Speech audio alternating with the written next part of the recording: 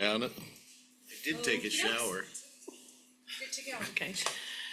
Well, good morning, everybody. Thanks for being here. Today is, what day of the week is it? It is called Wednesday, and it is the 23rd of April, second day of our OWEB meeting. And today's agenda is not as robust as yesterday, thank goodness. But we definitely have some decisions, one decision to make today. And I think with that, is there anything you want to add, Sarah? Nope. Okay. I'm ready to dive in. Kelly, anything you want to add to today? Okay, thank you. So we are going to move right on the agenda to agenda item I, which is general public comment.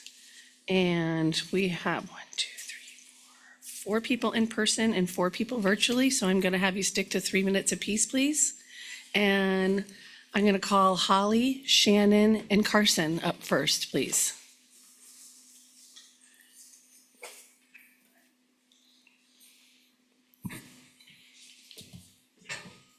And can you go in that order?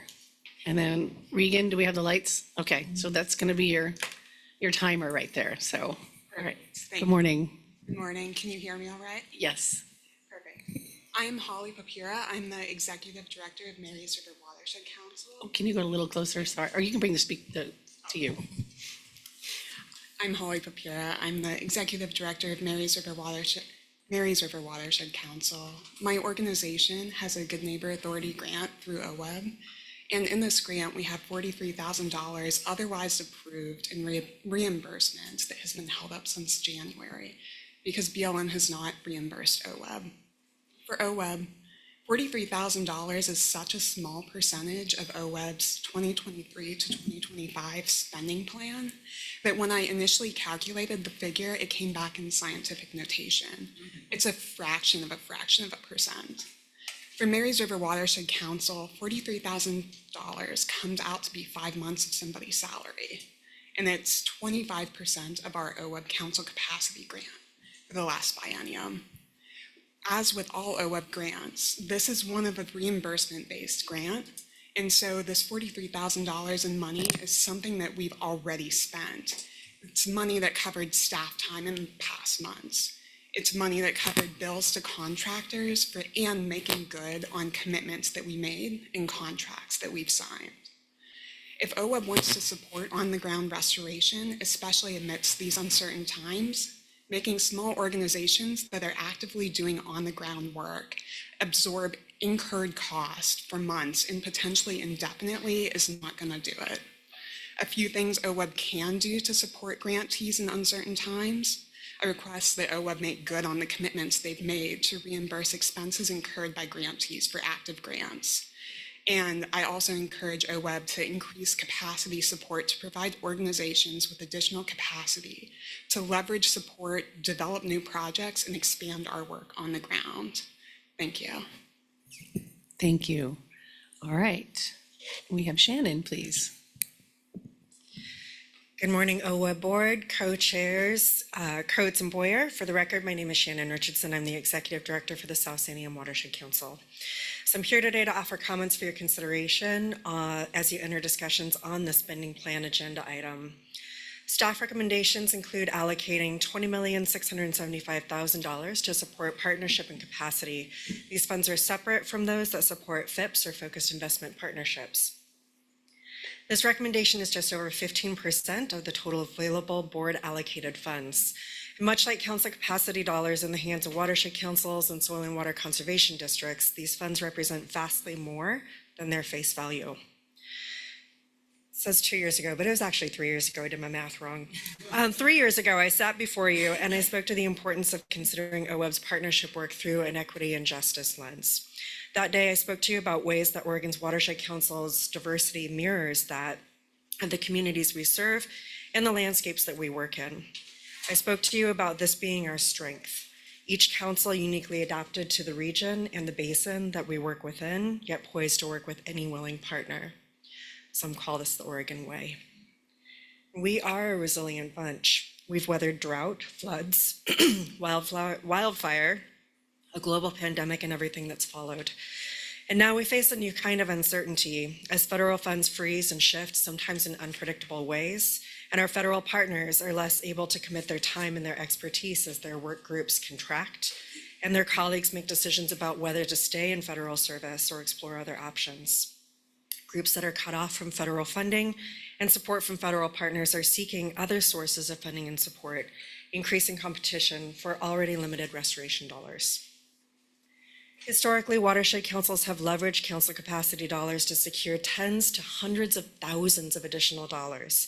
In 2023, 5 watershed councils in the Mid-Willamette, who are supported by organizational capacity dollars to form and coalesce, secured an $8.7 million award from NOAA Fisheries, leveraging approximately $200,000 in OWEB funding, alongside funds from other sources.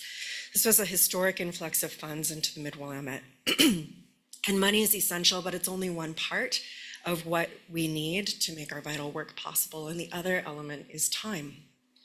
Many of the communities we serve are rural. Many of the areas we serve are impoverished and underserved.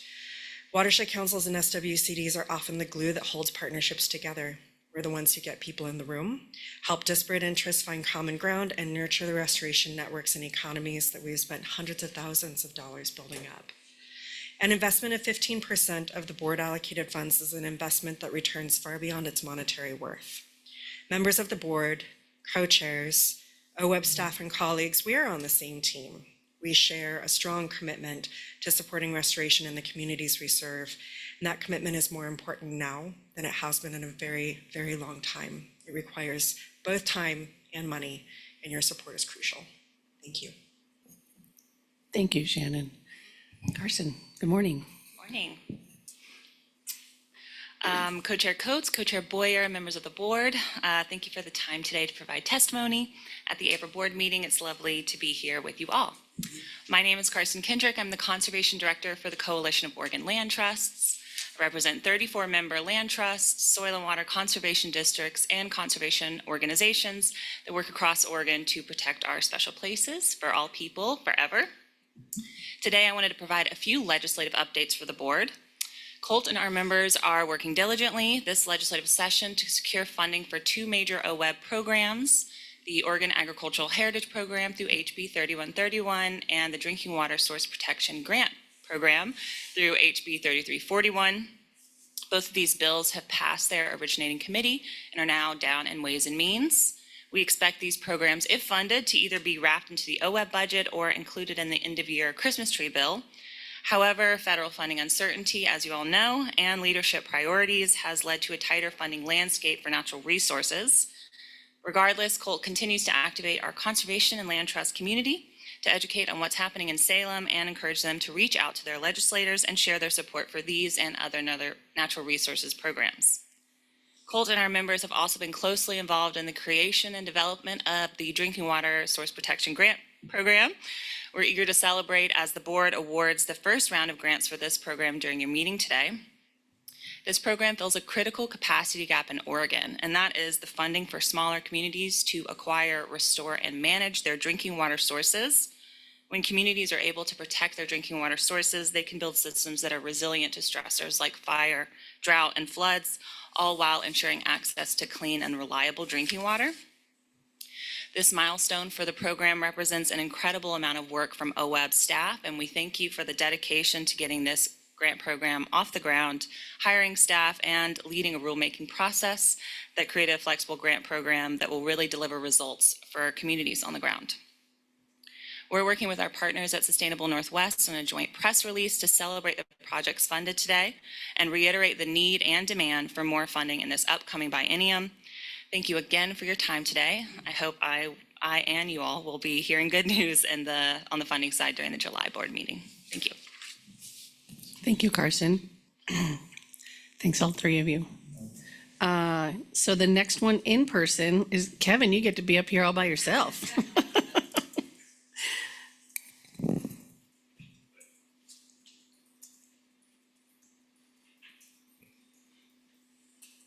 Good morning.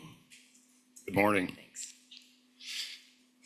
Thank you, co-chairs and the OWEB board for being here in Polk County. For the record, my name is Kevin Porter. I'm the district manager here at Polk SWCD. Really, as my partners in the room here have said, we really appreciate the capacity support for soil and water conservation districts and the watershed councils. Without that, truly right now, we would be in trouble. We do get a small amount of tax base here in Polk County, and we've leveraged that and the capacity grant to really lead the charge for, the tidal wave of IRA money that we were all expecting to come out, and that's largely stopped. So now we're scrambling, kind of redirecting, looking, what do we do? How do we do things? One of the possibilities on the horizon is how do Polk and other soil and water conservation districts help our federal partners with capacity? So I would ask the board and OWEB staff to be aware that there may be funding needs for those soil and water conservation districts that have staff that can do technical planning, as we may need to pick up some of that work for our partners. We don't know. We wish we did know. As some of us, like here, many districts are co-housed with NRCS, and there's a not small possibility that those offices may close. Polk has always been partnered with NRCS here in Polk County. Last year, that partnership in 2024 brought $3 million in funding into this county. And this year, so we know, they're not even obligating grants. So frankly, our morale isn't great, but we're pushing through. We depend on this capacity funding right now to meet our basic needs and have some stability. Again, we really appreciate the funding and the efforts that OWEB staff and the board have gone through to see and to meet the needs of the districts and councils as we try to get what work we can out on the ground. It's important to engage, those people who may have applied for a federal grant and may be in limbo. We need to get them to do something, even if it's a volunteer event or another thing that we can keep them engaged in conservation and keep that goodwill going forward. Thank you. Thanks, Kevin. All right, now we have virtual. Oh, sorry, Jamie, I did not see that. You have a clarifying question? I have a clarifying question for Kevin. Kevin, do you and your colleagues know how much this board and staff respect and appreciate you? I do. And I do appreciate it. And I do have a ringer, so I really appreciate, and we all do, all districts, we appreciate the partnership with OWEB, and we continue to work with our statewide partners in that funding and just do what we can do to be there for everybody. Yeah, thank you. Jamie. Well executed, Jamie. All right, so virtually we have Haley Lutz, or Lutz, and then, You were at the first time. okay, or Evan, and then on deck is Evan Hayduck, sorry. Haley, are you there? I'm here. Can you hear me? Yes. Excellent. So 3 minutes, please. All right. My name is Haley Lutz, and I'm the Executive Director for the Coos Watershed Association. I am here representing one of the 5 organizations that comprises the South Coast Leadership Collaborative. And as a group, we'd like to encourage OWEB to include the organizational collaboration, grant opportunity, and next biennium's budget. The South Coast Leadership Collaborative is made up of the leaders of the Coos Watershed Association, Partnership for Umpqua Rivers, South Coast Watershed Council, Lower Rogue Watershed Council, and Curry and Soil Water Conservation District. This group was formed in 2019 under the belief that in order for our organizations to be sustainable and resilient, leaders need to be supported and collaborate at a scale that is reflective of the communities we serve. We prioritize working together to help organizational leaders prioritize the leadership component of their job, leverage each other's resources and expertise, and provide a consistent forum for servicing common challenges and exploring creative collaborative solutions. Ultimately, we believe this relationship-based approach is essential to decreasing director turnover, running strong and resilient businesses, and maximizing our collective financial and intellectual resources, including that of which OWEB provides. A challenge that is at the forefront of our collaboration's mind and that of many other councils and SWCDs is that we are all running businesses and need to make sure we do that in a manner that is responsible, sustainable, and resilient. Most get into this work due to a passion for and background in ecology. And although that is at the core of our work, we cannot implement state and federal conservation strategies and manage millions of dollars with millions of legal requirements attached without sturdy business cores. OWEB has always recognized the need to support the administrative side through capacity grants, but we encourage OWEB to also run the organizational collaboration grant more frequently so that as opportunities arise, organizations can consider strategic collaborations that ultimately help us leverage those other investments to be more robust, resilient, and sustainable businesses. Something we found to be essential to our success is that the size of our collaboration is small enough to foster extraordinarily strong relationships, which allows us to show up authentically and get to the grit of issues effectively. Our regional focus enables us to maximize our collective impact as we share commonalities in the communities, partners, and political and economic frameworks in which we work. So collaborative projects, trainings, and lessons learned are easily applied to our respective organizations. This effective style of collaboration takes an investment of time and resources, and leveling up impact will require dedicated funds. Now is a ripe time for organizations to consider exploring and deepening partnerships to maximize efficacy and resilience during external shifts. Ultimately, cross-collaboration between organizations are powerful venues for maximizing OWEB's investments through other grant programs, as well as the capacity of our partners. In sum, we encourage OWEB to consider running the Organizational Collaboration Grant Program this biennium to support conservation organizations throughout the state and maximizing impact and ensuring the services we offer are sustaining and resilient. Thank you. Thank you, Haley. All right, up next is Evan. Are you there? Yes, can you hear me? Yes. Go ahead, please. Thank you. I'm Evan Hayduck, Executive Director of the Mid-Coast Watersheds Council based in Newport in OWEB Region 1. Along with some other folks who spoke in person, I wanted to bring attention to the major impact that the federal grant freezes have had on our Watershed Council, our partners, and our projects. Midcoast has 5 Good Neighbor Authority grants through OWEB with BLM funding. 3 of these are passed through BIL funds that are currently frozen. One of these projects is completed. We replaced a fish passage barrier on Beatty Creek in the Alsea Basin with BLM and ODFW. We have $19,000 in costs that have not been reimbursed and are currently floating those costs with our own funds. The larger grant, about $465,000, that is on hold. We were going to design up to 6 aquatic organism passage projects. We are able to start one, get to the 60% design level, but then had to stop all work. Luckily, we have a very understanding contractor who is not considering suing us for breach of contract for funding that we have secured in a contract with him that we can no longer pay. We also were within a week or 2 of submitting a request for proposals to design up to 5 more aquatic organism passage projects with that funding. These projects would have been lined up for implementation in this summer and the next 2 summers, 2 to 3 projects per year. All of that work is on hold. Luckily, we were the last one, we think, to get reimbursed for $35,000 in costs on that grants, but we have about $800 in staff time that has not been reimbursed. We have a 3rd pending Good Neighbor Authority grant with BLM for another $465,000, and this is a partnership for a comprehensive project in the Lobster Creek Alsea Basin with BLM and the Confederated Tribes of the Siletz Indians. We've been able to move that forward to a grant agreement, but have been told we cannot start any work.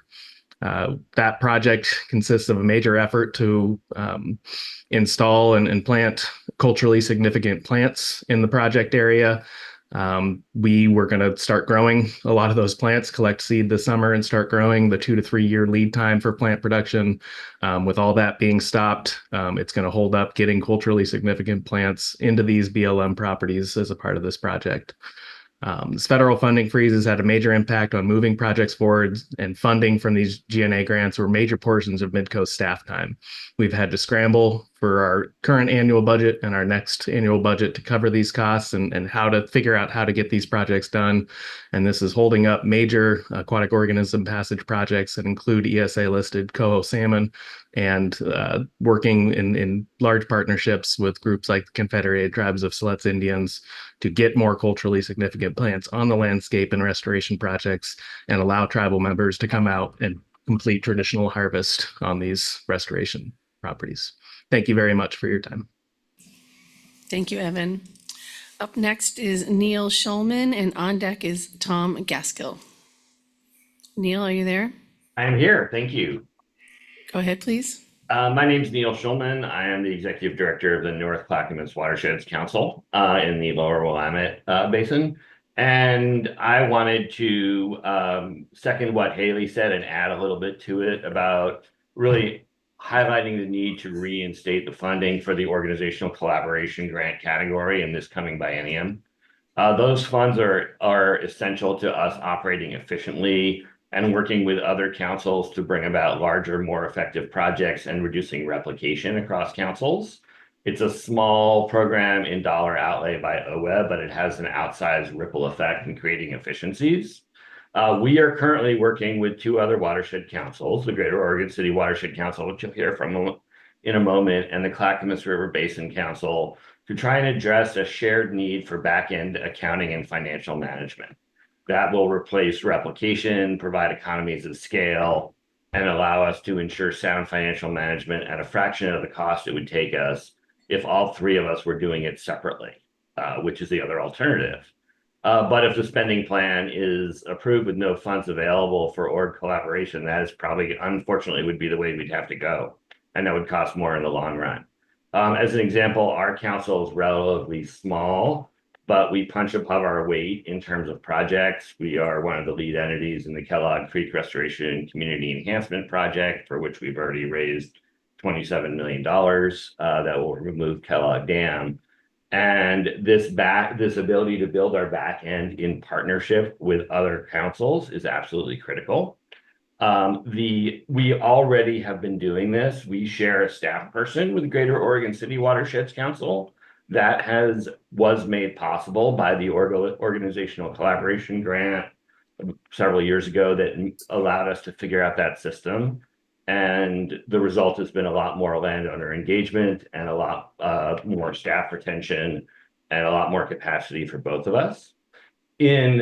Obviously, we're in a world of rising costs and uncertainty, and the need for coordination and collaboration and to reduce replication could not possibly be higher.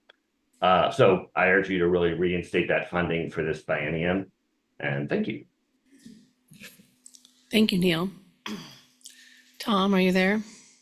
I am. Can you hear me okay? Yes, go ahead, please. Great. Good morning, all. My name is Tom Gaskill, and I'm the Executive Director of the Greater Oregon City Watershed Council. I work with Neil on collaboration, and I'd like to address my comments this morning to the organizational collaboration grants. We recently completed a collaboration grant with North Clackamas that demonstrated the multiple benefits of establishing a shared staff position, which improves service delivery within the geographies that we work in. We're successfully advancing what otherwise would have been limited in scope and effectiveness or not undertaken at all. And I think that collaborative nature of the effort is a more efficient use of shared resources and has allowed us to develop restoration efforts with an advanced level of expertise that is fostered by our work together. We work on joint proposals, and we also have been more successful in implementing our existing projects, and we do that with shared learning. And I think the conduit or the bridge that is represented by these collaborative efforts and shared staff is something that's really pretty unique, I think, to watershed councils. I've not seen the like. Our council is small, and the community that we serve is not only Oregon City, but it's the areas around. When I think of collaboration, I think of ways to leverage existing resources. I always think of my job as, if you give me $1, I'm going to go out and see if I can make it into 5. And we've been able to do that through our partnership, not only with North Clackamas Watershed Council, but with other watershed councils such as the Clackamas River Basin Council.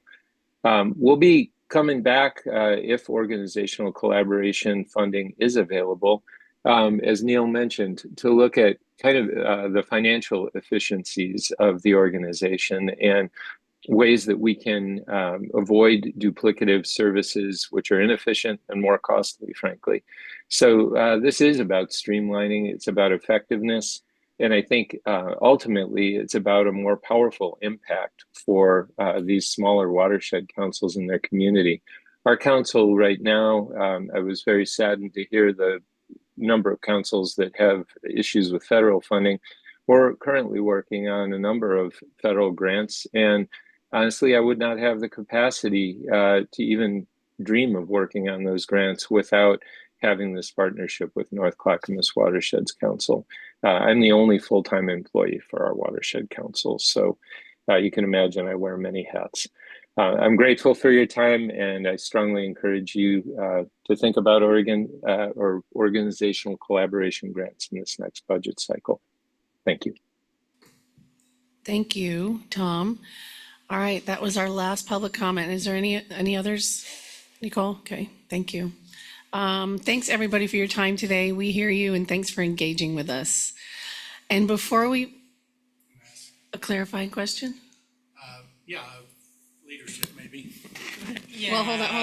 Hold on. I Are did we ask jumping for in? her for a Yeah. chance to talk about what Yeah. I think you're about to ask Yes. about. So, how do you Sarah- want us to structure it? So Sarah would like to actually do a little follow through on the BLM comment. Is that so, is that where you were headed? Mark? Okay, yes.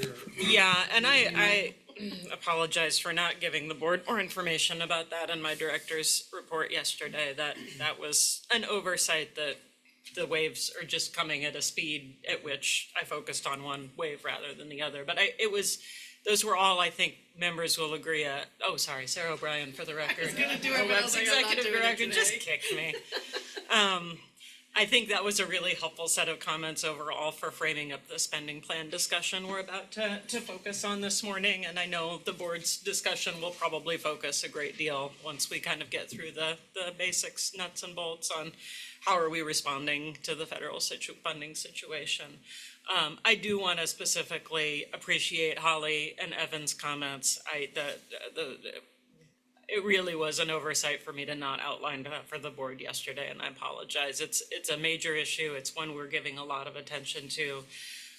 Erin, cover your ears if you have to here, because I know this is well above your head, and I don't want to put you on the spot. I just want to remind members, so the BLM funding is under a Good Neighbor Authority agreement. We basically have a cooperative agreement, and Courtney or Miriam, feel free to come up and help me out here. With BLM, I think of it as kind of a shared services agreement. BLM provides the funding, provides the grant-making priorities, provides the decision process. We provide the sort of grant-making services. So it is pass-through funding in pretty close to the strictest sense of the word. Following on the federal freeze earlier this year, seems like a very long time ago, the funds that have not yet shaken loose, as I think someone mentioned recently, is under a couple of different agencies, Department of Interior and Department of Agriculture, seem to continue to be under the impression that they cannot release Bill and IRA funds for anything. That's an issue that we've raised as a state through litigation and had appeared to be resolved. That's an issue that we've raised with BLM leadership and are talking with leadership at the state level about the impacts that this has on watershed councils and partners. But it is a federal funding commitment. And I think the state as an enterprise is understandably hesitant to substitute state funding sources for federal commitments. And it's really a rock on a hard place for this board and for this agency, and certainly for our partners, because Watershed Council signed an agreement with OWEB. OWEB signed an agreement with the federal government that says we will distribute your funds, but it is really BLM's grant-making action. So from the state's legal perspective, this is, I mean, and the contract language, the agreement language demonstrates this. This is a BLM funding decision and a BLM legal commitment. We have current direction not to backfill federal commitments with state expenditures. We're trying to find a way to draw a line around existing expenditures, but because funding sources are getting turned on and off at the federal level pretty unpredictably, it's kind of difficult to take a chunk and say this we're going to backfill and no more, to draw a line around. I want to reassure partners we're doing everything we can to shake this loose with the federal government. We're working with the governor's office. We're daylighting with congressional representatives. We're sending letters up to headquarters. We're pursuing alternatives with our Department of Justice Contact Council, and there's a whole team there working on litigation related to the sort of multi-state initiative along a number of different fronts. And honestly, the challenge is, it looks on paper that this funding should have come through, and it looks in the payment system like it's paused for review, and I just can't shake it loose. And I won't stop trying, and we have a team that meets regularly to try to work on this. We are still looking for an alternate route. I think we're just going to pursue all the strategies that we can at the same time and try to push on this. But I do not have permission to substitute state funds. If that's something the board wants to, discuss, our hope is still that we could even be just a few days. I mean, we just don't know. And I think at the same time, it makes sense to start exploring. And I know time is really of the essence for these partners. Is there another route to a new award, or to I know we need to be flexible and creative in this, and we have bashed our heads on all the stable objects at this point, looking for that route through. And we're still working on it. We still talk to council every couple of days on it. So since this wasn't on the agenda, I don't want to make this a really big dialogue, so Sure. can you be quick, please? Yeah, I guess my question, both to Sarah and to Carson, I guess, and to maybe perhaps Joe. Holly? I think he might be talking about something else. Go ahead. What I'm looking at is, in difficult times like this, you think about the pressures. These are jobs in rural communities.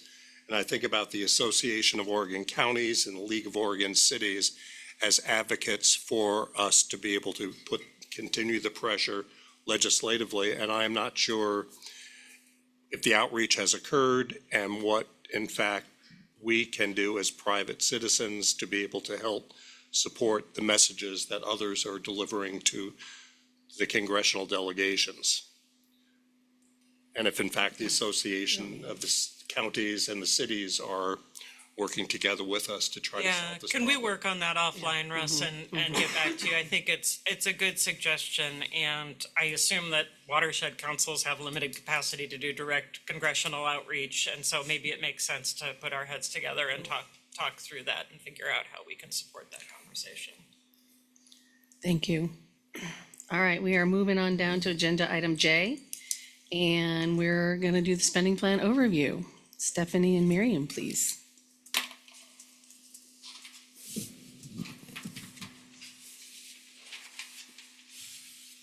Did you guys want me to kick this one off with the first couple slides? I'll get started while Linda gets us started on slides. This will feel like a very, very ripe and relevant conversation.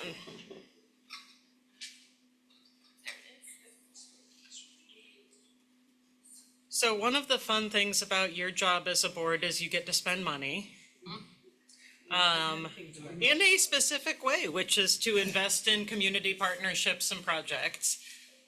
And so yesterday you made some difficult decisions, and we will continue to have difficult decisions to make in the spending plan conversation. But as we're managing all the different sorts of uncertainty and challenge on the landscape that we're talking about here, we hope that this will bring you some hope that we do have. We don't know how much yet, but probably a fairly significant chunk of change to spend this biennium that you guys can help us figure out. the strategic priorities, the allocations, the splits, and what is the right way for us to be responsive in this moment in determining where our investments go in the next biennium. So this will feel preliminary. I know folks were frustrated a little bit in the January conversation because it was so preliminary. This time we at least have some numbers to kick around, but we are waiting for the May, June, where I think they call it the June revenue forecast and it comes in May, which is weird. We're waiting for that to be able to share more specific numbers with you. And then of course, legislative budget will give us some more information about what staffing capacity and additional funding we might have to send out the door. But this is kind of our normal process, as we reminded folks last time, to step through several conversations to sort of identify investment priorities and start working on the sort of strategic investment priorities before we get to a point where we have real numbers to deal with and the more specific ideas. So we're trying a new structure today. Oh, I want to say before we go further, we're not going to ask for action on this today. That will come in the July meeting. So this is kind of a continuation of our January conversation and preparation for a robust deliberation and vote in July. So we are trying something a little different with the structure this year. I wasn't here obviously 2 years ago, but I understand that in the past we've generally provided a pretty comprehensive program by program description. And we can dig into that level of detail in future conversations if you guys feel you need to.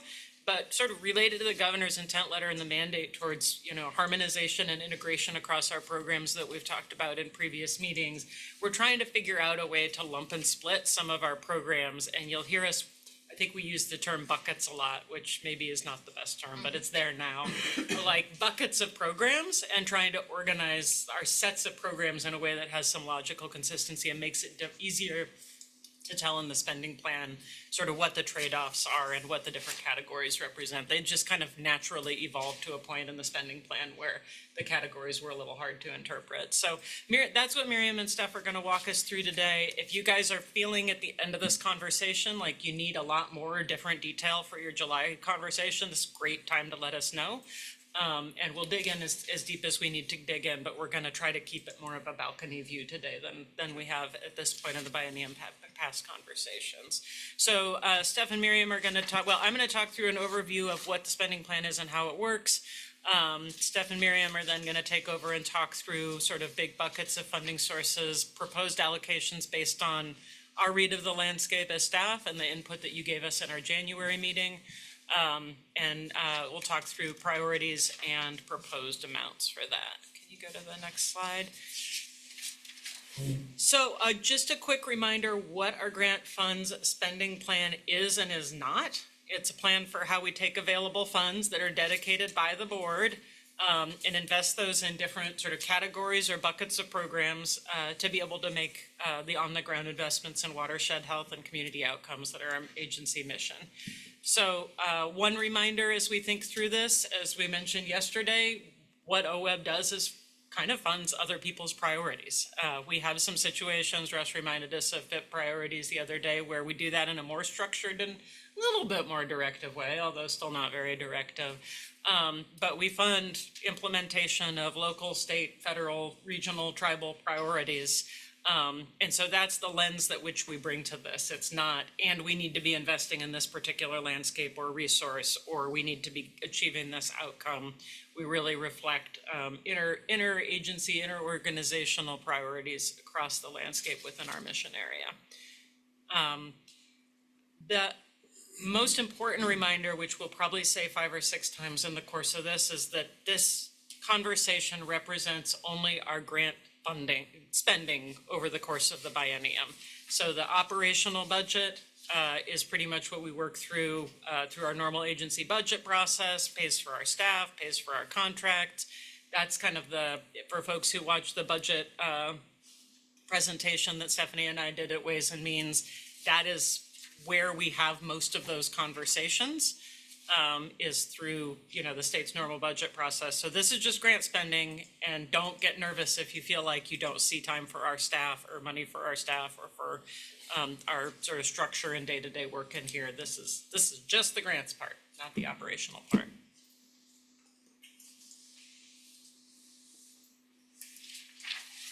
And I was also supposed to note that there's some additional materials in your packet. So as we're flipping through here, if you have that handy, you'll see a lot of additional sort of charts and detail on specific grant programs. So do look there first if you're looking for more detail on any of this. So the other things we want you to really remember today are that pie looks really good. Boy, does that look good. It was Fruit Loops yesterday and pie today. There is a fixed amount of funding available. We don't technically know what that will be for the next biennium, but we have a pretty good guess. So you'll remember we showed you a lot of pie charts last time and talked a lot about what it means to allocate the pie.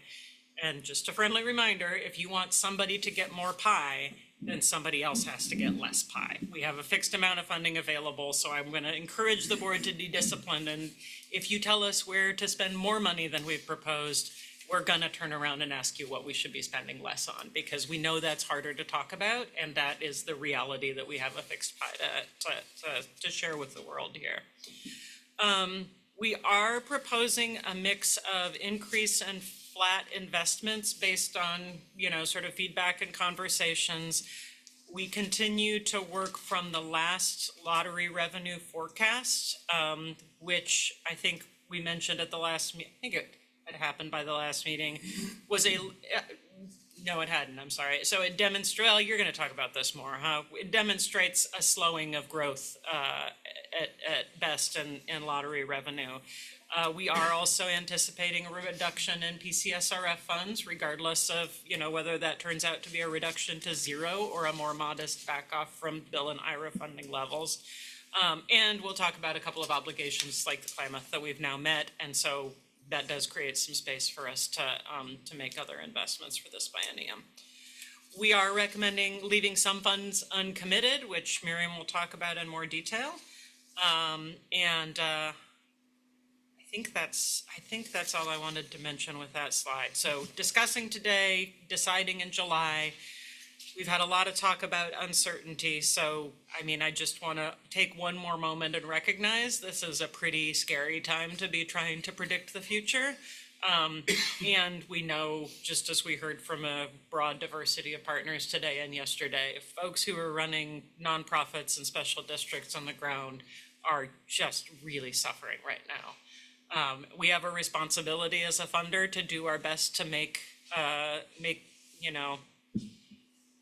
their work as easy and as successful as we possibly can. And we know that a hole left by decreased federal investment is not a hole that we can fill. And so when we are having conversations today and deliberations in July, we'll focus a lot on, given the fixed pie that we have, what are the most strategic investments? And I really appreciate a number of folks coming in with public comment today to point us in the direction of here's a proposed solution based on what we're actually facing on the landscape. That's enormously helpful.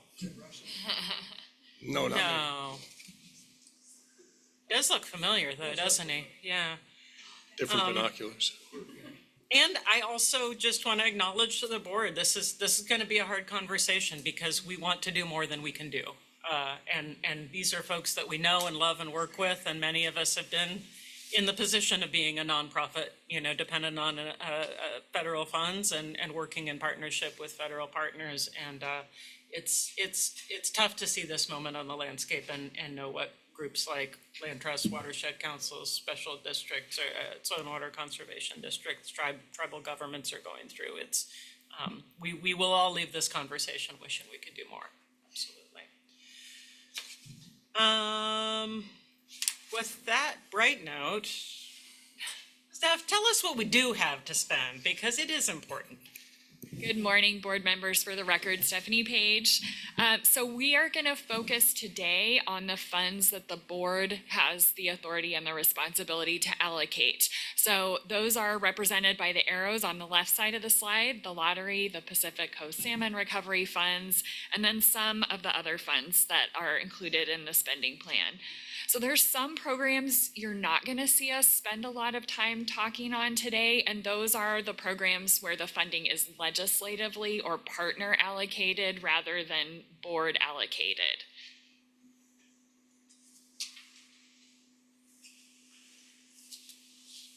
So how does the outlook look for 25 to 27? As you heard a moment ago, we are seeing projections for slower growth in lottery funds. So that's something that we took into account with our proposals. We're anticipating a reduction in Pacific Coast Salmon Recovery Funds, no matter what happens with the increased uncertainty, just with the phasing out of the Bipartisan Infrastructure Law and Infrastructure Investment and Jobs Act funds. We expected a decline in that federal funding. Because of those trends and because of lessons learned during COVID and beyond, we are proposing leaving some unallocated holdback, just as we have in the past two spending plans. So you'll hear about that more in some of the upcoming slides. I wanted to touch on a couple of obligations that are going to be wrapping up or that we won't have during the 25 to 27 biennium. One of those is that the board's commitment to support post-dam removal restoration on the around the Klamath and around J.C. Boyle Dam will be wrapping up this biennium. So that's pretty exciting to see that work completed and to have that obligation wrapping up. Then the other thing is the board will be making new FIP partnership selections later on in the 25 to 27 biennium. But in terms of need for grant funds by those partnerships, that is really going to be coming online in the 27 to 29 biennium. So we don't see a bunch of new line items for that upcoming FIP cohort. You'll see that in 27 to 29. Just reviewing where the fund sources come from that are in the spending plan. We have numerous different sources all together in the spending plan. Again, some of those the board has the responsibility to allocate in the spending plan, and then some come from the legislature for a specific purpose or from a partner such as a federal agency for a specific purpose. We're going to focus on lottery and Pacific Coast Salmon Recovery Funds today. Again, those are the main sources that the board can direct in terms of how those are allocated. Another note is that throughout the biennium, new sources of funding can come to OWEB. We've certainly seen that over the last couple of biennia. We've had new legislative sources come in to us. We've had new federal partner allocated funds come into us. We have the board accept those funds, but in terms of making those budgeting decisions in the spending plan, it's predominantly lottery and Pacific Coast Salmon Recovery Funds. Each source of funding that comes to us has its own sideboards. We've got to make sure we stay within those sideboards as the grant making agency, and we track consistency with those sideboards in our role administering the funding. And so you saw this slide yesterday just to reaffirm what those sideboards are for the lottery dollars. The Constitution and the statute provide those on how lottery grant funds have to be spent. So they've got to be spent on projects that protect and restore watershed health or protect and restore fish and wildlife habitat through restoration projects and through acquisition projects. They can also be spent on those helping and supporting activities that we need to do to accomplish specific projects on the ground. So they can't be spent on general outreach and public education, but they can be spent on engagement that leads to a specific project or engagement of a community to lead to specific projects on the ground. And they can be spent on project planning and design, those technical assistance needs, and monitoring. So everything is in service to those restoration and acquisition projects. And so when we think about funding proposals, that's really the main area that we're striving to support, while also recognizing the importance of those helping and supporting activities.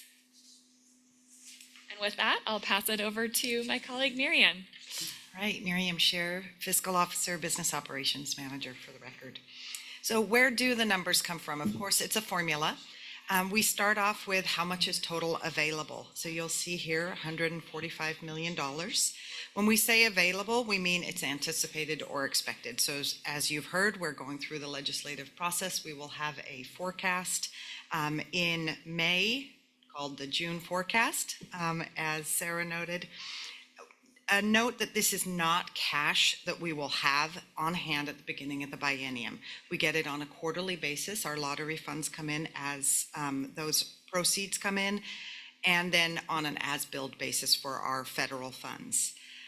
So our available funds are primarily based on lottery revenue forecast, that May-June forecast.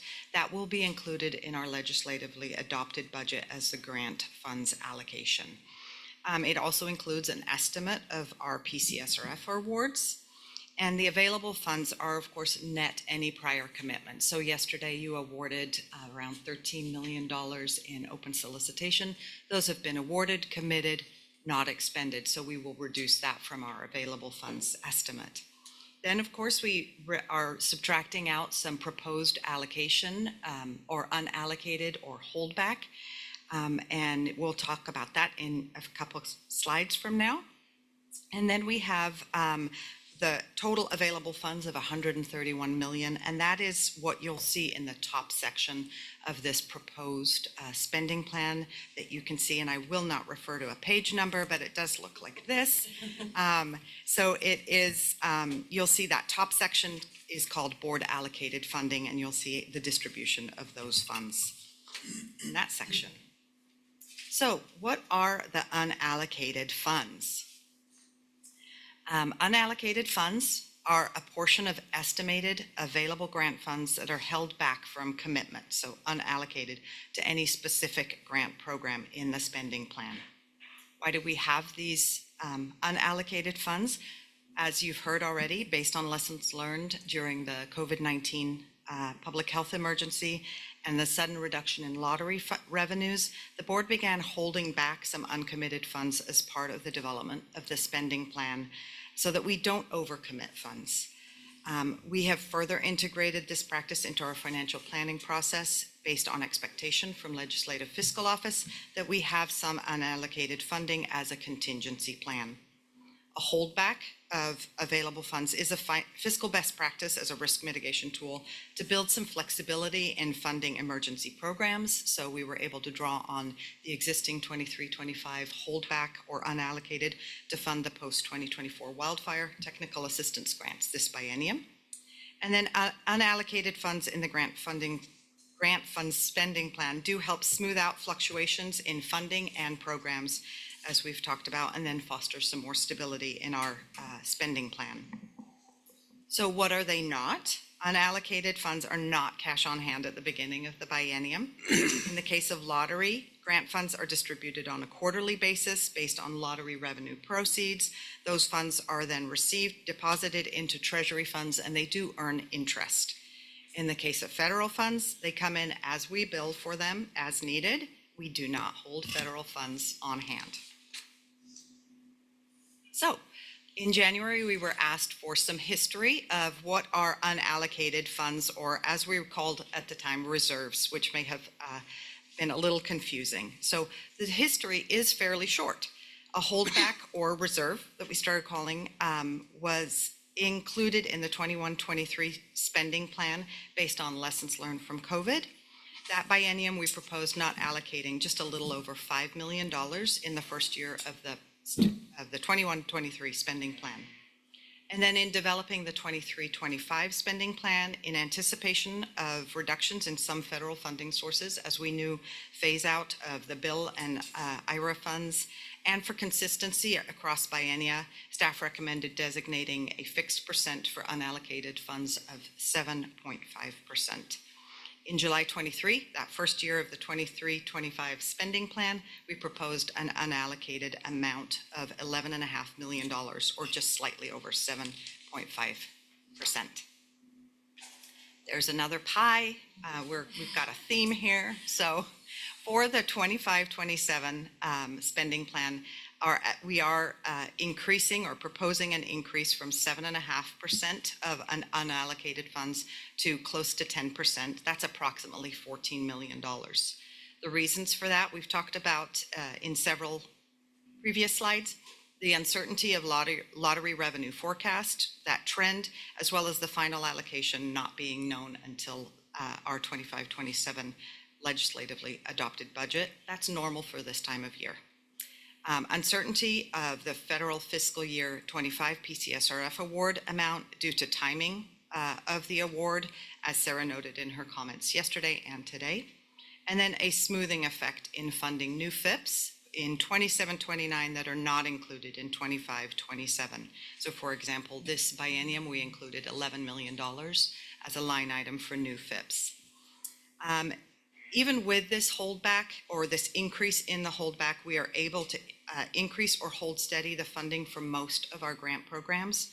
Again, just an alert, this may change based on actual funding allocations and awards known in July.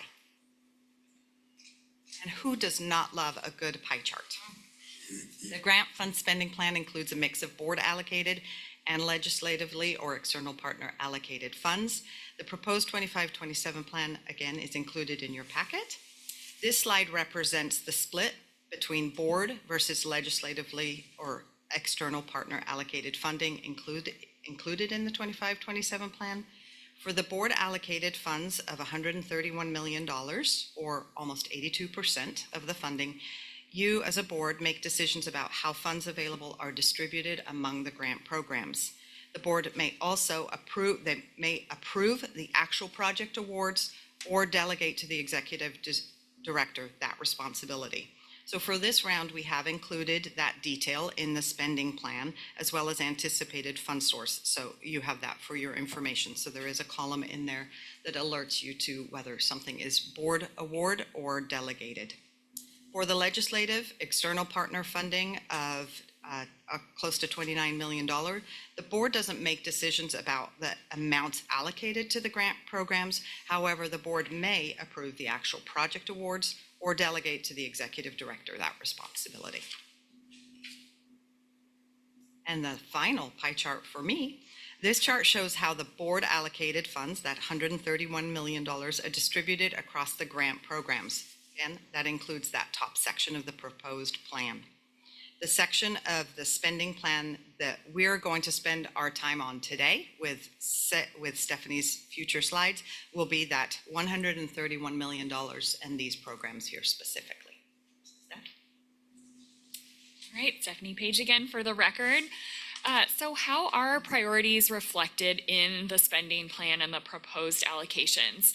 Again, OWEB doesn't independently set our own priorities. We are part of a partnership, and so we work closely with partners to support those federal, state, tribal, and local and regional priorities. Many of those priorities are outlined in law, either in the Constitution or program statutes, and then others are established by board-identified priorities and overlain with that foundation in law. And so some of the priorities include, as you heard earlier, fish and wildlife recovery, working lands and natural resource protection, water quality, and flow restoration. Just to overlay some of the priorities in the strategic plan on top of that, just a couple of examples. We've got coordinated monitoring and then bold and innovative action. So just an example of how those can overlay. We've also got board policy resolutions reflected in the spending plan, including climate resiliency and engaging diverse communities and serving all communities of Oregon. How do those get translated into the spending plan? Not only in the adoption and the allocations, but in the implementation of the spending plan. We've got the funding categories where the board decides how to make those allocations. We've got program delivery all the way from engagement and one-on-one support of potential applicants to program guidance to grant awards. It's reflected in evaluation criteria for the different grant programs. It's reflected in the makeup of the technical review teams that review applications. And it's even reflected, as you heard yesterday, in how staff translate the review team feedback into the final recommendations to the board. So we consider all of those priorities when we bring a set of proposals to the board and recommend funding of those proposals. So just to sum up, there are a lot of different ways that the values and the priorities of the board are reflected in the spending plan and its implementation. Okay, this is a busy slide, but it shows those 8 major categories of grant programs at OWEB, both board allocated and legislative and partner allocated. We wanted to give you that full picture. And so this is a mix of programs that you will decide how to allocate funding to, as well as that have come to us from other partners. Generally, all of those programs fall into 8 major categories, and you see those with the bars at the top of each list. So we're starting to categorize programs more in this way and think about how to structure our systems so that we can harmonize more within those categories. And we also hope that presenting it this way makes it easier to understand what these different programs do and the major purpose that they serve. So again, we're focusing on what you're deciding how to allocate today, but wanted you to see that bigger picture and how the mix of programs fit together into these categories. This is another way of looking at those categories. So on the left side, you can see all of the categories that include board allocated programs. And then on the right side of the slide are all of the categories that include some legislative and external partner allocated programs. So I think a bottom line is many of the categories of programs that we're going to walk through include both allocation decisions that you make and allocation decisions that the legislature or other funding partners make. We wanted to reflect back some of the themes that we heard from you in January during the spending plan discussion. So one of the themes that we heard is to keep FIPS and open solicitation programs generally at the proportion that they are at now. So we heard quite a bit of support for that. There was quite a bit of discussion about the importance of capacity funding and the role of local partners in the broader Oregon Plan partnership. There was a lot of discussion about the value of leaving funds unallocated, just to be consistent with recommendations we've received, and as you heard earlier, as a risk mitigation tool. There was discussion about cost-effective investments and taking care to prioritize on-the-ground projects. So that was one of the themes that we heard. Quite a bit of discussion about uncertainty and the importance of adaptive management, and also that we had a limited amount of information available to us in January about what that total biennium amount was going to be. And then we heard some folks express an interest in statistics from past biennia. How do the proposals that you're going to hear today compare with how funding was divided up over the past few biennia? So we included some information about that in the board materials, and then for each of the categories as we walk through them today, you'll see what that allocation looked like over the past 2 biennia. This slide is just a high-level summary of significant proposed changes from 23 to 25. So, and you'll see these divided up between year 1 and year 2. So the year 1 are proposals that that we would bring to the board to adopt in July as part of the spending plan. And then mid-biennium, the board will do a rebalance. And so what you see under year 2 are additional changes that we would propose at that mid-biennium rebalance. So I'll walk you through these in more detail as we go through the categories, but wanted you to see that at a rolled up level. Okay, so like you saw on the earlier slide, these are the major categories of programs that we're going to walk through in the spending plan. So we'll highlight the board allocated programs in each category and then compare with previous biennia. So the first category that we'll walk through is restoration grant programs. So this suite of programs helps fund projects on the ground. The first one on the list is open solicitation. These are competitive grants that are offered twice per year, and you just funded a round of them yesterday. So in this process, OWEB takes applications, the regional review teams review them, and then staff present a recommendation and a suite of recommended projects to the board. So that is open solicitation. Next on this list, we've got noxious weed grants. These support invasive weed species control, and they help facilitate early detection and rapid response, and hopefully avoiding new weeds taking hold wherever we can. So these grants are delegated to the executive director to award, and they're based on recommendations from the State Weed Board and from Oregon Department of Agriculture staff. So this is one of the programs that we partner with the ODA to administer. Next on the list, we've got the small grant program. These funds are budgeted for 28 small grant teams all over the state, and the funds are made available for a specific set of project types. Applicants bring projects to that small grants team. The small grant team reviews them and makes a funding recommendation to OWEB, and then OWEB reviews each project for eligibility and makes the grant award. So they're intended to be an easy to engage in type of project that reflects local priorities. Next to last on the list, we've got the Lower Columbia Estuary Partnership. This is a nationally recognized estuary partnership, and they exist to study and restore the Lower Columbia River. So OWEB's provided the state's contribution for this program since 2003, and these funds support restoration projects that the partnership completes. And then last but certainly not least is Conservation Reserve Enhancement Program cost share funds. CREP is a state federal cooperative program, and it helps support streamside area restoration. Participants receive cost share for restoration practices, and then they also receive rental payments for taking that ground out of production. So it's a great program that leverages a significant amount of federal partnership. So that is an overview of the programs in this category. This slide shows you what is being proposed for each of the board allocated programs and then provides that comparison with past biennia. So I want to highlight that for the first 3 line items in this table, we're proposing a significant increase over the 23 to 25 biennium. And just to provide a little background on the rationale there, we're proposing an increase to open solicitation restoration because we're expecting increased demand for those dollars with the current federal funding uncertainty.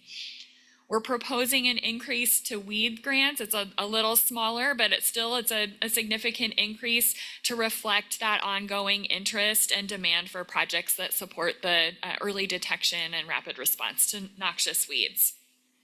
And then we're proposing a significant increase to small grants for a couple of reasons.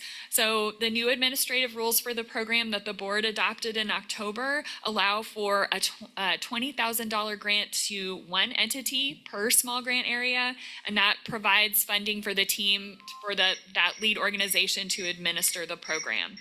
Previous grantees didn't receive funding for that team administration role, and with the additional expectations for the small grant teams in the rules, we thought this was important to make it possible for them to implement those new provisions in the rule.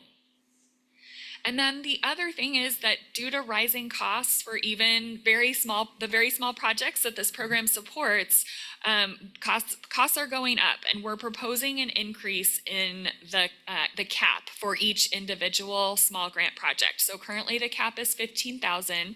The board took that out of administrative rule so that the board could adopt a new cap as part of the spending plan adoption. And so we're proposing a $20,000 cap per small grant project for the 25 to 27 biennium. So just to walk through the math of what this would work out to for the teams. Each of the 28 teams would be eligible for a $20,000 team administration grant, and then up to $150,000 altogether for each of the 28 areas, with a cap of $20,000 on each individual grant. So on the other two line items in this table, we're proposing keeping those stable from 23 to 25 to 25 to 27. So just reflecting, we would see stable demand for the CREP cost share dollars and would keep Lower Columbia at the same level that it's at.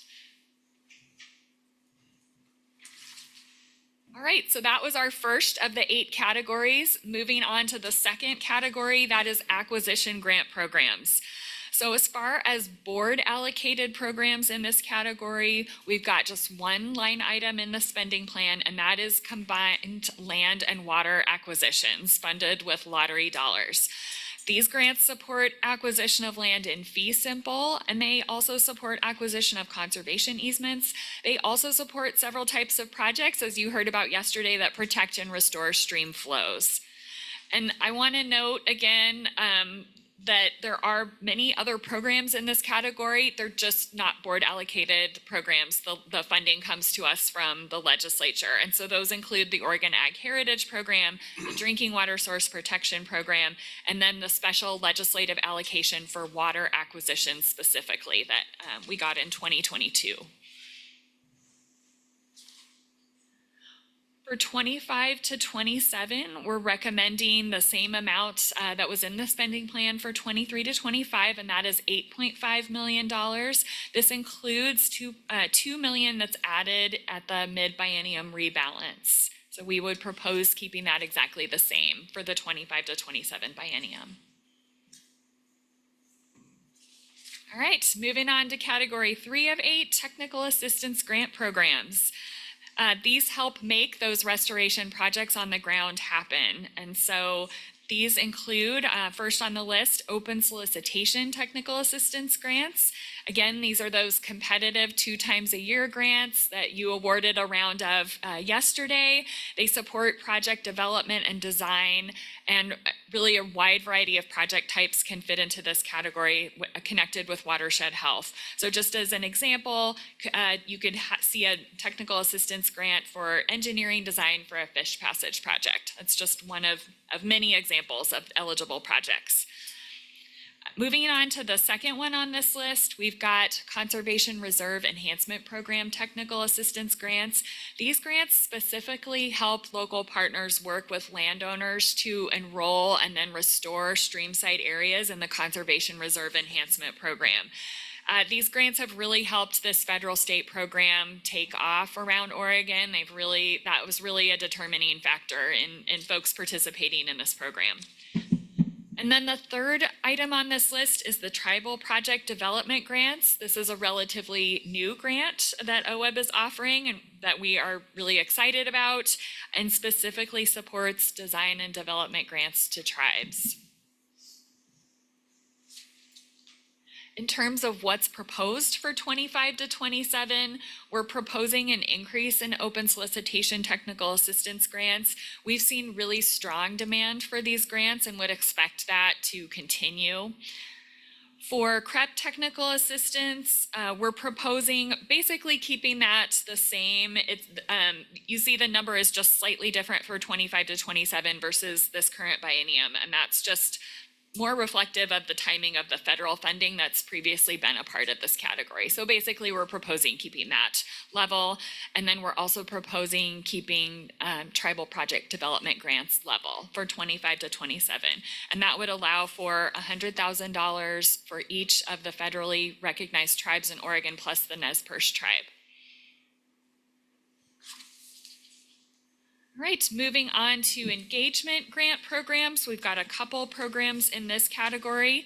Open solicitation, again, which you awarded a round of yesterday. And then we've got strategic implementation areas in this category.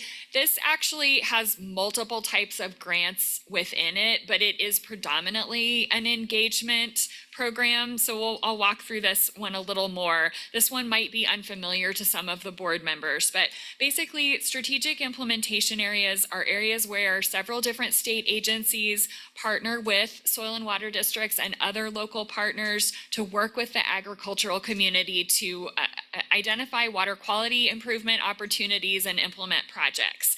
So these grants help the local partners conduct engagement with landowners and land managers and then design and implement projects on the ground that improve water quality. They also fund monitoring activities to see how these projects that we've collectively worked on affecting water quality. And just to note, the other state agencies that are partnering with OWEB in this effort are the Oregon Department of Fish and Wildlife, the Oregon Department of Environmental Quality, and the Oregon Department of Agriculture.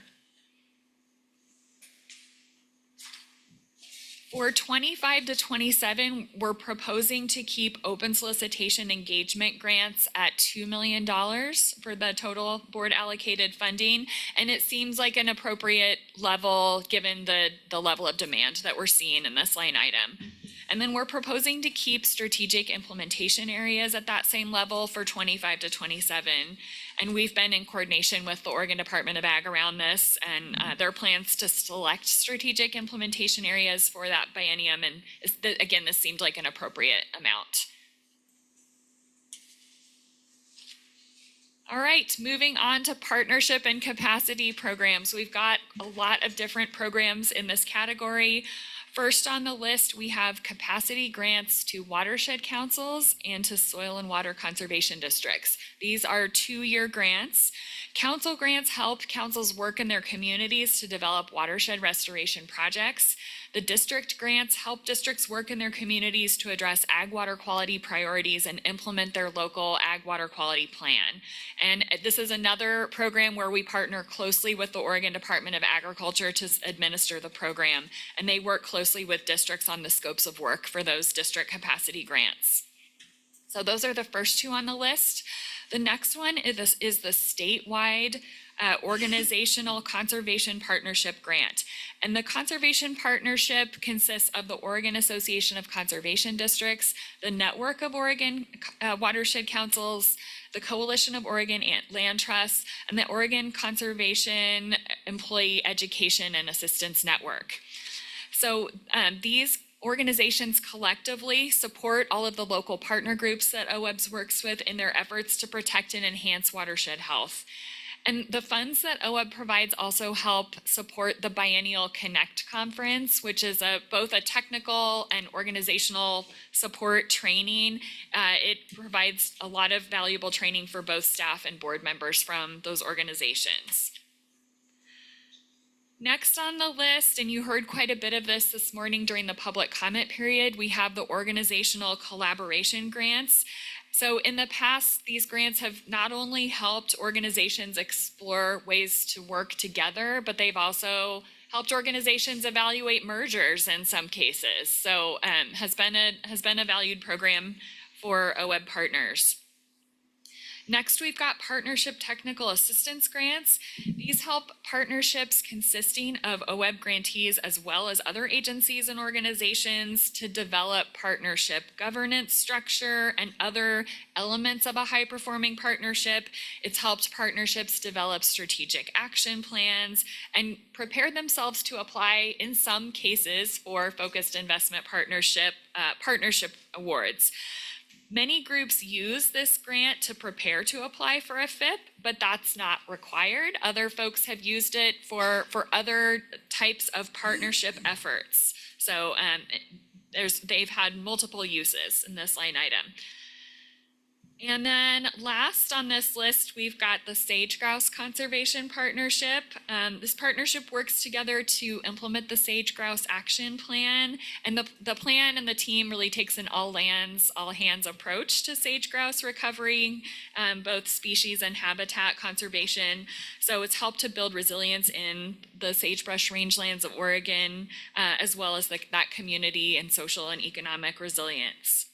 I think we had a question during one of the board meetings, and it might have been the board tour last year, about how are the sage grouse doing. So in the process of preparing, we looked at ODFW's 2024 population report, and it documented large increases over 2023. So I wanted to just share that good news with the board, that they had some good news to report. It's the highest estimate recorded in Oregon since 2006.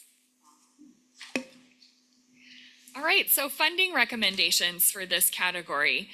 At the January board meeting, again, we heard a strong interest in supporting capacity. We're proposing an increased total allocation over 23-25 for both the council and district capacity grants. So it's a 4 to 5% over the current biennium in that line item. And then we're proposing to increase partnership technical assistance to allow for that regular partnership TA grant cycle. And then there's a little bit of an increase to provide a one-time amount of funding for the new FIP cohort that we anticipate bringing to the board in early 2027. So this would be a little bit of startup funding for that new cohort, again, with the bulk of the demand for the first biennium coming in 27 to 29. I also wanted to mention organizational collaboration because it did come up during the public comment this morning. We wanted to be really transparent about what's being proposed here. And so even though we're not proposing funding in this line item for the biennium, we wanted to make sure and include it on the table. So, and I think it's not a matter of a lack of grant funds, or one of the other challenges is having the staff capacity to administer those grants. So that's the other thing that we're challenged with that program right now. And then partners, let's see, actually Sage Grouse Partnership was the only other one on here in the Conservation Partnership, and leaving both of those at the current biennium levels. All right, moving on to the focused investment partnership category. We made this program its own category just because FIPS includes so many different types of grants within them. So the FIPS that you see on this slide are the 9 partnerships that are continuing on to the 25 to 27 biennium. The cohort 2 FIPS are coming out of the spending plan. They are at the end of their 6 years at the end of this biennium. So that's why you see the 9 on here that you do. This slide shows what each FIP is requesting for the 25 to 27 biennium. So that is the total amount that each partnership is requesting. I'd like to note that as required by the FIP rules, each partnership has submitted a budget to OWEB for the 25 to 27 biennium. So you've got a handout that shows that breakdown. And then we also, on the next slide, rolled it up by grant type within the FIP. So I'll move on to that one. So this slide aggregates the requested budgets from each FIP partnership by grant type. And so it shows you at a rolled up level, how are they proposing to spend their funding? And so I think this is a pretty cool graphic, and it shows how much restoration comprises of what the FIPS are doing. And so we thought this was a pretty important thing to convey to the board. And I think this is what we would hope and expect to see, that these other types of supporting investments in the partnerships are enabling a significant amount of restoration work on the ground.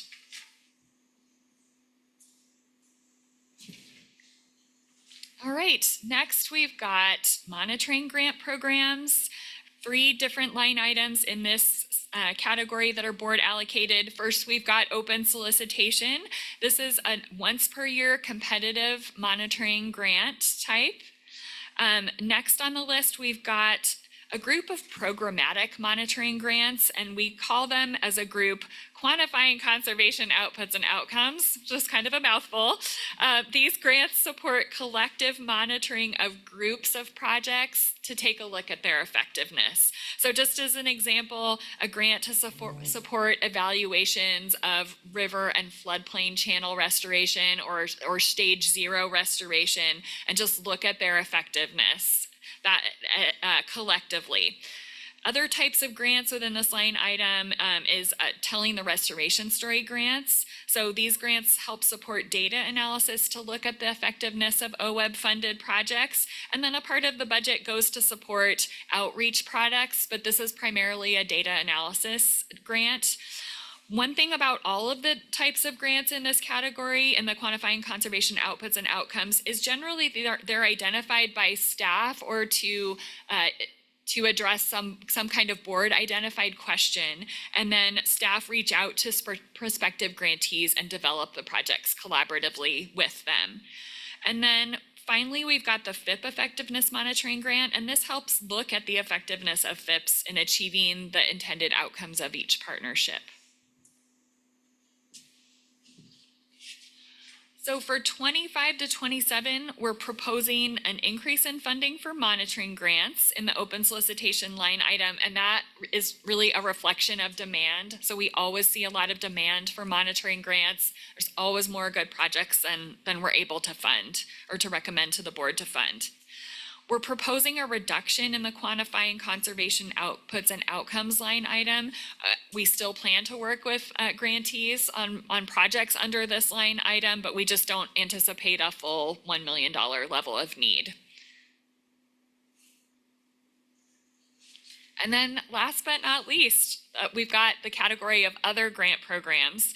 The only board allocated portion or program within this category is the governor's priorities, and the grants within this category help support high priority needs. They often involve addressing emerging issues and opportunities that are identified by the governor's office. So just a few examples of recent governor's priorities grants include a grant to the OSU Soil Health Lab to develop technical information on soil carbon levels and other measures of soil health in areas of the state where that information wasn't available on agricultural lands.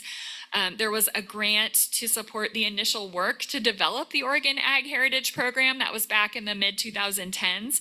And then there was a grant that addressed several needs around tide gate replacement, repair, and removal that had been identified by the Oregon Tide Gate Partnership. So for 25 to 27, this might look like an increase, but it is really just a combination of what the board had allocated for this line item for 23 to 25. That was not committed into grant agreements, and a combination of what staff are proposing for 25 to 27.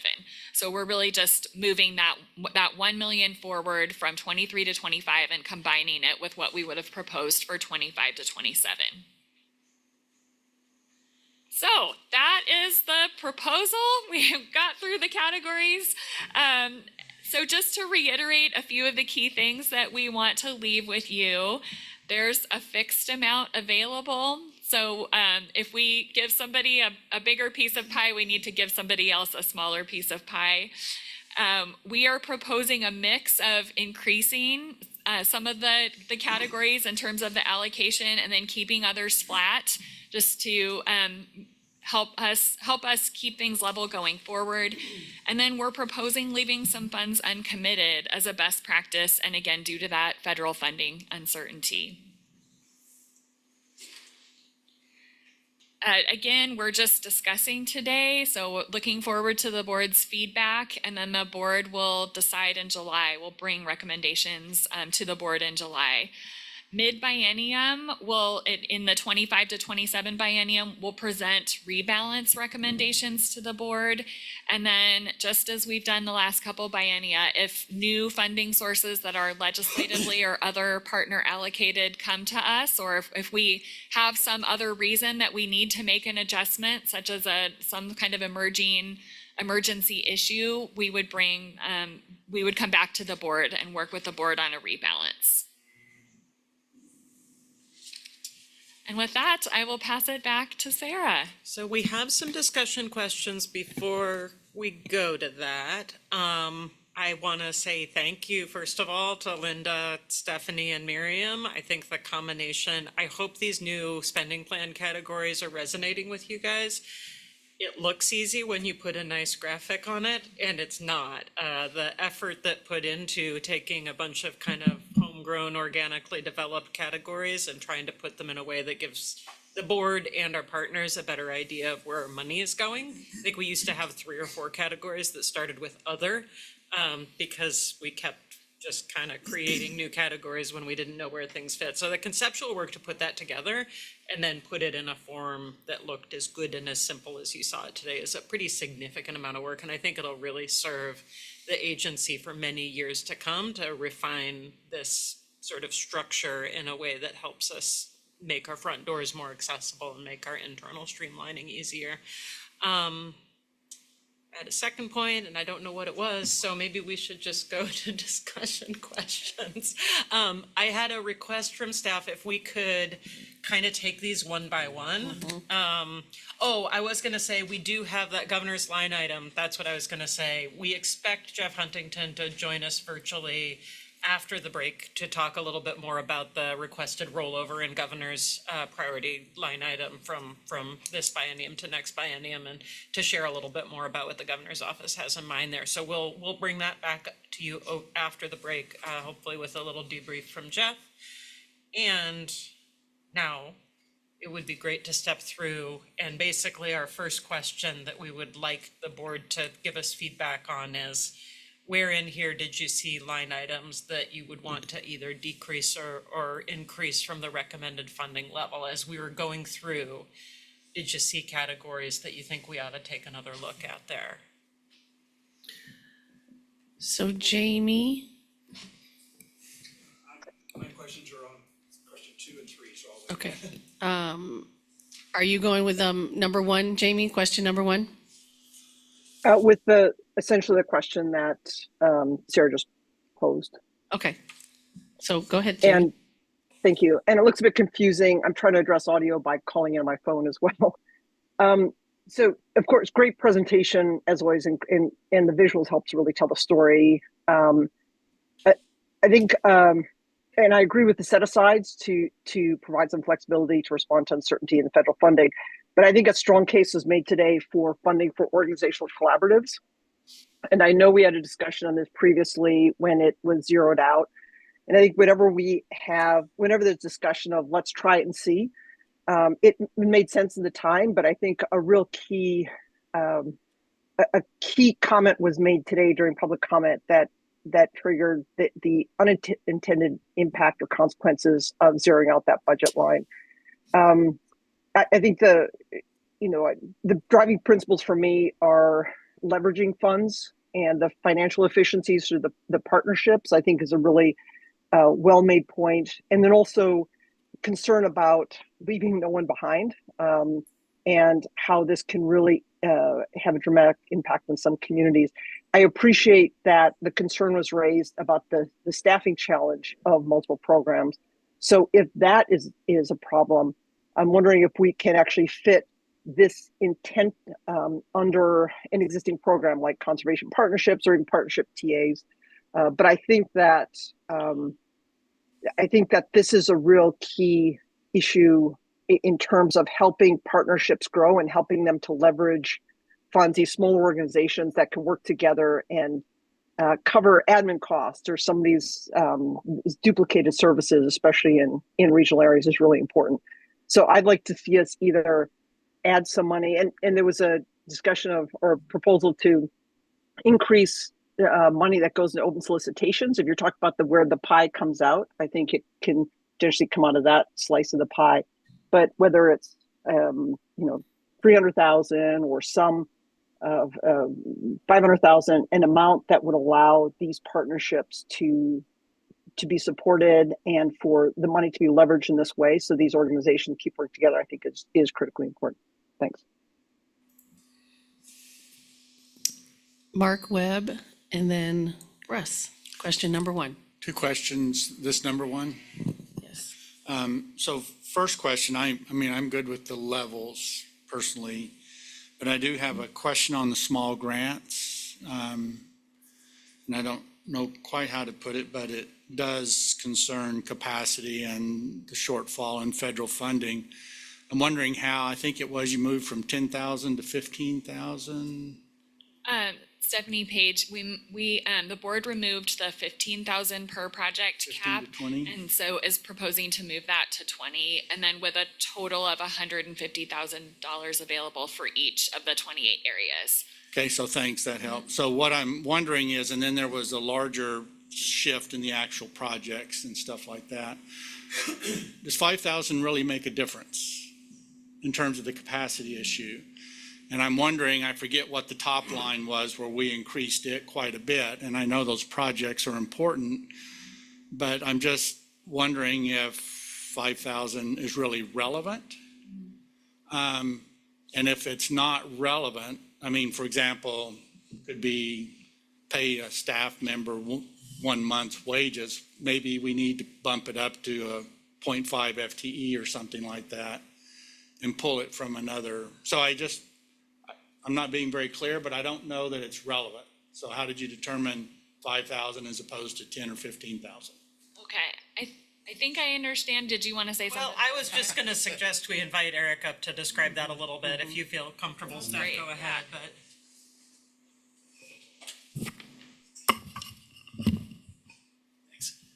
Eric Williams, Restoration Grants Manager. Thanks for the question, Mark. I think you're referring to the individual actual project grants. Yeah, I forget. It was way back, first slide. Yeah, from $15,000 to $20,000. And there's a couple of factors in that. The board last increased the small grant cap from 10 to 15,000 almost 10 years ago. And then another key point is the increase in the acceptable de minimis indirect cost rate just changed from 10% to 15%. So that adds more pressure on being able to get these projects on the ground. When we talked about this with the small grant rulemaking advisory committee that led to your adoption of the new rules, there was quite a bit of discussion on what that cap should be, and some concern not to make it too large, because the larger the project value, the more complex project types you might get.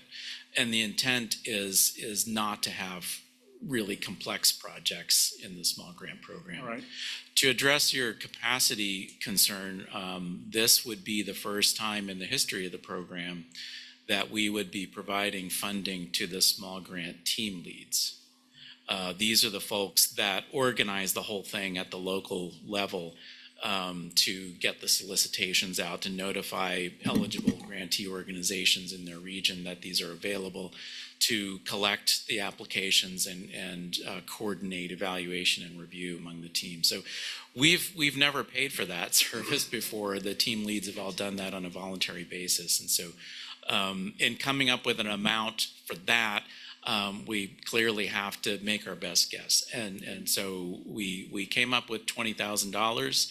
We want to see how that's going to work in this first biennium with this new arrangement, and significantly implementing a substantively changed rule for the program.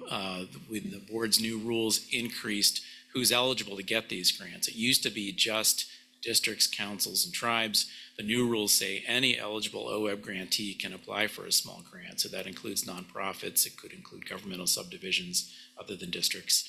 And so there's a bit of a workload put on the shoulders of the teams to do that engagement, to make folks aware that have never had access to this program that they now do, and to help them understand how the program works. And so that $20,000 team lead grant is designed to help compensate for the workload that the team leads will have to do all that engagement and coordination. So it does sound meaningful and realistic. Okay, thanks. And then one other question. Go ahead. This is on the monitoring. I just want to be confident that the kind of monitoring we're paying for is actually used to inform future work. Because if it's not, I don't think we should be spending any there. Here she comes. So. For the record, Courtney Schaff, Monitoring and Reporting Program Manager. So we require, as part of all of our monitoring grant agreements, that grantees submit their data to both DEQ and ODF&W to inform the monitoring their work they're doing, inform potential future TMDLs, inform where we should be doing habitat restoration, where we should be doing future culvert removals, And then within the SIA program where we're funding this monitoring, it's helping informing the types of restoration they're doing as part of the SIA program. So I feel really confident that that's part of what we have built into the evaluation of the monitoring proposals that our Oregon Plan Monitoring team reviews. But happy to have more conversation. Yeah, about we this should if have you more want to. conversation because I'm not confident that, I'm confident they're sharing the information. Just based on forest collaboratives and treatments, they're assuming that there are analogs in what we're doing here.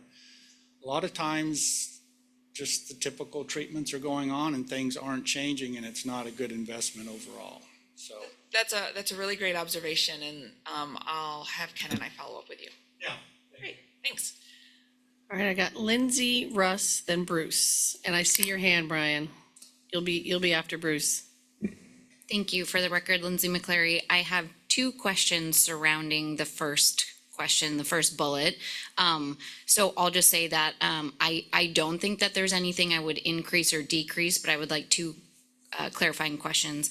The first one is around the organizational collaboration grant, and kind of echoing what Jamie has said, that we are hearing from our partners that that's very important, but recognizing we're hearing from staff that y'all do a lot already, and that's a lot of, you don't have capacity to roll out or administer that grant. So would folks in general just be able to apply for the partnership TA to do some of that organizational collaboration? I'm gonna. Coming. Okay. She's in your blind spot there. Yeah, for the record, Courtney Schaff, Monitoring and Reporting Program Manager. So I, in my former role, when I was the Capacity Programs Coordinator OWEB, was the initiator of both of those grant programs. Partnership TA is a very different grant program. It's very focused on the creation of that strategic action plan or funding the partnership to implement the strategic action plan. Denise Hoffert now manages that. She's done a great job working with our partners on that, and it's a very specific program.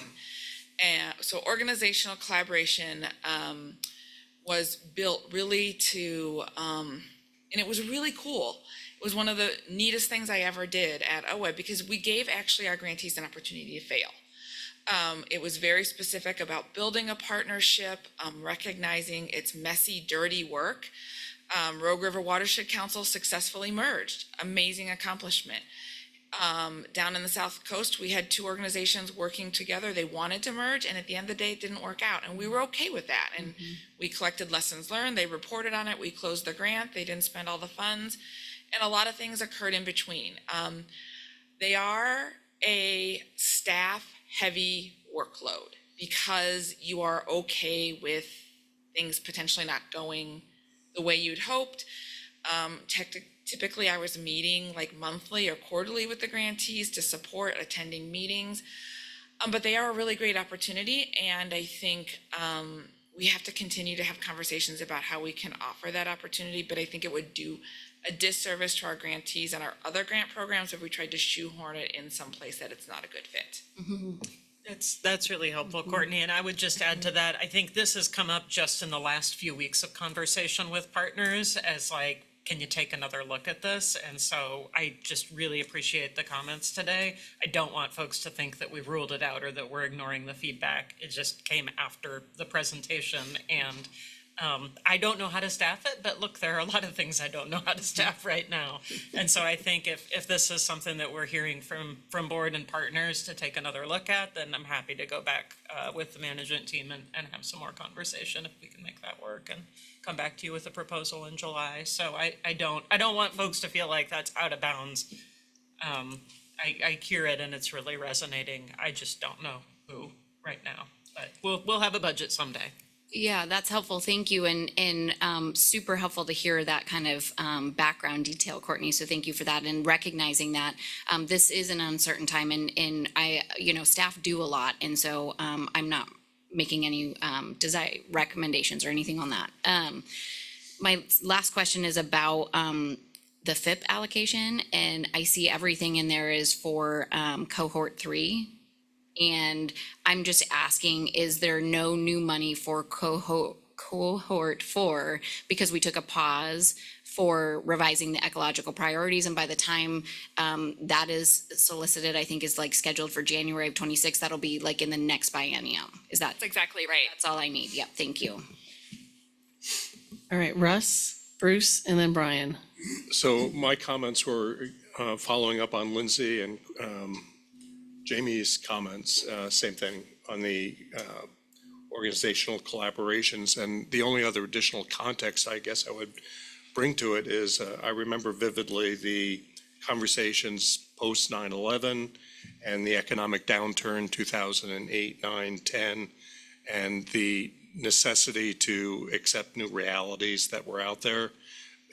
Understanding, Courtney, your comments about staffing, this is a highly unique skill set, very staff intensive to support and nurture change in the watershed councils, soil and water conservation districts, and land trusts for that matter, as they adapt to new realities. One of the points of pride I think we all have is the ability to leverage the lottery dollars for other funds, and we're going to be challenged. We're going to be challenged to the core of the mission of the organization, and being prepared for that with the appropriate staffing, I think, is going to be essential. So I look forward to a deeper conversation as we embrace this new emerging reality. Thank you. Brian. Yeah, appreciate the presentation. Very informative today. A couple of questions. One is on the investments, I guess specifically around monitoring. Two questions. One is regarding investments in intensively monitored watersheds. As I understand, those are at least in part supported by PCSRF funding, which we had a lot of discussion around some of the likely challenges there. So does the investment strategy kind of address that possible loss of those funding? So that's the first question.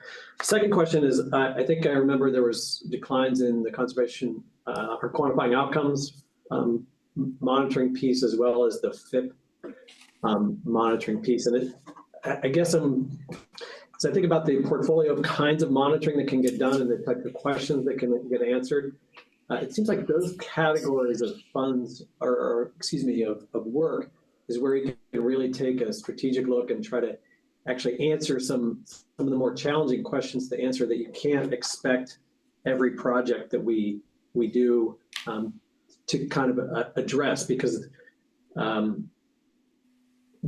trying to do all the work from planning, design, and implementation. And we can ask a lot of projects to answer questions around whether they're implementing the project as designed and those kinds of things and getting some initial outcomes. But it's harder to expect every project to answer some of the more challenging questions. And it seems like that's where they can get answers through the conservation outcomes program, as well as the FIT monitoring, because those programs by definition are set up to take a longer term and more strategic look at a landscape.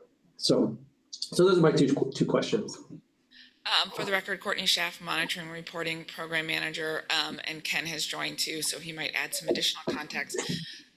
I'm going to take your second question first.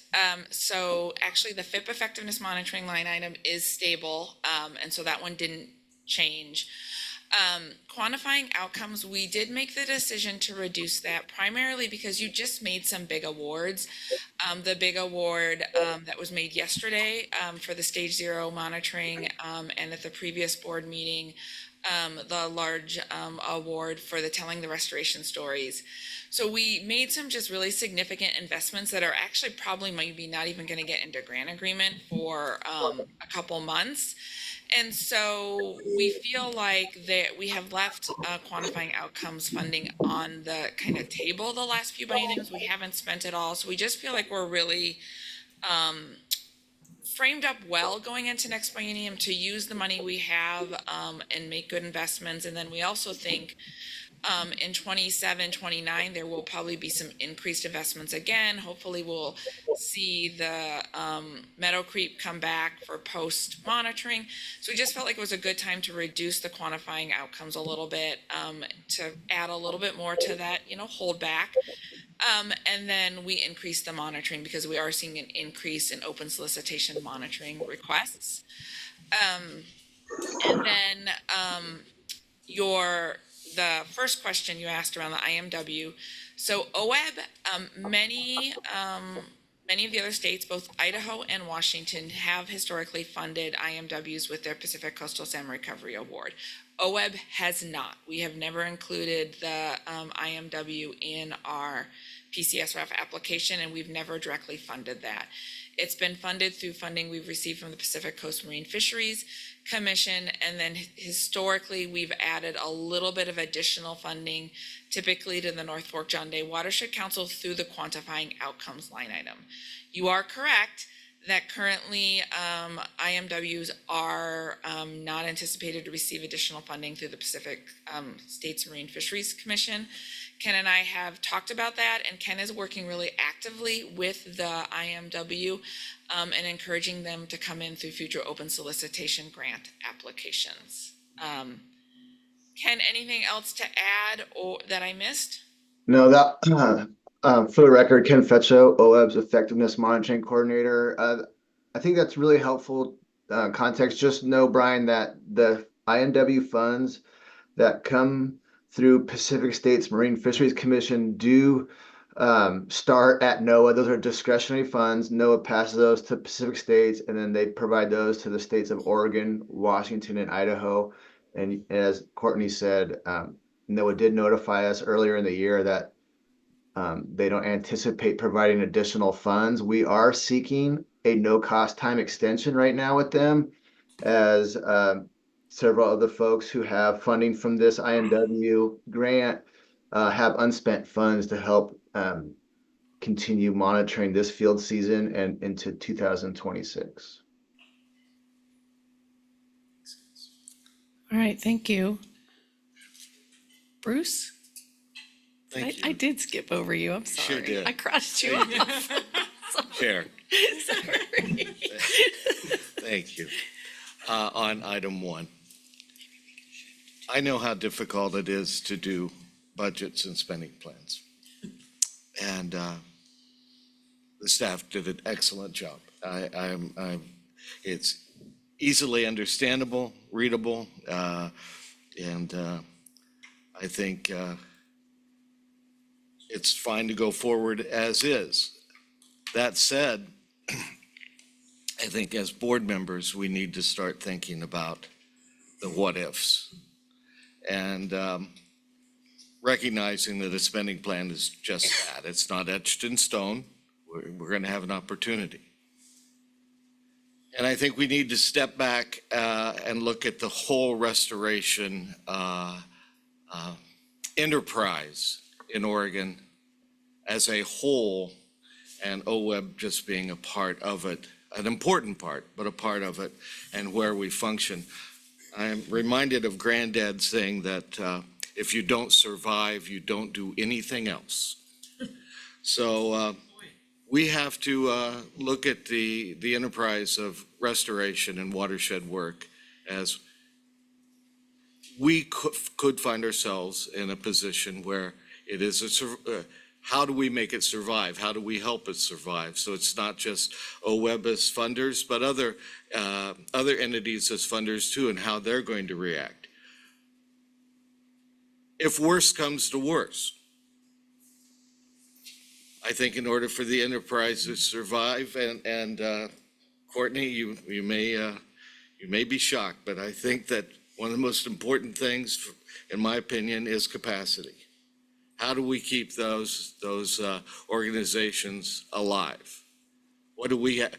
Because it's not just our decisions, but the decisions of other funders that they have. And so I'm not suggesting that we change anything here, but that as board members, we begin thinking about it. I think we may be faced with deciding to put a FIP cohort, delay it another year down the line.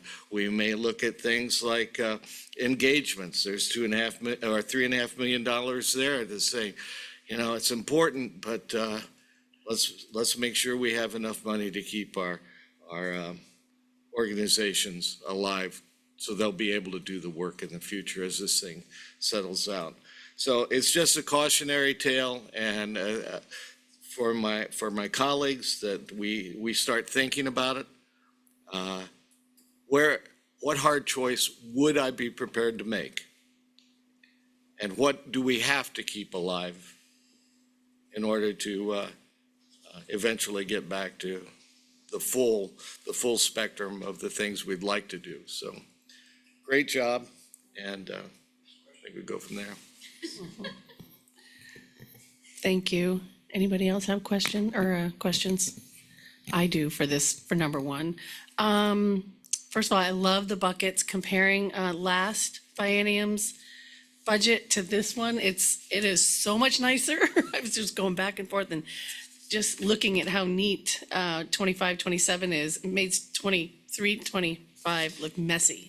So it was just like back and forth and back and forth. So thank you. Good job on that. And I love the buckets. It's really simplified things. Knowing what I know about CREP, knowing that there's no new enrollments through Farm Service Agency, I'm curious of the thought process of keeping CREP there, and also knowing that you canceled the training. So those. Curious. For the record, Courtney Schaff, Monitoring and Reporting Program Manager. So I have been in continued conversations with NRCS. They would appreciate if we continued the CREP program, and we're also having conversations about just the importance of riparian work on agricultural lands. And so as you will see in the spending plan, it does say a mix of lottery and federal, which it typically is. At this point, we do not have a new agreement with NRCS for CREP funding, for federal funding. So that funding would begin likely the biennium with lottery dollars. And I guess I also want to point out that CREP technical assistance funds people, CREP techs on the ground. We have talked about the importance of investing in capacity to keep the programs alive. So by continuing to invest in CREP technical assistance, we are signaling the importance of continuing to work with agricultural landowners on riparian protections on their land, and continuing to invest in the people in these communities that are working with those agricultural landowners. So it might not necessarily be all for new enrollments, but it might be continuing to work with agricultural landowners on the importance of riparian protections on their land and keeping the CREP techs employed. Okay. And we did make the very hard decision to cancel the training. After talking with NRCS and FSA staff, there's a lot of uncertainty and a lot of stress our federal members are facing right now. There's a real need from the CREP techs for training, but we also really needed to weigh the stress of our federal partners, and I felt like it was putting a lot of stress on those federal staff. And I just felt really uncomfortable with moving that training forward in person, and we're going to look at ways to deliver training virtually. Okay, all right. Because I was thinking that maybe if it stays just through OWEB with no federal funding, would we change the focus without the federal funding, or maybe do an alternative riparian program? Something like that was kind of what I was thinking. Those are great questions, and I guess we can, what I commit to is to keep the board informed about how our conversations with NRCS continue to go, and seek input from all of you about the best way to approach those continued investments. Because our CREP tech is keeping really busy trying to find other funding, and we have 9 contracts that need to be signed. So that's it's too bad for that. But I know in our grant, we had written some flexibility, not just enrollments. So she's keeping busy on those other things. So, all right, that's all I have. And then I see Kelly's hand is up. Last 2 questions after Kelly. Thanks, Barbara. Kelly Coates for the record. First of all, great job, staff. This was not an easy task with facing so many unknowns. I think you guys did a great job. I want to echo really what Bruce said. I think we're going to have to probably make some hard choices moving forward. I think we're going to have to be really adaptive and flexible. And just knowing that we have the unknowns, I think we're just going to have to keep that in mind moving forward. And just know that we're going to have to be adaptable. And it really is, and again, just echoing so much of what you all have said, it's the people that make the projects happen. We don't have on the ground work that happens if we don't have the staff and the capacity to get it done. So I know that's been a focus for me recently too, just making sure that we have that base covered. And I know that, I mean, there's kind of this cloud hanging over all of us for this meeting, just because of what we don't know. And so I just really want to say I appreciate the thoughtful approach to this, that staff and board are taking. And I think that, we'll move forward, but just appreciate it. So thanks. All right, thank you. So we just got word that Jeff Huntington is joining us at 10:45, and I really need a break. So we'll meet back here at a little bit, how about 10:44? Yeah, and I would expect, And then we'll just for circle. clarity on the agenda, I would expect that our conversation with Jeff will be shorter than what we allocated. We wanted to leave enough time for some flexibility. We can circle back to questions 2 and 3 after we're done talking to Jeff. Thanks.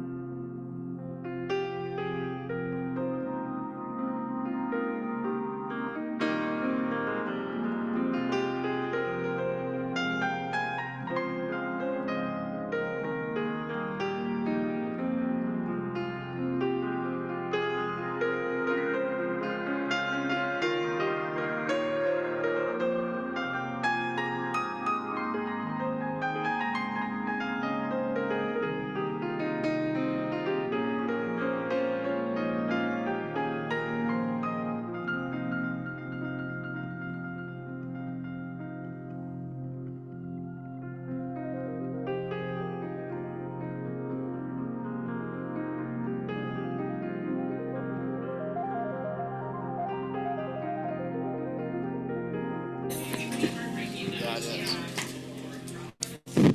Thank you, Regan. All right, welcome back, everybody. We now have Jeff Huntington who has joined us, and you're going to be giving us an update on the governor's priority proposal. Is that correct? You want to start out first, Sarah? Jeff, are you with us? Can you hear us okay? I can hear you just fine.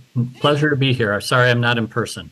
Great to see you. So Jeff, the last part of the morning here, we've just been talking about OWEB's draft spending plan and potential investments for the next biennium, talking through priorities, getting some feedback from the board before we start nailing down proposed numbers for that. And we put a little placeholder on the governor's line item to ask you to come back and tell us what the governor's office is requesting related to that rollover of the line item from the current biennium to the next one, and what you want, what fun things you might want to spend money on.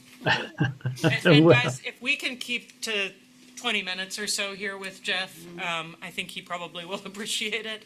Well, It's always tempting to ask you questions when you're here, Jeff, but we'll get started and we'll do our best to let you go before long. no, thank you, and you all have a lot of work to do, so I'll try not to keep you very long either.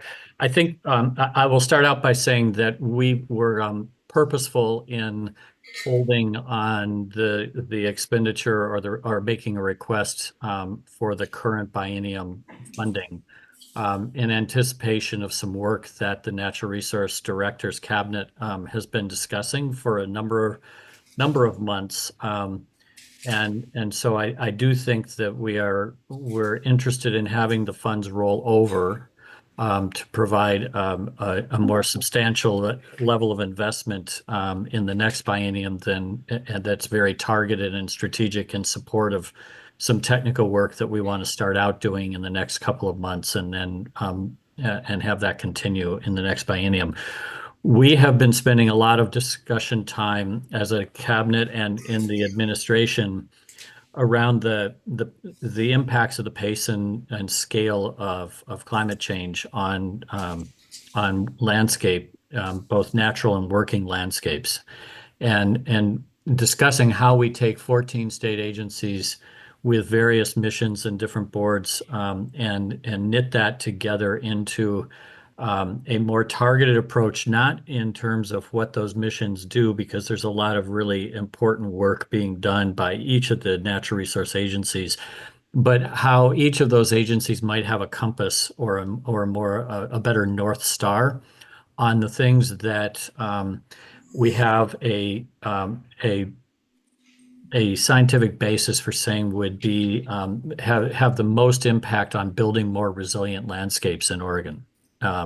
And creating a set of metrics that we would use to have a cross-agency landscape scale resiliency effort that each agency would have the opportunity to fit into in a way that was consistent with their existing mission and have that rolled up into a framework that we could say is going to make meaningful progress of putting Oregon in a better place, or Oregon and Oregon's landscapes in a better place in 2035 or 2040 than they would be were we to continue to simply implement our various missions to the best of our ability without having that compass or that North Star on some of the key things that we really need to be paying attention to.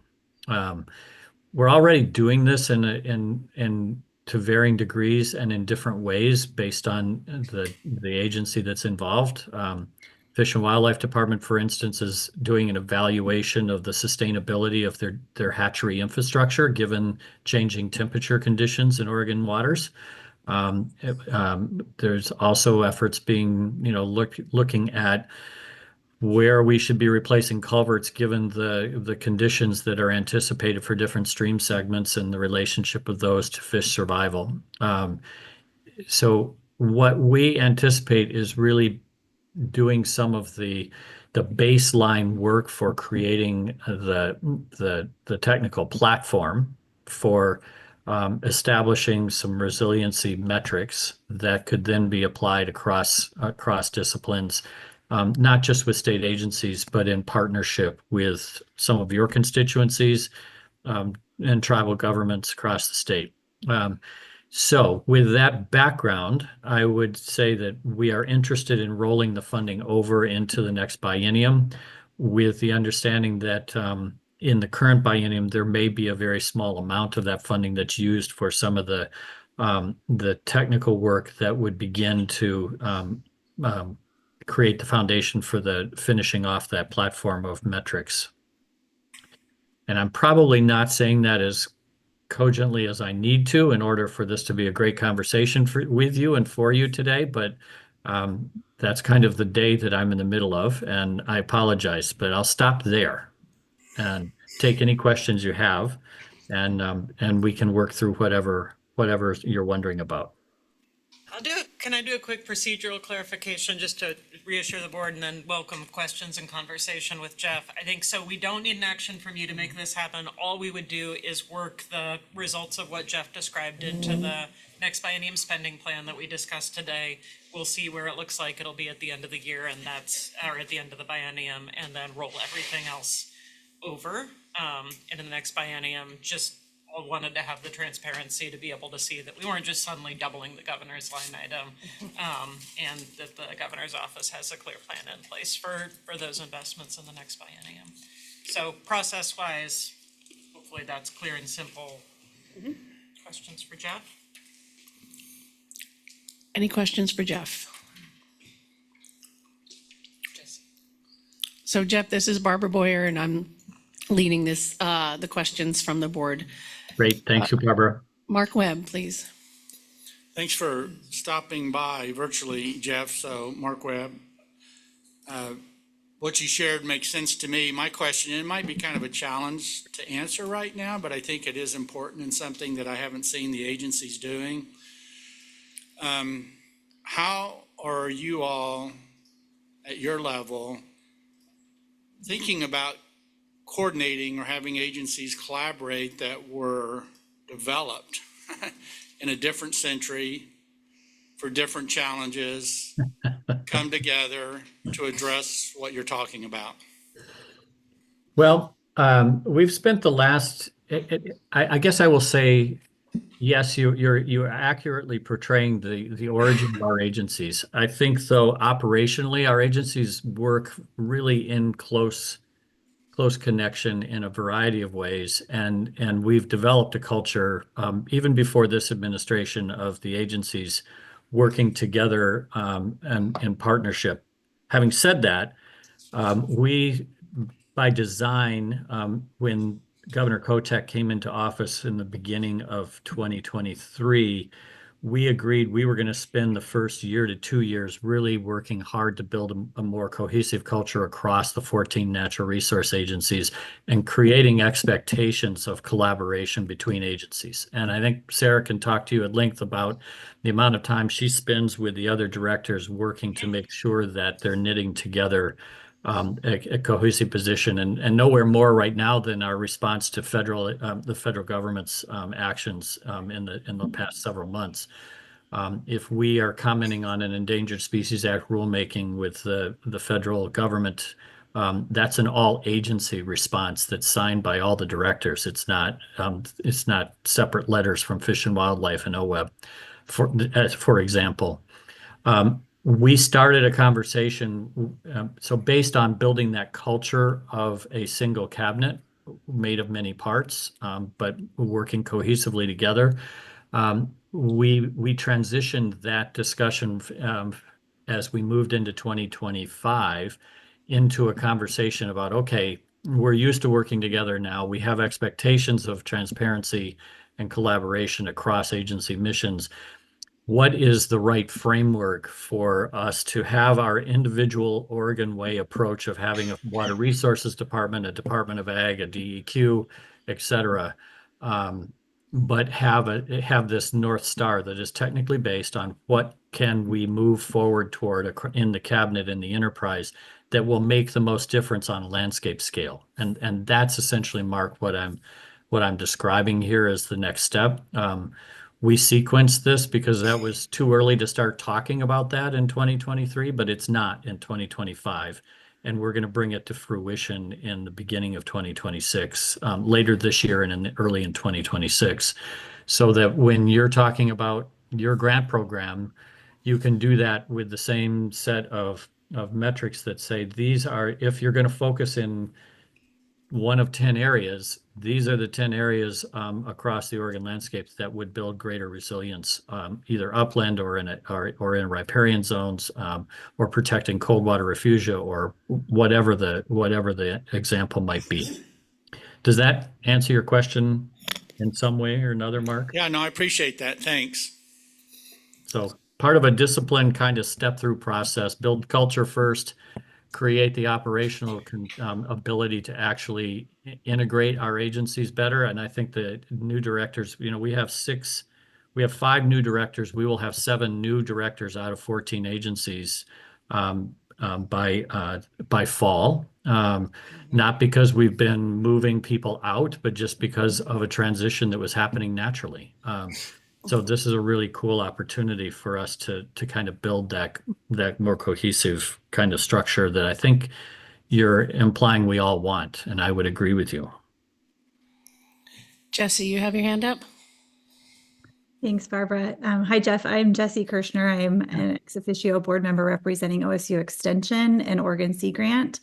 So my question for you is, how is this effort aligning, if at all, with the Oregon Climate Action Commission's effort to develop impact and community impact metrics and activity-based metrics for natural and working lands? Like how much are these two efforts in coordination or in sync, if at all? Yeah, I talked to Kathy McDonald a lot and Director Benner at the Department of Energy, and actually this is also part of something that we were thinking about when we were constructing the natural working lands legislation back in the 2023 session, and in the governor's recommended budget, putting money back into that commission for their projects. So it will be intertwined. It'll be larger than that, but that will be a significant piece, and frankly, a cornerstone piece of work is the work that they have to do on how they're going to look at their priorities and what's most important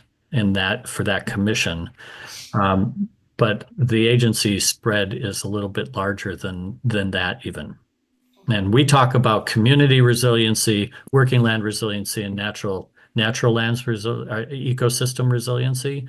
And it's in response to the pace and scale of climate change, which I think is substantially what the commission's doing, but maybe just it's a smidge broader when you start thinking about how we build better resiliency in our communities as well as our landscape. And that is not all involved in the Natural Resource Cabinet. It also is in our emergency management resiliency work that we do as a state, but we're looking at it in that context of those 3. Thank you. Dan Brown, you have a question? Actually, just a comment. Dan Brown from EPA. Jeff, you mentioned cold water refugia, and it seems like the coordination on the Columbia Basin Restoration Initiative is kind of the example of the coordinated work that you're referring to here.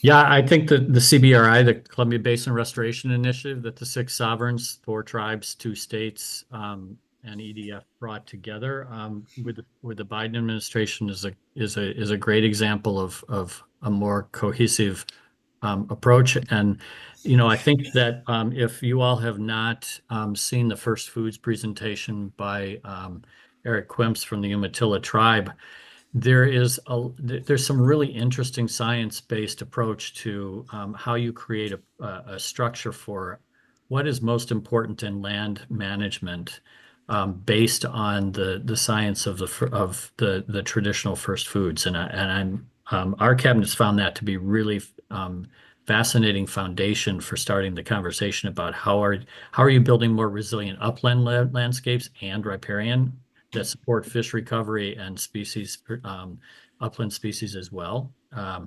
And I think that is, the CBRI wasn't based in that, but as a structure for collaboration and thinking more broadly about key priorities that you can merge different missions to support, it was a great example of that.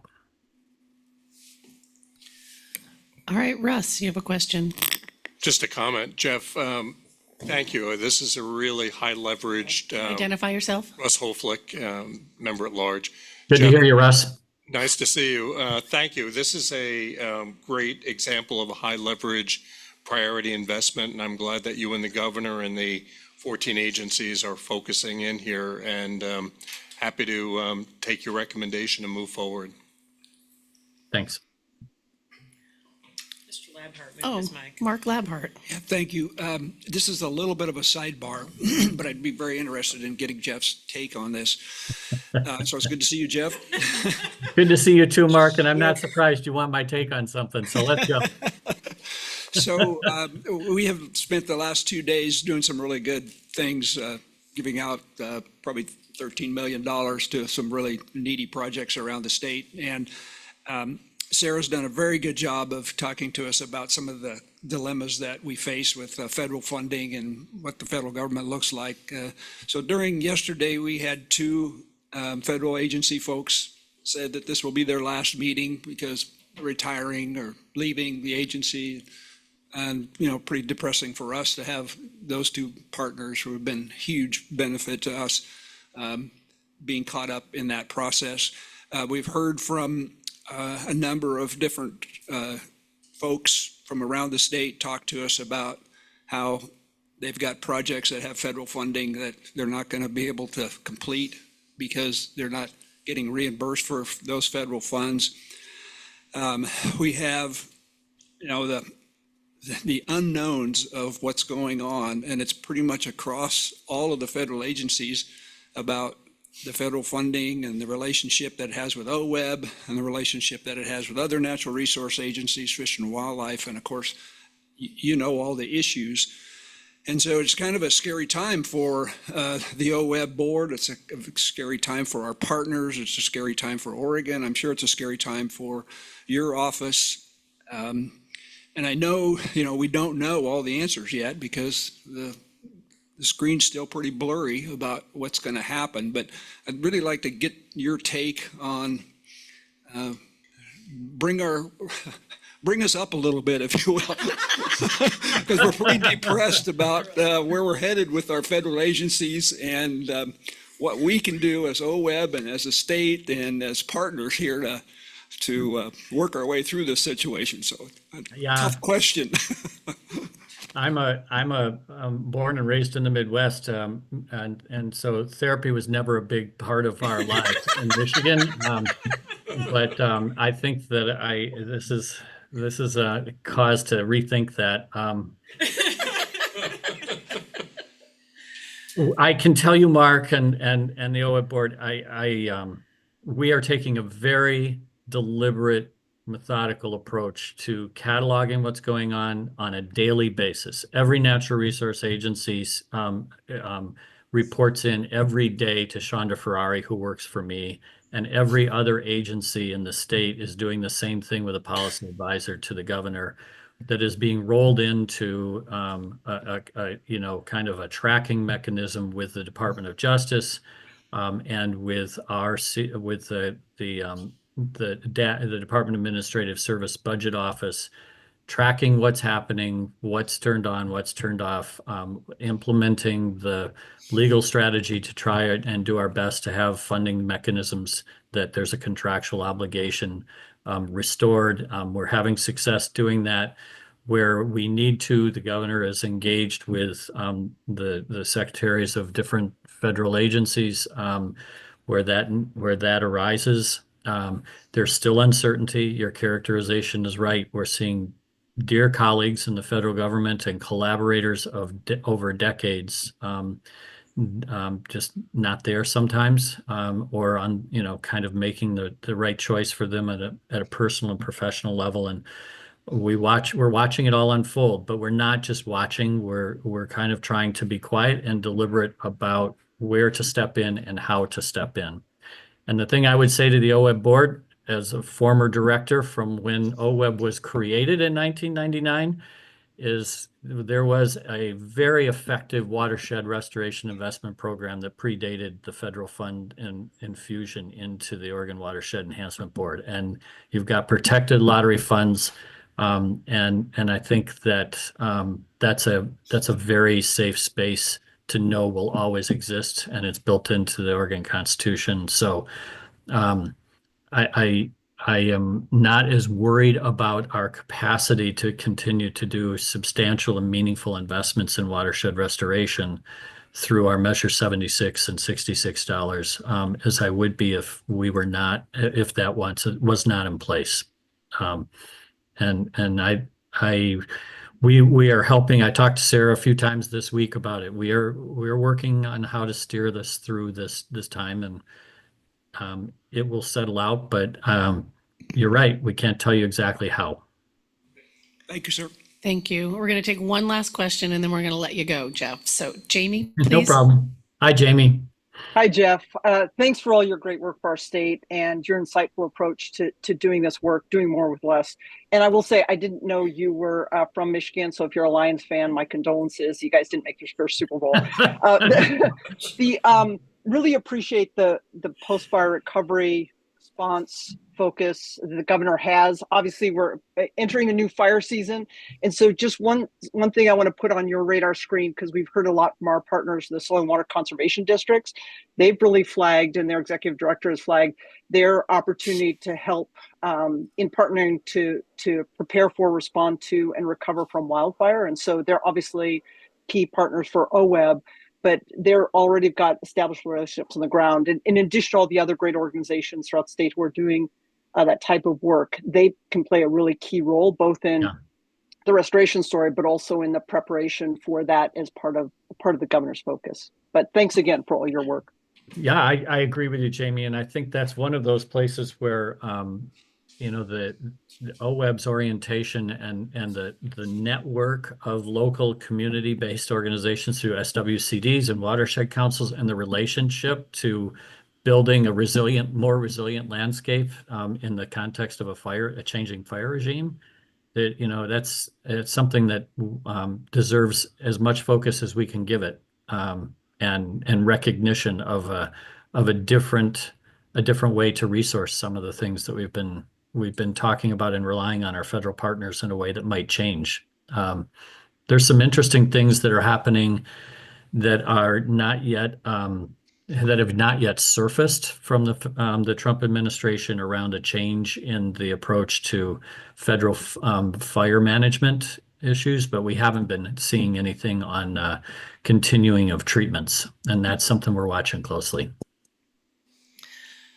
All right, Jeff, we got you out of here in 20 minutes.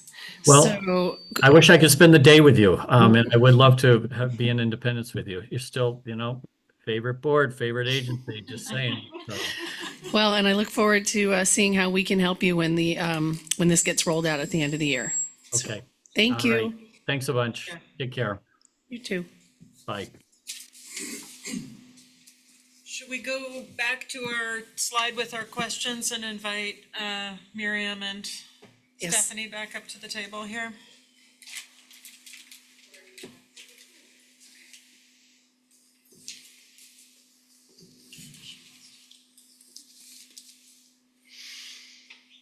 Can you guys help us get the slide back up with the three questions?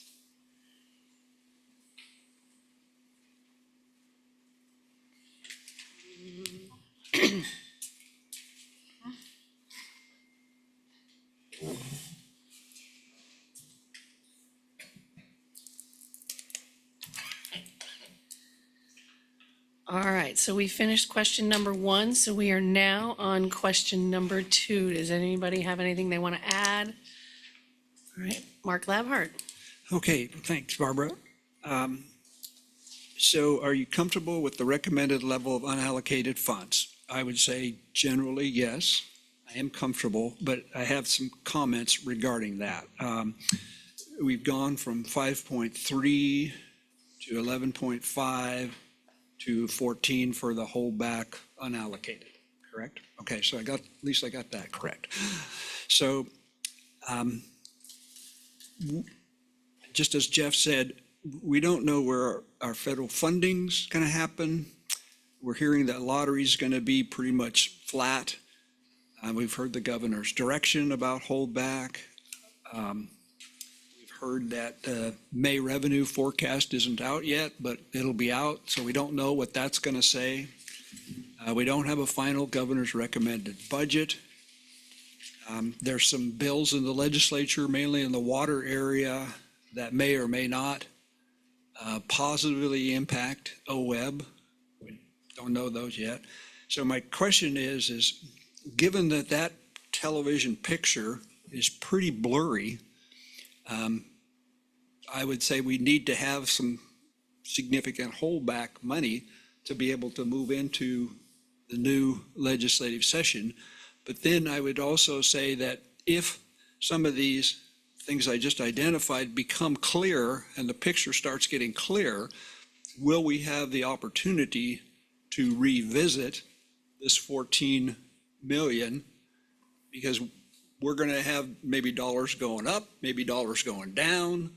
And so in my opinion, the picture's too clear, but I also agree wholeheartedly that we need to be very conservative with where we're going. So I'm comfortable, but that's my question of staff is, 14.3 may be okay, but it may not be. So, and then I have some follow-up to that, one more question after that. I'm happy to answer what I can. I can't bring any further clarity. Things may get blurrier. But this is where we start today. And then in July, we would, hopefully some of those pictures are a little clearer and that would potentially adjust. I can't say more than that, but there is absolutely space for us to adjust that as things become more clearer. And again, throughout the biennium, we're able to adjust our spending plan. We're able to draw from unallocated funds if those really truly are needed, and we're able to add programs or stabilize funding. Okay. So we have that opportunity every quarter to make changes. So I was trying to keep track as we were going along in the 25-27 budget. And again, roughly 14 million is the holdover or holdback or unallocated. But in restoration, we're increasing open solicitation, we're increasing the WEED program, we're increasing small grants in the TA program, we're increasing open solicitation, or increasing CREP a little bit. Engagement, there's no change. Partnership and capacity, we're increasing watershed councils, increasing SWCDs, increasing partnership TAs, and then monitoring open solicitation, we're increasing that. So all of those increases, there were some decreases too, but I'm hopeful that with the 25-27 budget, when we've got that built into there, are we confident about the 14? Because it looks like when I was going through there, we're bumping this by 500,000, this by $1 million, and keeping this the same. And so I'm kind of going, are we sure we can do that? So thoughts on that? Sure, I can take a stab at that one. So I think because we've got a couple of obligations that we're not expecting for this coming biennium, the Klamath post dam removal restoration commitment, and then we're not seeing a draw from the new FIP cohort until 27-29. That's what's making the space for these increases. But we were mindful in thinking about where to propose increases so that we don't create a cliff for anybody, so that we don't have to reduce too much going into 27-29. So we were not only thinking of the 25-27 biennium, but how do we not abruptly reduce anybody going into 27-29? But the increases that we've proposed in 25-27, Yep. in answer to my question is, we think we can still do that and still have the 14 million. Yep, we're using some savings from those other obligations not coming up to support that. Okay, thank you. I'll just answer question 3 real quick. I was blown away. I thought that was just an In a good way or bad way? good way. Oh, sorry. That was just an excellent presentation. That's the best, in my opinion, best presentation I've ever seen about how the dollars are allocated. So just a good job on that. Anybody have anything they want to add to question number 2? Before we move on to question number 3. All right, I'm not seeing any. Wow. That's The impressive. coffee is starting to You're off. All right, does anybody have anything you want to add to number 3? So how is the level of information this time around? And is there anything that you would like us to bring you in July that will help you with a future version of this? Because the numbers will be more realistic and we'll be trying to move you towards a decision. So if there's anything you found yourselves wondering about in this conversation, let us know so we can bring it in July. Mark Laphart. What'll happen is those numbers will just change, right? As you become clearer. And We'll bring a new, Miriam, you'll build a new one, correct, right, after the May, June revenue forecast? Okay. But with similar proportions and reflecting the feedback from today. Hold on, Russ, and then Bruce.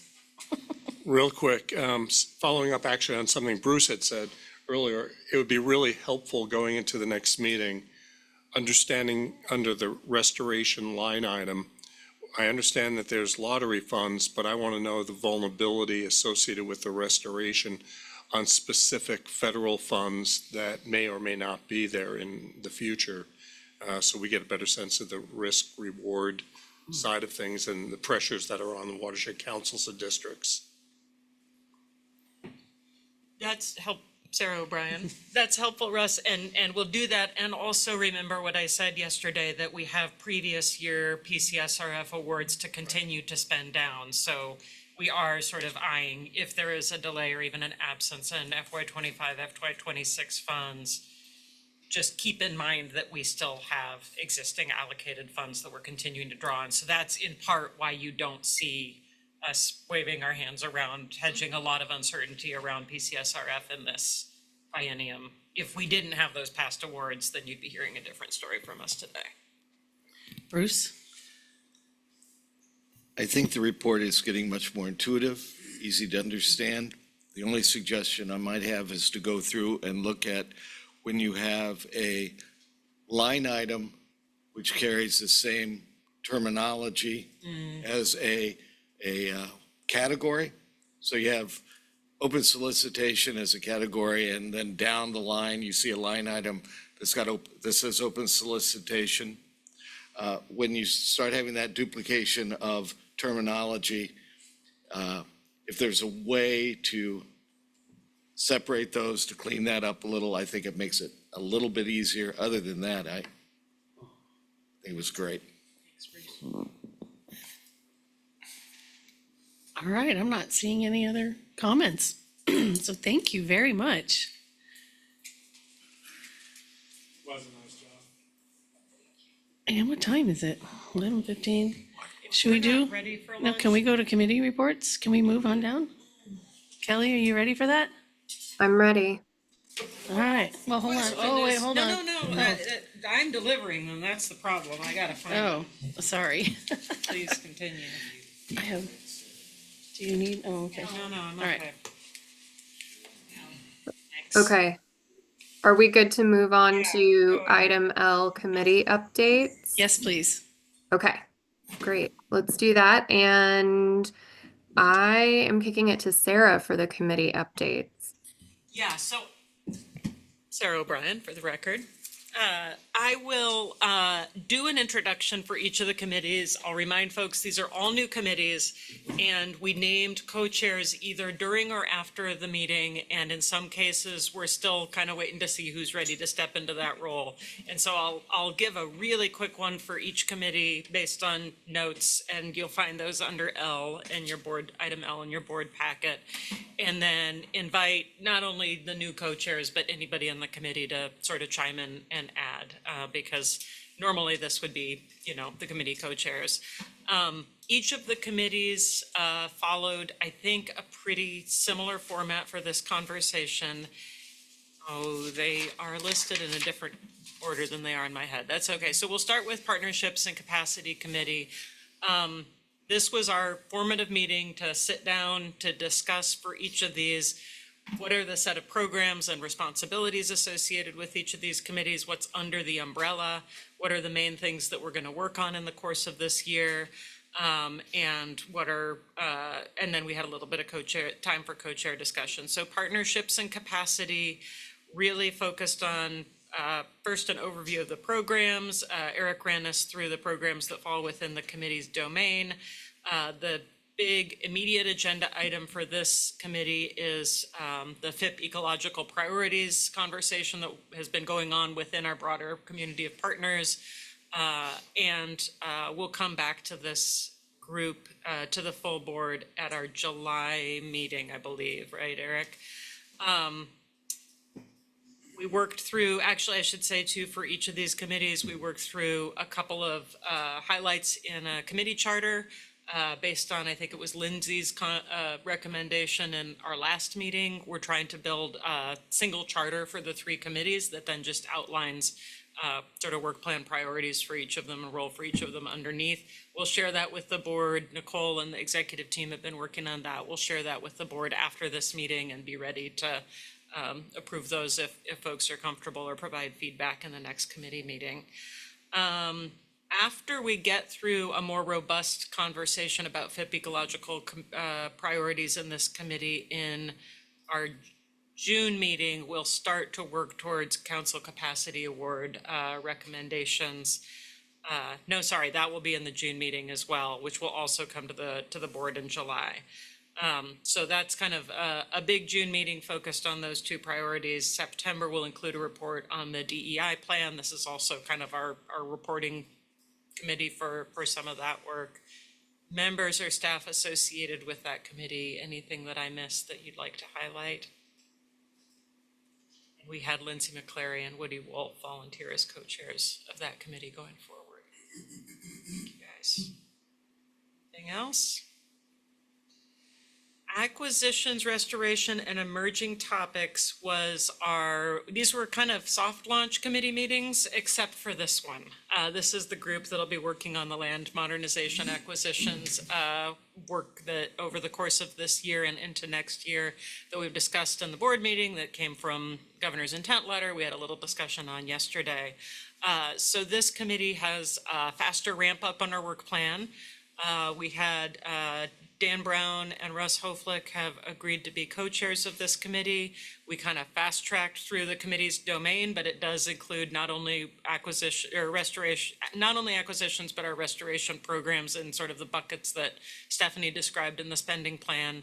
And it's our place to flag emerging topics for future discussion, but they're very busy. So this group has scheduled a 3-hour meeting in June. I know, fun, right? That we'll invite all the board to. We'll have a panel of Measure 76 alumni coming to talk to us about some of the constitutional ballot measure foundations of that program and what that means that we might think of. So we brought to this meeting some feedback from a set of listening sessions we've been doing with the Coalition of Oregon Land Trusts. You heard some comments related to that, I think, yesterday.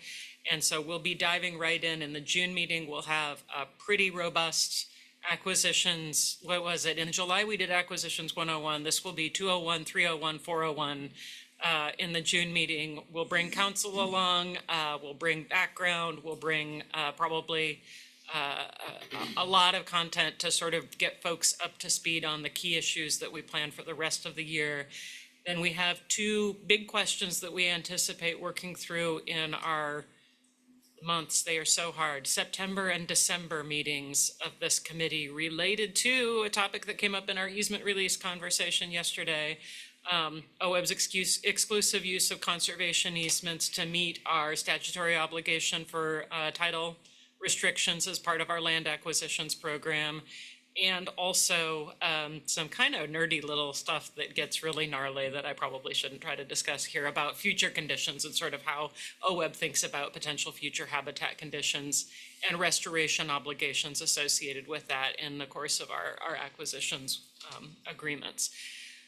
Our goal is to get that group to a point where by January's meeting of 2026, give a recommendation back to the board about whether they will, whether we want to request that the board initiate rulemaking around potential changes to that program. This will be a busy committee. We'll make sure that all board members are invited. It's on your calendar, that you're aware of materials. I do recommend that folks consider tuning in or else viewing afterwards the June meeting, because I think that Measure 76 history and background will be really helpful, and the discussion associated with that for all of our work. We'll focus on acquisitions, but I think it'll be a really interesting sort of historical and cultural context conversation. We didn't, we'll send it out very soon, early June.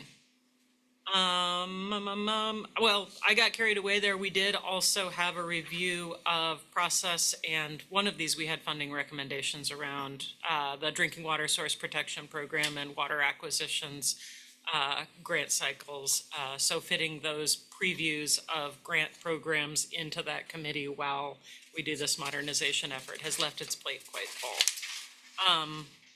Anything else, staffer, co-chairs, partners, board members on that committee?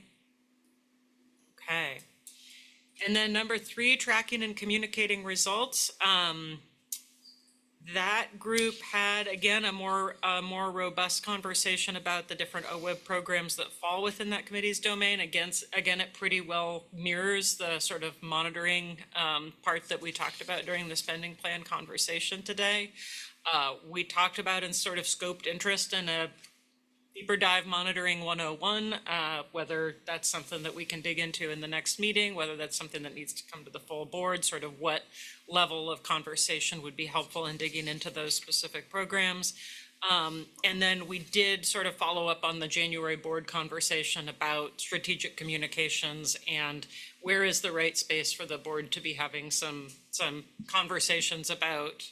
Russ and others raised, I think, questions about our strategic communications approach, how much staff capacity, frankly, we have to do that, how much that relies on strategic communications approaches of our partners, and how much we're sort of directing that as an organization versus supporting the communications work of our partners, how that links to our monitoring and reporting work. So that committee, I think, will have another conversation coming up in June that'll sort of be more robustly educational around the specific programs and priorities. And then I think we'll probably pick a couple of topics and run with it. And we are still picking on folks to be co-chairs to this committee. So we'll announce that next time. That's still a little up in the air. You stated that there was a committee election of co-chairs for the first committee. If we're going to do that, we need to do it for all the committees. So we need to elect these suckers.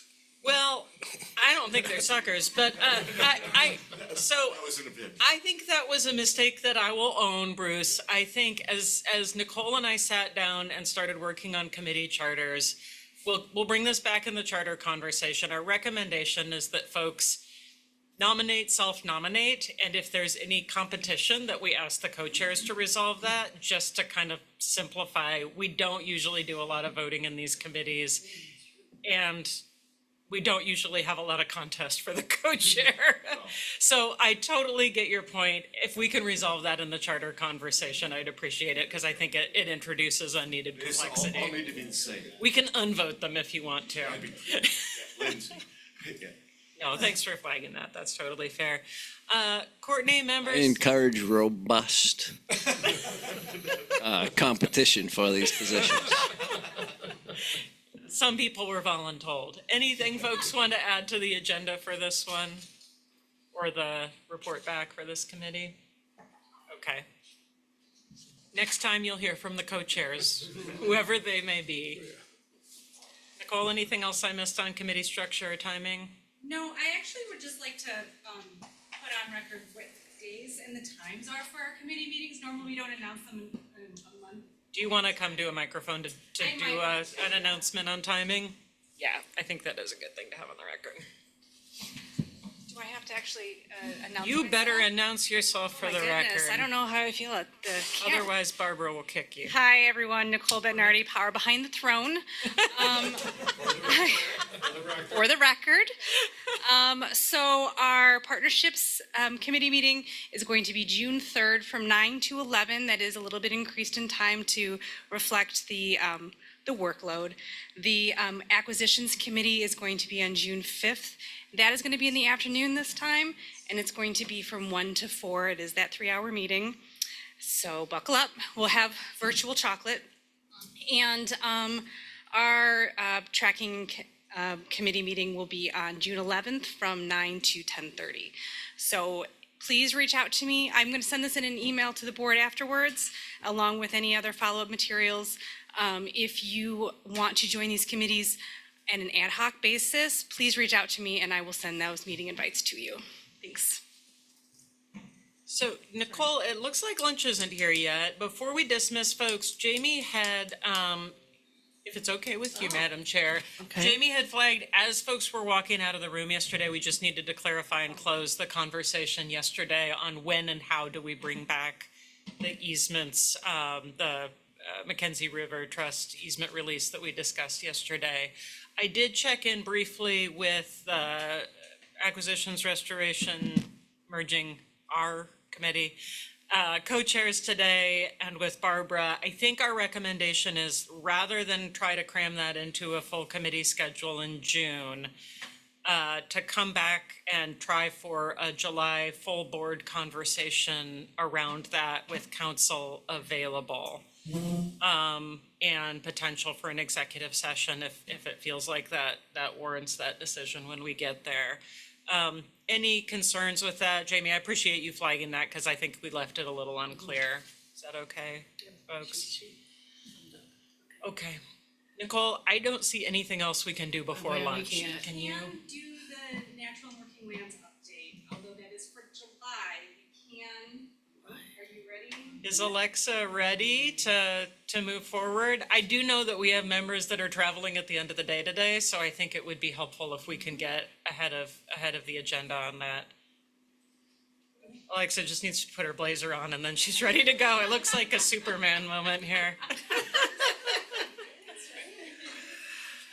Okay, so members, we're asking you to turn here while we wait for lunch to agenda item N.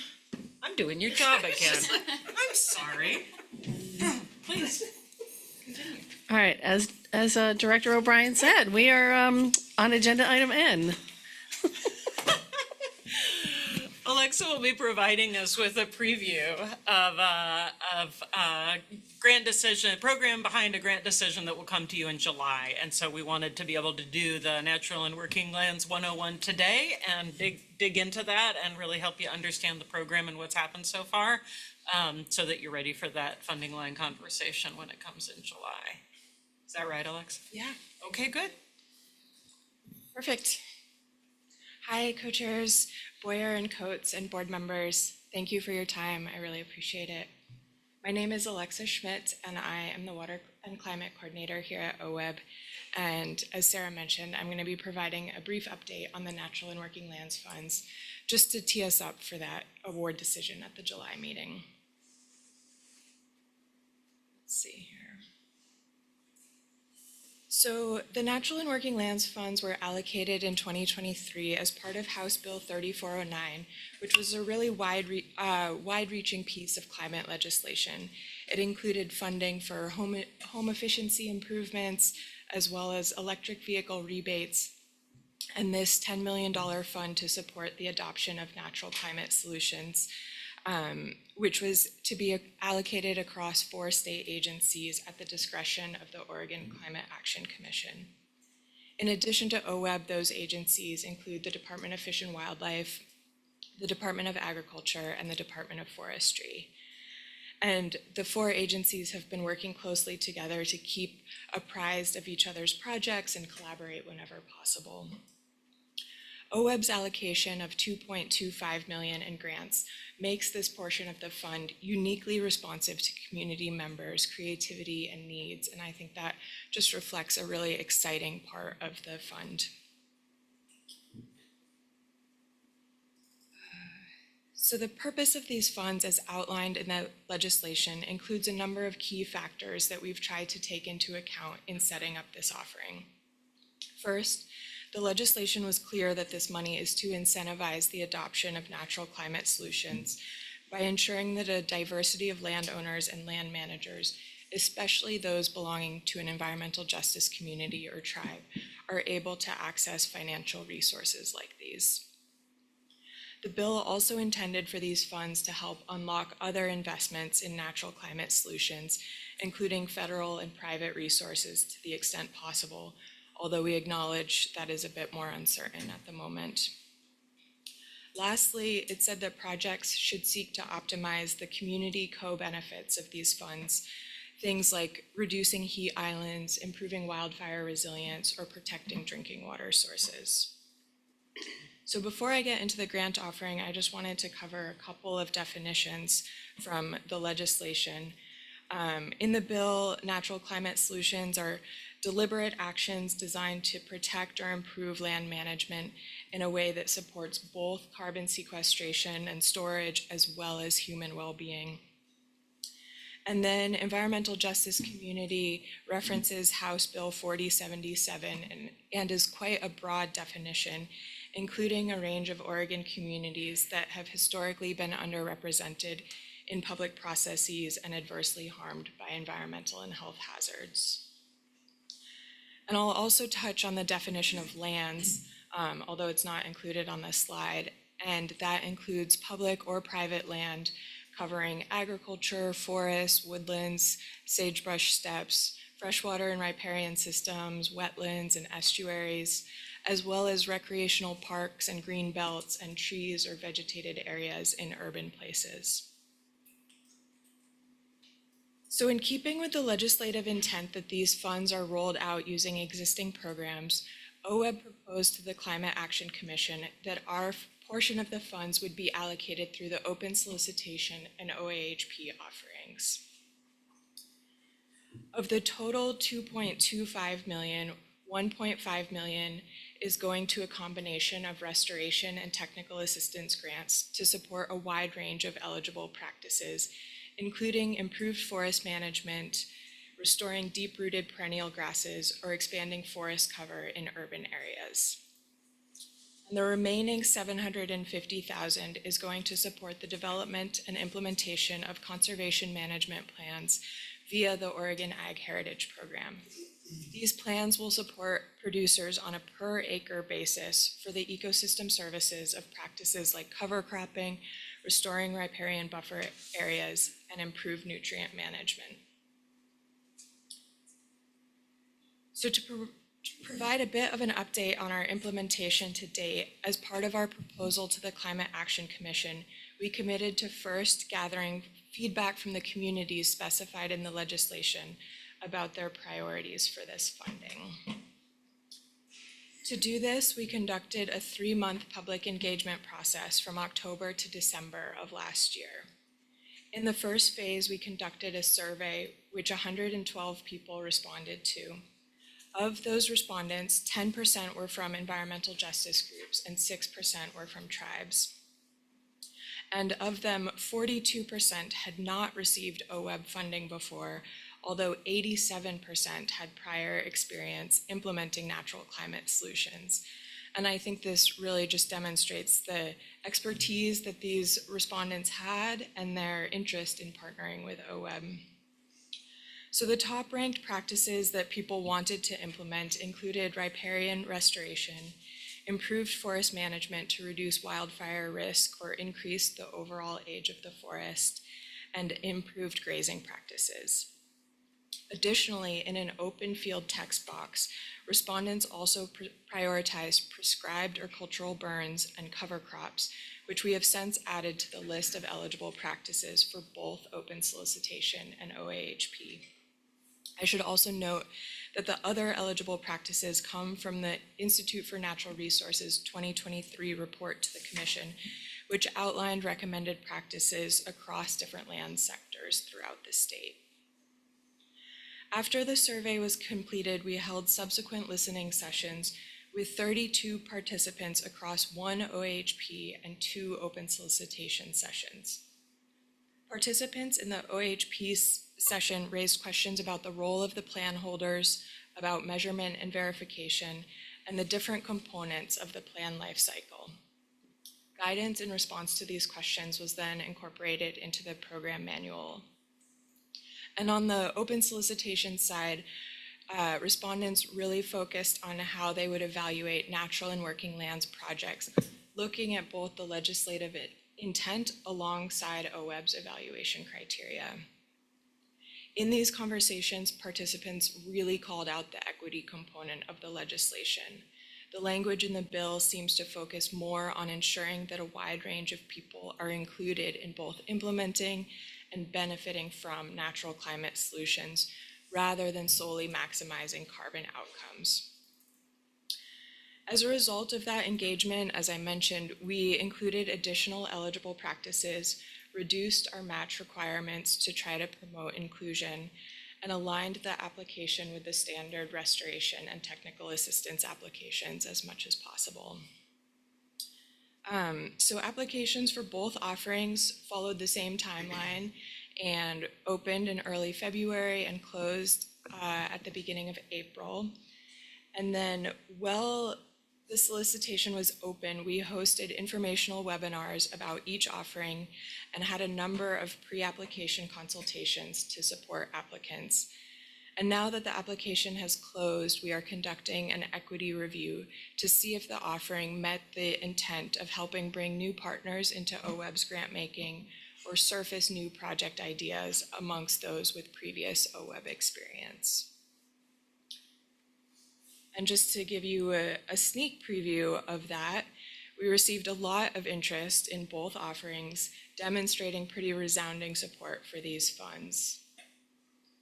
On the open solicitation side, we received 22 eligible applications with a total ask of $5.3 million.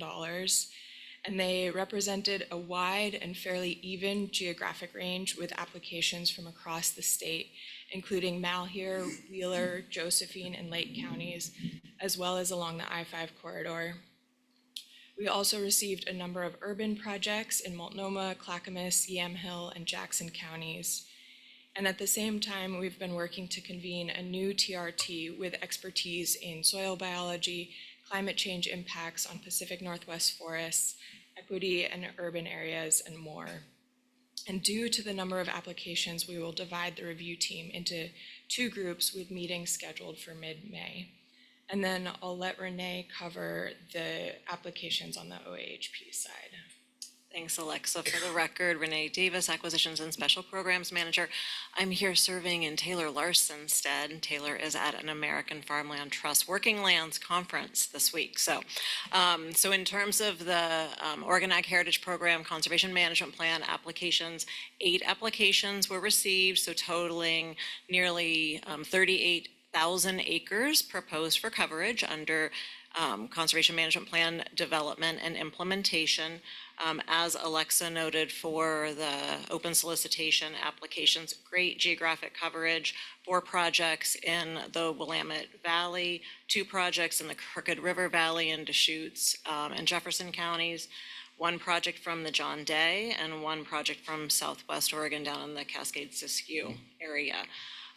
So the total request, not quite as high in terms of available funding versus the demand, but nearly $1 million in requests for the 750,000 available.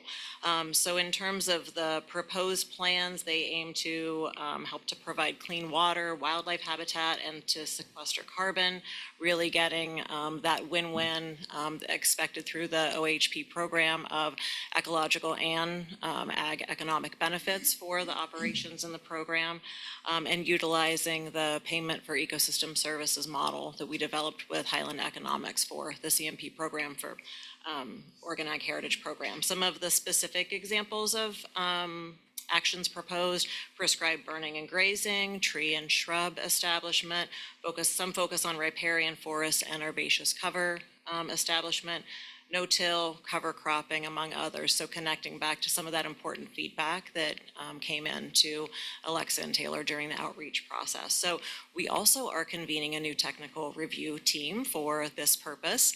The team will be convening in mid-May also, and then the interim step for the OHP funding is that we will take the TRT recommendations to the Ag Heritage Commission in on June 10th. As you might remember, the commission ultimately makes the recommendations to the OWEB board. So we'll talk with the commission the first part of June and then bring funding recommendations on the conservation management plan component of the natural and working lands funding to you all in July. Perfect. Thanks, Renee. So that's our presentation about the natural and working lands and what to look forward to in July. Happy to answer any questions or comments that you might have. Kelly, you want me to take it in the room? Yes, please. Okay, Mark Webb, please. Mark Webb for the record.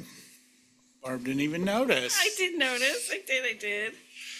Great presentation. My question is, so we're funding the conservation management plans, or that's probably going to be the recommendation. They don't do projects on the ground. Will there be an expectation that OWEB also fund projects associated with the plans later? Can we expect that, or will we be expecting that? So that actually would come to you for this particular program. The applications for the natural and working lands funding for the conservation management plan was for both planning and early implementation.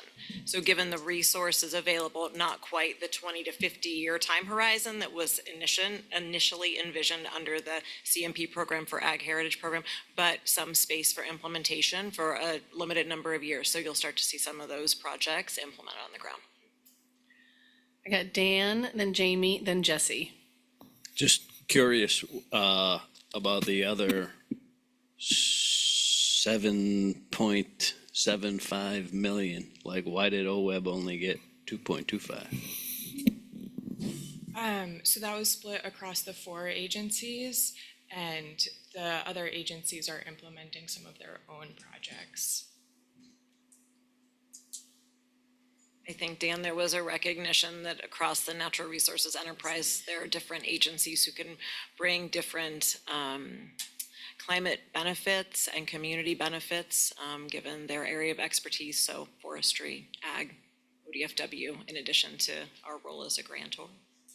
So Dan, just a little bit more detail on that, and it was before my time, but we're seeing the start of the second round of it now. That was basically an interagency conversation that was facilitated out of the Governor's Natural Resource Office and part of the sort of cultural trajectory that Jeff mentioned earlier today. So Debbie Colbert at that time was at the Governor's Natural Resource Office, convened a process for proposals to come in from individual community agencies, and for the agencies to sit down together with GNRO at the table, Governor's Natural Resource Office at the table, and figure out what's a good sort of spread and allocation of those investments, and take that back to the Oregon Climate Action Commission for kind of deliberation and approval. So it is kind of a like, okay, here's the money, here are the priorities. We sit down as an interagency team within the cabinet and talk about what's the best split of funds, and each of those agencies, as Alexa said, has their own sort of program, whether grant making or internal staff time, that they're allocating those funds through to kind of contribute to the overarching effort. Is it fair to say that, like, this pot of money aligns well with what Jeff was saying? They want to use the 2 million governor. Yes, and I think that is exactly what Jesse was asking at the time, and Jeff responding that this is something that is being sort of incorporated under that umbrella. So they're looking to knit that together, I think, is maybe the best way to describe it. Jamie? Hi, Jamie McLeod-Skinner. I finally got my intro in, and if you can't hear me, let me know, and I'll switch the earphones. Good. You're doing good. Super. So great presentation, great program. I have a question on process. And there's been conversation before, requests from tribes to have co-management, and I'm trying to figure out how we might engage or test a process out. And I'm wondering if this program can provide that opportunity, especially when you're talking about the review team. And we do at OWEB have a tribal representative, and we have an additional tribal member who's part of the team. But I've also been mindful of the fact that there's also obviously diversity amongst tribes, from coastal to plains, and some of the different perspectives that different communities and tribes may bring. And so I'm wondering if we might be able to, and if the board's interested in pursuing refining the review team to engage representation of tribes from across the state and have that be a major component and then a co-equal component of the review team. It could be the review team prior to the recommendation to the commission and then ultimately to the board. But it would be an opportunity to explore this idea of co-management and to actually practice it through an actual engagement. So it's an idea I just wanted to introduce to my colleagues and see if there was interest to hear from staff if something like this would be if there'd be any issues with taking this approach, but just wanted to elevate that for my colleagues to consider. Would it maybe be helpful, thanks for the comment and question, Jamie, would it maybe be helpful to remind ourselves what the current sort of approach is to tribal engagement and review teams under a tribal policy? And can I ask for a staff volunteer to do that so I don't make a mistake? I'm happy to kick that off. And if anyone else needs to chime in, feel free to come up. So Jamie, typically with all of our technical review teams, if we're standing up a new team, we'll coordinate with Ken Fetcho, our tribal liaison, to invite involvement and participation from tribes, from among the 9 federally recognized tribes and NESPERS. That is entirely dependent on their availability and bandwidth. And I'll be honest, I can't remember exactly what the composition of the CMP review team is, so I will check with Taylor on that. I can say, as an example, for drinking water, we did have tribal engagement. We have for water acquisitions. It's been great, and it's been limited because of the pressures, the multiple time pressures on staff, so on tribal staff. So we do work towards that. I think the question or the comment that you raised about co-management, that's quite different, though. I think what you're describing is maybe like more of a 2-step process. And to my knowledge, we haven't explored something along that lines relative to kind of advanced review or parallel review by tribes. Yeah, thank you for that. And I'm aware and really proud of our outreach and our effort to get information in. There is a distinction, though, between you have a seat at the table, you're welcome to provide input, versus you're part of the decision making as to what gets elevated and what gets recommended. And that would be that next step. And your point is very well taken. I know that the demands on many of the tribes and is very real in terms of staff time. But as I think of co-management, I think of the decision-making piece, and it ultimately comes to the board, but the decision-making piece in terms of the recommendation of what comes to the board. So it's not just the opportunity to weigh in or consultation with, it's actually a split, evenly divided board of who's actually making the recommendation to the full board.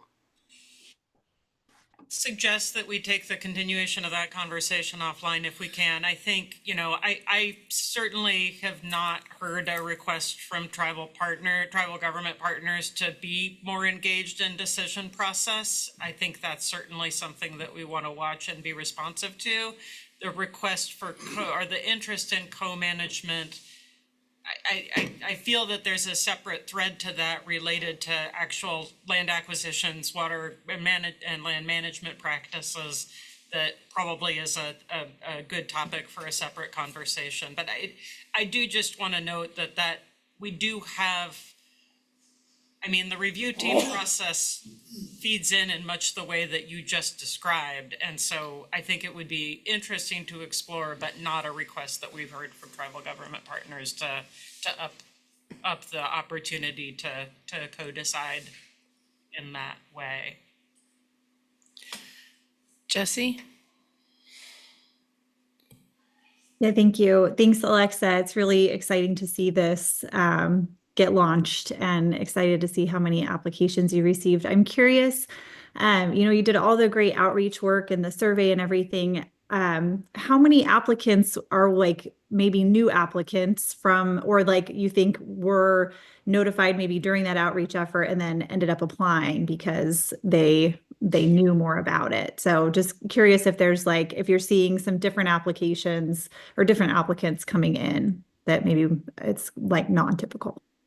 Yeah, thank you, Jesse. So I've been crunching the numbers a little bit on the applications that we received. And out of the 22, 3 of them had not received OWEB funding or even applied to OWEB before. 5 of them had between 1 and 50 OWEB applications of some kind, and 14 had 50 or more. Oh my goodness. But this is, this is a search of our database going quite a ways back. So, and of course, not all of those were awarded. So the high number is there, but I think reflects just expertise and familiarity with OWEB. And then I'll say kind of within the 1 to 50 range, I do think there's some difference between the organizations that have come in 3 or 4 times versus 40, right? So there are a couple in the applicant pool that are on the lower end of that as well. Bruce? Thanks for, I was reminded as I listened to your presentation of all the discussions, staff and the board on the DEI resolution, the climate resolution, and the sense and the stated optimism that if we build it, they will come. And it appears that that's correct to a certain extent, that at least 10% of the applicants had never applied before. So it's a beginning. It's a great beginning. You never have to recover from a good start. Thanks. All right, well, okay, Bruce, go ahead, Russ. Russ Hoflick, member at large.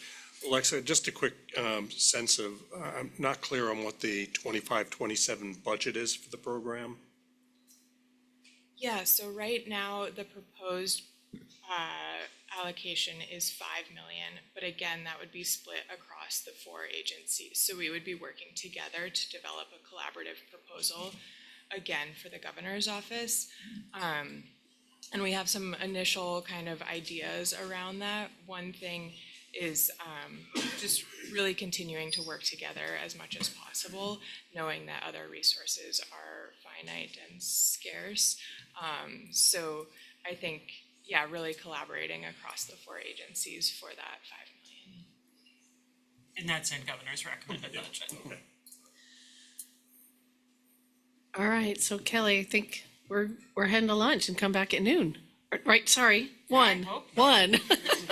You have 5 minutes to eat. So come back at 1, please.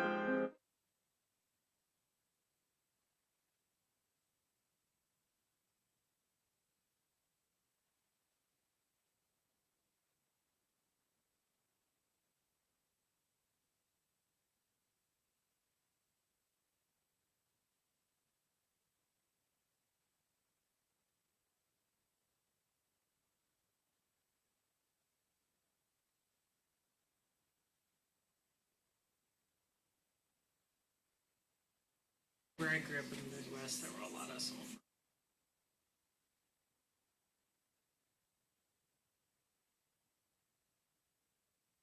The whole house with that rotten eggs. Well water? Yep. Yep.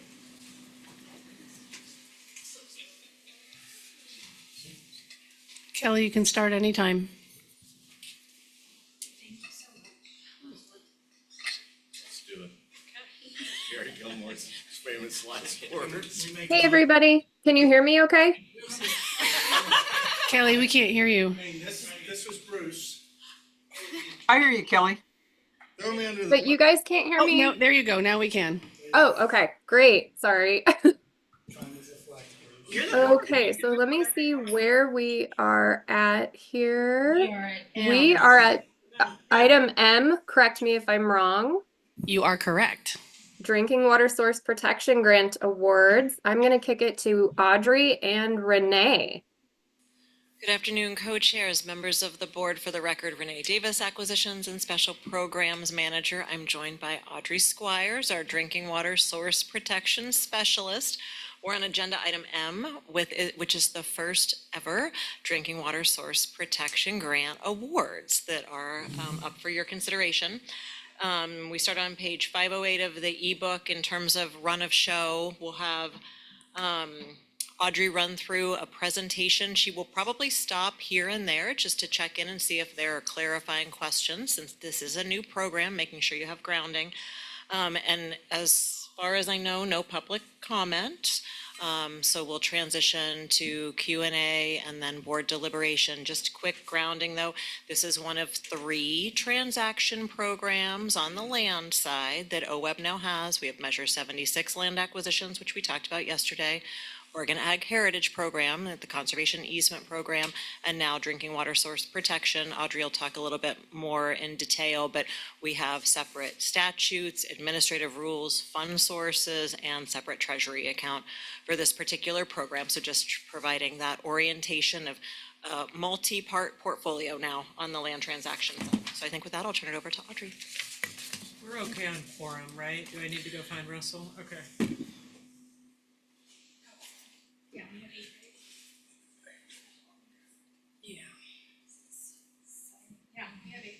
We do? Okay. Okay, sorry. No, you're good. That was important. Thanks, Renee. Hello, board. My name is Audrey Squires, Drinking Water Source Protection Specialist for the record.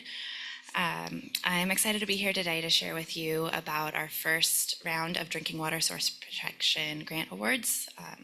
We are bringing funding recommendations to you today, as you know, and as Renee mentioned, I'll start off first with a little bit of program grounding to make sure you remember at least some of the details of this program. There are a lot of details, very thorough rule set, but I won't go through that. You saw that in July.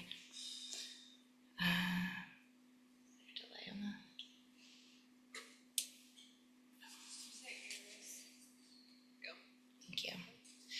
All right, so on the screen we have some grounding for the program. Drinking Water Source Protection came to us from the 2023 legislative session, part of the work of the Water Caucus. You can see the bills listed on the screen. House Bill 2010 has the language that provides guidance for the program, or laws for the program, more so. And then 5030 and 5506 that are up there were the funding bills associated with it. Our statutes are listed there for 448370 to 380. And then, as I mentioned, we undertook rulemaking last year, a pretty extensive rulemaking process, 6 RAC meetings. The usual is 3-ish, because there's a lot going on with this new program.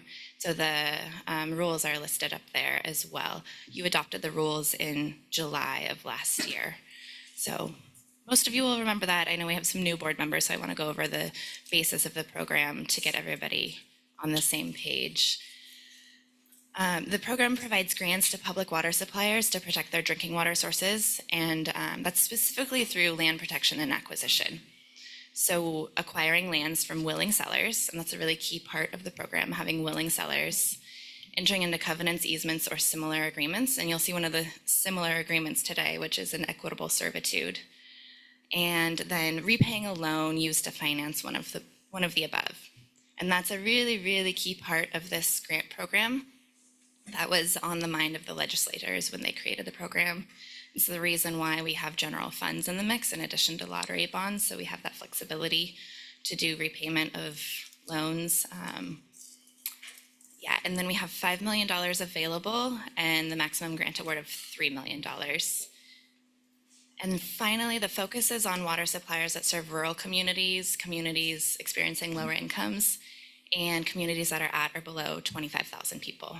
So it's really the communities that don't have a lot of other ways to bring in money to help make this happen.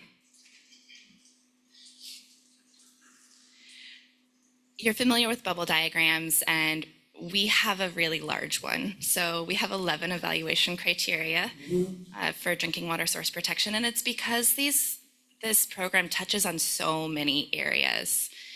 So starting with the top one, we're looking at the significance of the land to protecting drinking water sources.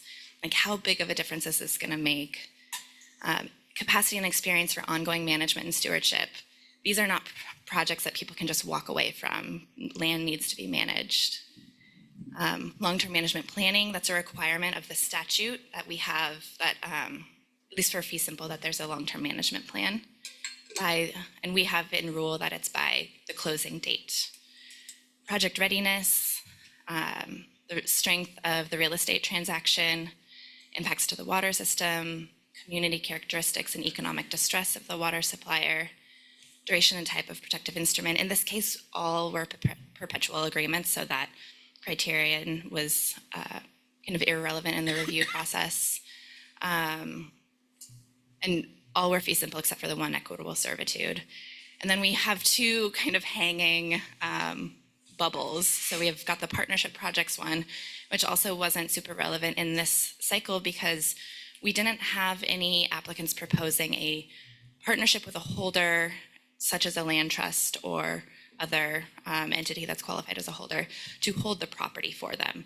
We have lowercase p partnerships where land trusts and others are supporting the applicants, but not where they're holding the property. So that criterion wasn't really reviewed this time. And then we have the climate-related evaluation criteria that we have for all grant programs. And then to make it more complicated, here's some rectangles. It's at least color coordinated, so the rectangles are like sub-criteria to go with the circles. And I'm not gonna read all of those. There's a lot of colors. Yeah, so you can see there's a lot to think about for these projects, both for the applicants to make sure that they touch on all of this in their applications, and then for our all-star review team to be able to review for all of these criteria. And because we had so many criteria that were all really important to the grant program, we had a really, really robust technical review team. And this was obviously my first, well, you may or may not know it was my first, but obvious to me that it was my first year team meeting. And they were amazing. I was blown away. We had 12 reviewers. You can see the organizations they're from and the program areas they represented. We had 3 folks from federal agencies, and I just want to give an extra shout out to them that they stuck with us through this. Everyone read we had 8 applications, everyone read them all thoroughly since we didn't use a lead reviewer model.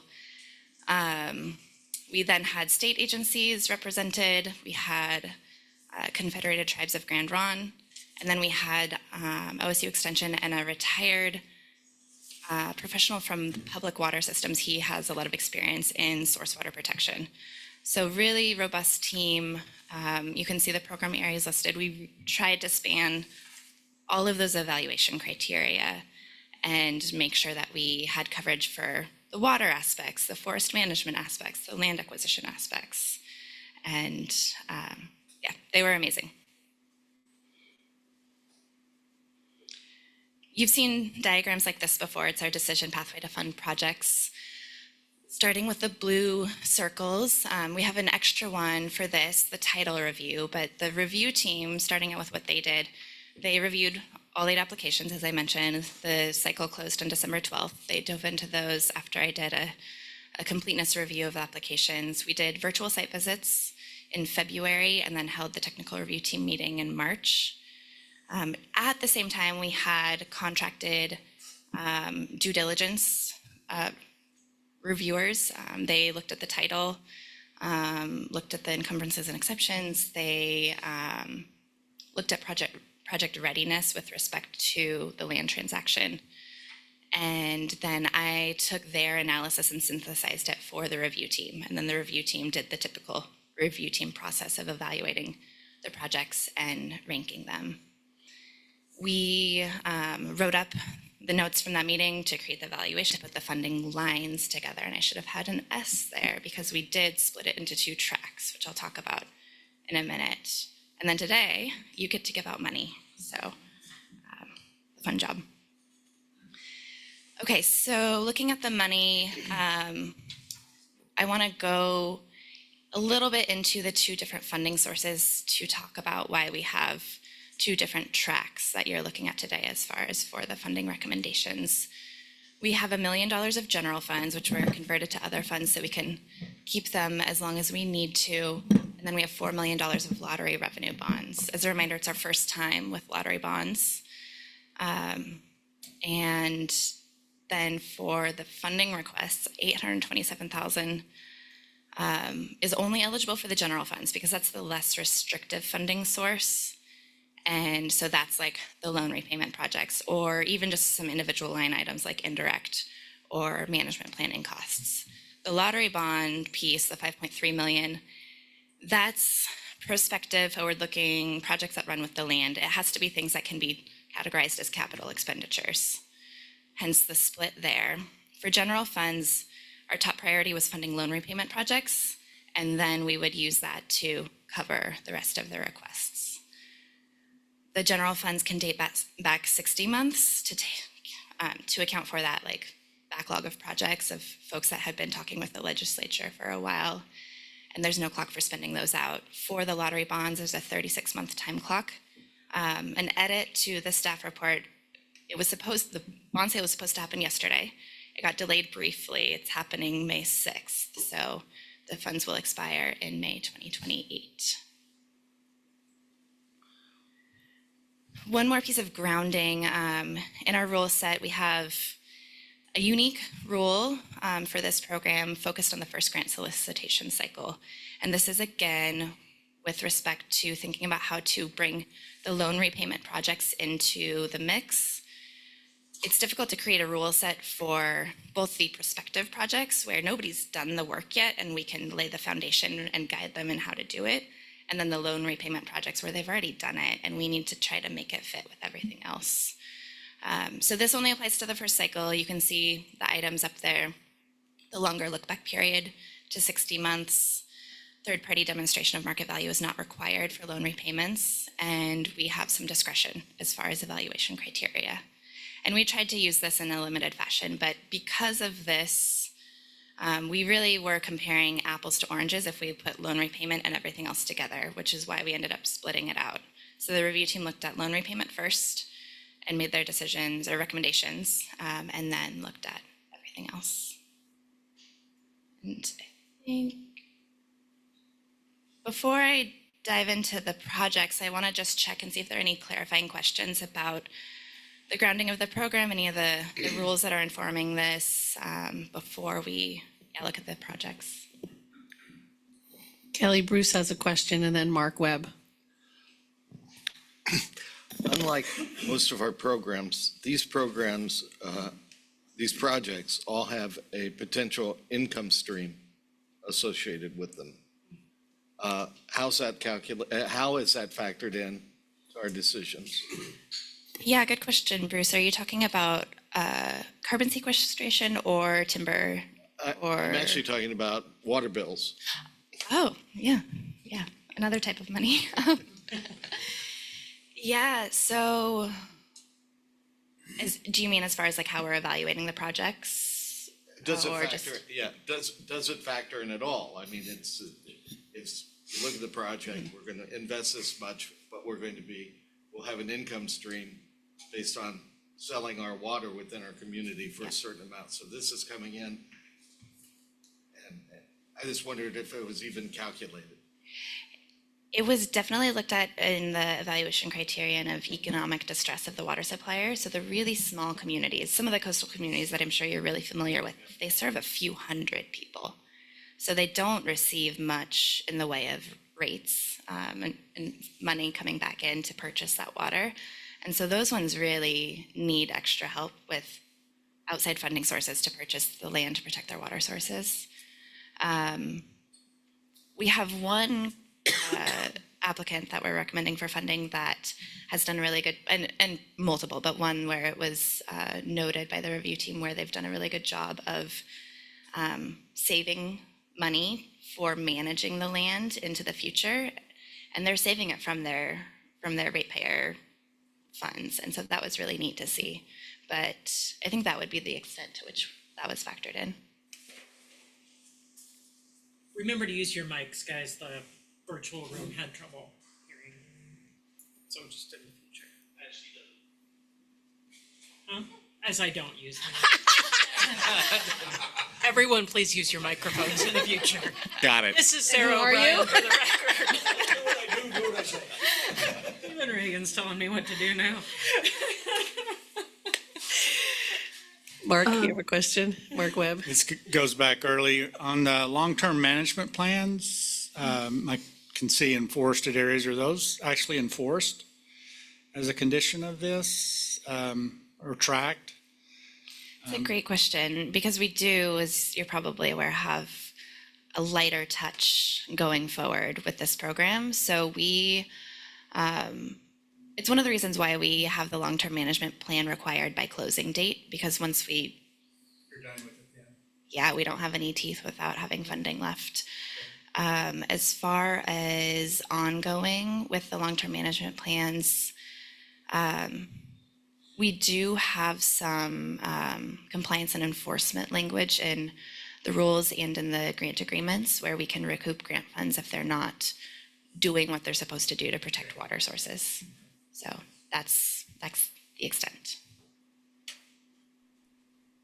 Barbara, are there any other questions in the room? Because I see Jamie has her hand up. Jamie's hand first and then Dan Brown. Thank you. I'm assuming that's the prompt to me, Jamie McLeod Skinner. First of all, I want to acknowledge that staff has brought this to us several times in, and not these projects specifically, but this concept as we've evaluated. But sometimes it's looking at a couple times that different things pop up. So, in leading to the decision making for today, there's a process question I have and an eligibility question. So the first in the process, you mentioned the focus being on rural communities, but I noted a very distinguished review panel, but it all being state agencies and other than one retired person, didn't seem to incorporate input from rural communities. So question about that in terms of the evaluation process and bringing people to the table who might be able to bring that perspective. So that's one. The second is, when I think of drinking water protection, I think of Laguama. I think of it's the lower Umatilla Basin groundwater management area that's been a nightmare in terms of nitrates for decades. And obviously, we don't have the resources to fix that problem. And I know there's a lot of folks working on it. But as we think about drinking water protection, how are we, can you explain or kind of walk me through a little bit how we're seeing this specific focus on small systems versus some of the biggest problems we're having within the state, and kind of what kind of perspective we can have? Or would Laguama folks be eligible to apply for some of these funds? Thanks for those questions, Jamie. I'll start with Laguama. I always have a hard time saying that. I prepped for that. I expected the question. Julie Harvey from DEQ has been an amazing resource for us here in developing and carrying out this program. And so I was chatting with her about that situation. Obviously, drinking water protection is needed there. The nuance is that these grants go to public water suppliers. And the issue there is with private wells. And so there could be a creative connection if, you know, the cities are deciding to purchase land to help protect their water supply, and then there's a secondary benefit to the private wells. But we didn't see anybody bring that forward. And as was mentioned with other programs, we don't, you know, provide directives as to who we want coming forward, but it is a bit of a reach in that specific situation. And then the reviewer question, that's a hard one because I knew that there would be a lot of coastal applications, so I really was looking to get somebody from the coast, but then they may not have the expertise to review an application from another part of the state. And that's where we ended up, because it is a statewide program, defaulting more to state agency folks and then federal staff from like regional offices. That said, a lot of those state and the federal staff connected with their local colleagues to talk about the projects and make sure that they had the grounding in the local issues. So definitely open if we get more funding, and I'm open to looking into adding to the review team and filling that out, but that's kind of how we approached it for this. Renee, do you have anything to add? Yeah, Jamie, I think one piece I would add, this isn't around the review process, but we worked quite hard to stay in close communication with League of Oregon Cities, Association of Oregon Counties, Special Districts, Association of Oregon, to ensure that there was good awareness about this program. And then I know it was kind of the standard makeup, other than one retired person, of state, federal, tribal representatives, along with OSU Extension, in terms of technical reviews.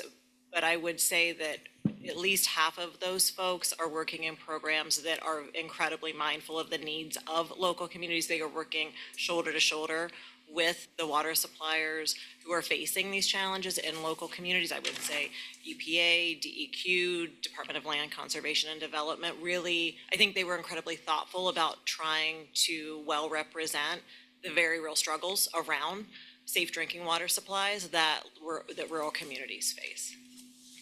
Thank you for that. And no doubt you've put tremendous thought into this. You always do.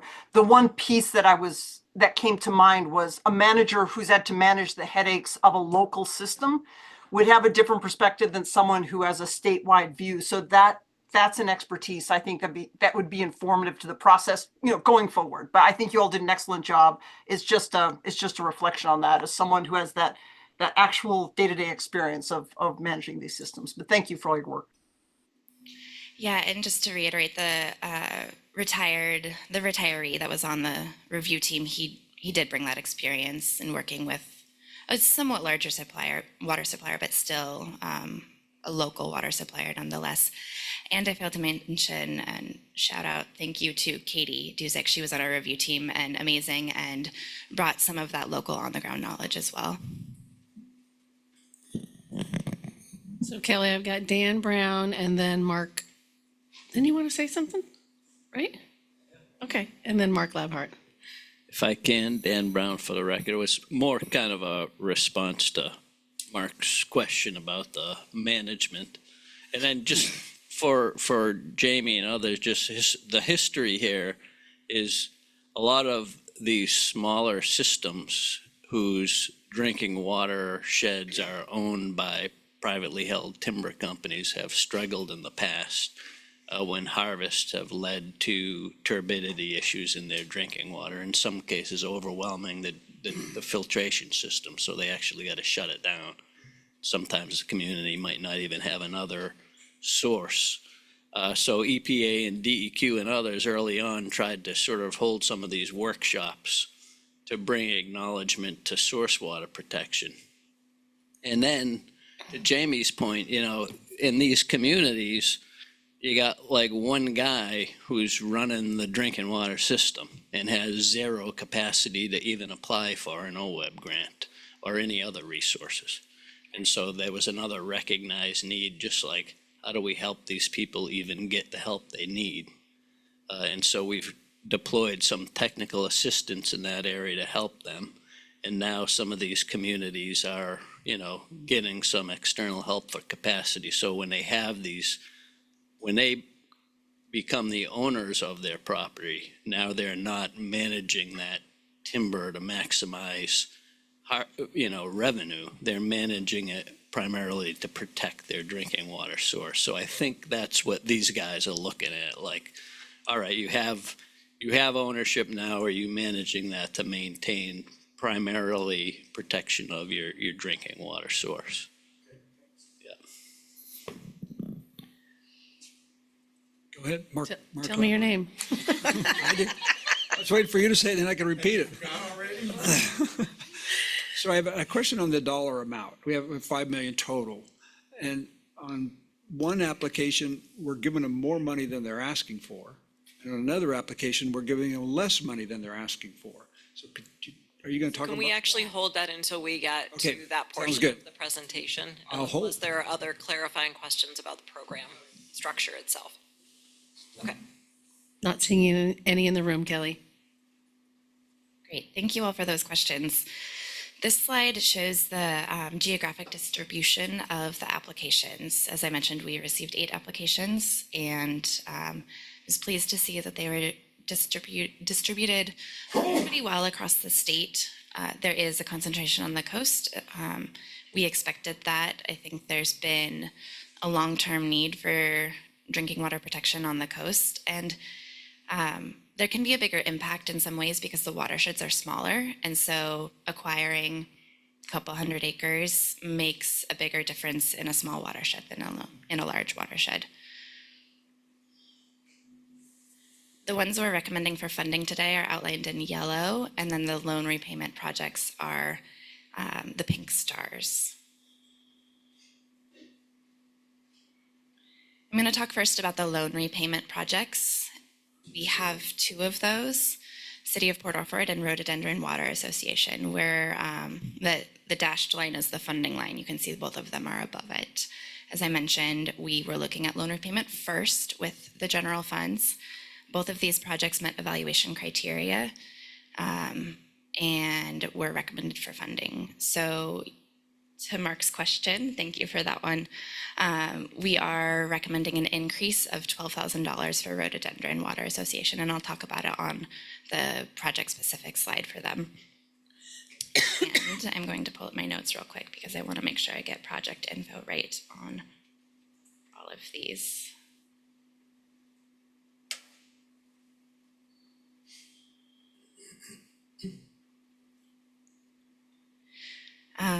So as a reminder, $1 million can go towards these. Obviously, less than $1 million, this leaves, for the funding recommendation, it leaves $428,000 to go towards the non-loan repayment projects plus the $4 million of lottery bonds. So that was what that's what we're working with for the other category, $4,428,000. We'll talk about City of Port Orford first. Port Orford ranked first in the category of 2 projects. Both were great. City of Port Orford was really highly rated by our reviewers. I'll go through a few details for this project. I'll do the same for all of them, and then at the end, happy to answer questions if you have them about specific projects. Port Orford's on the south coast in Curry County. This is a loan repayment project, obviously, in that category. It's fee simple acquisition of 160 acres. You can see that outlined in green on the map. And then 120 acres of that are within the drinking water source area, which is a fancy term for the watershed above the water intake. Our rule set allows for, this was a specific request by impacted parties, our rule set allows for the acquisition to be somewhat outside of the drinking water source area because property boundaries do not follow watershed boundaries, no matter how much I think they should. They don't. So you'll see this in a few projects where it doesn't perfectly align as far as the 2 boundaries. It's a surface water source. Population served is just under 1,000, and we're recommending the full request of $415,735, and they have about $400,000 of match, which is listed as pending, but it's secured. It's the forgiven portion of their drinking water state revolving fund loan from DEQ. A couple more facts about this project. The Conservation Fund purchased the parcel in 2021 as a bridge buyer, and the city purchased it from TCF in 2024 using the DEQ Clean Water SRF loan that I mentioned. Half of that is forgivable. That's the match, and then we would be paying off the rest of the loan for them. The reasoning for this project is they have a treatment system that can only handle 3 NTU or nephelometric turbidity units. 3 NTU is really low, like looks pretty clear. So that's a really significant issue for water systems that have filtration at that level. So the city has often had to shut down their system due to turbidity. They had a great presentation of data in their application around that. And this parcel was going to be sold with the potential for intensive timber management. They've had issues with that in the past where timber management occurred in that watershed and ensuing erosion and turbidity happened where they had to shut down the system. And so the city was forward thinking and said, hey, we gotta grab this and manage it how we want to manage it for our watershed. They already manage a lot of their watershed. That's the purple polygons up there on the screen. So this is adding to that. And they have a long-term management plan already in place for the entirety of the watershed, which will apply to the new parcel. And then I'll just read the concluding analysis from the review team, or from our evaluation. The review team was impressed by the city's history of watershed management and recognized the need for this project, which was clearly articulated and justified in the application. The review team noted that the project exceeded evaluation criteria. Next, we'll go to Rhododendron Water Association, the other loan repayment project. This is located in Clackamas County, just downhill from Mount Hood. It's an equitable servitude, as I mentioned, and that's basically a conservation easement for somebody that can't be a holder. It's protecting a portion of the property, they're not owning it. It's on the map, it's the polka dotted area within the circle. And so it's 35 acres. It's along their surface water source. And they serve about 1,000 people in the community. The funding recommendation is $155,460. And they have $86,000 of secured match, also forgiven portion of a loan, clean water SRF this time, as well as some other small pieces from the water supplier themselves. To Mark's question of the increased amount. So there's a bit of a backstory on this one. So Henry Creek is the creek that they get their water from. It's their sole source of water. There was a proposed, there was a sale coming for this parcel in 2021 with the intent of intensive timber management, which created urgency for Rhododendron to protect its water source. They quickly negotiated the equitable servitude, providing for a riparian protection agreement along Henry Creek, a 150-foot buffer on the south, and the entirety on the north, basically a no-cut area for 35 acres. And because of this happening before we had a program in place and the urgency that they acted with, the review team noted that there were some items that needed to happen still to meet some of our due diligence expectations. But it was a good project and worthy of funding. And so the increase of $12,000 is to do survey and marking to make sure that this can be protected in perpetuity. Because yeah, it's not currently marked on the ground, and in 30 years when someone comes back to do a harvest, the review team wanted to see that. So that's that $12,000. Yeah. And then the concluding analysis from the evaluation, the review team recognized that RWA developed and carried out this project during a time of urgency to protect its sole source of drinking water, balancing the current concerns identified above with legislative intent of the Drinking Water Source Protection Program to address loan repayment needs for projects that occurred prior to creation of this grant program, OWEB should work to incorporate funding conditions where possible to address identified concerns.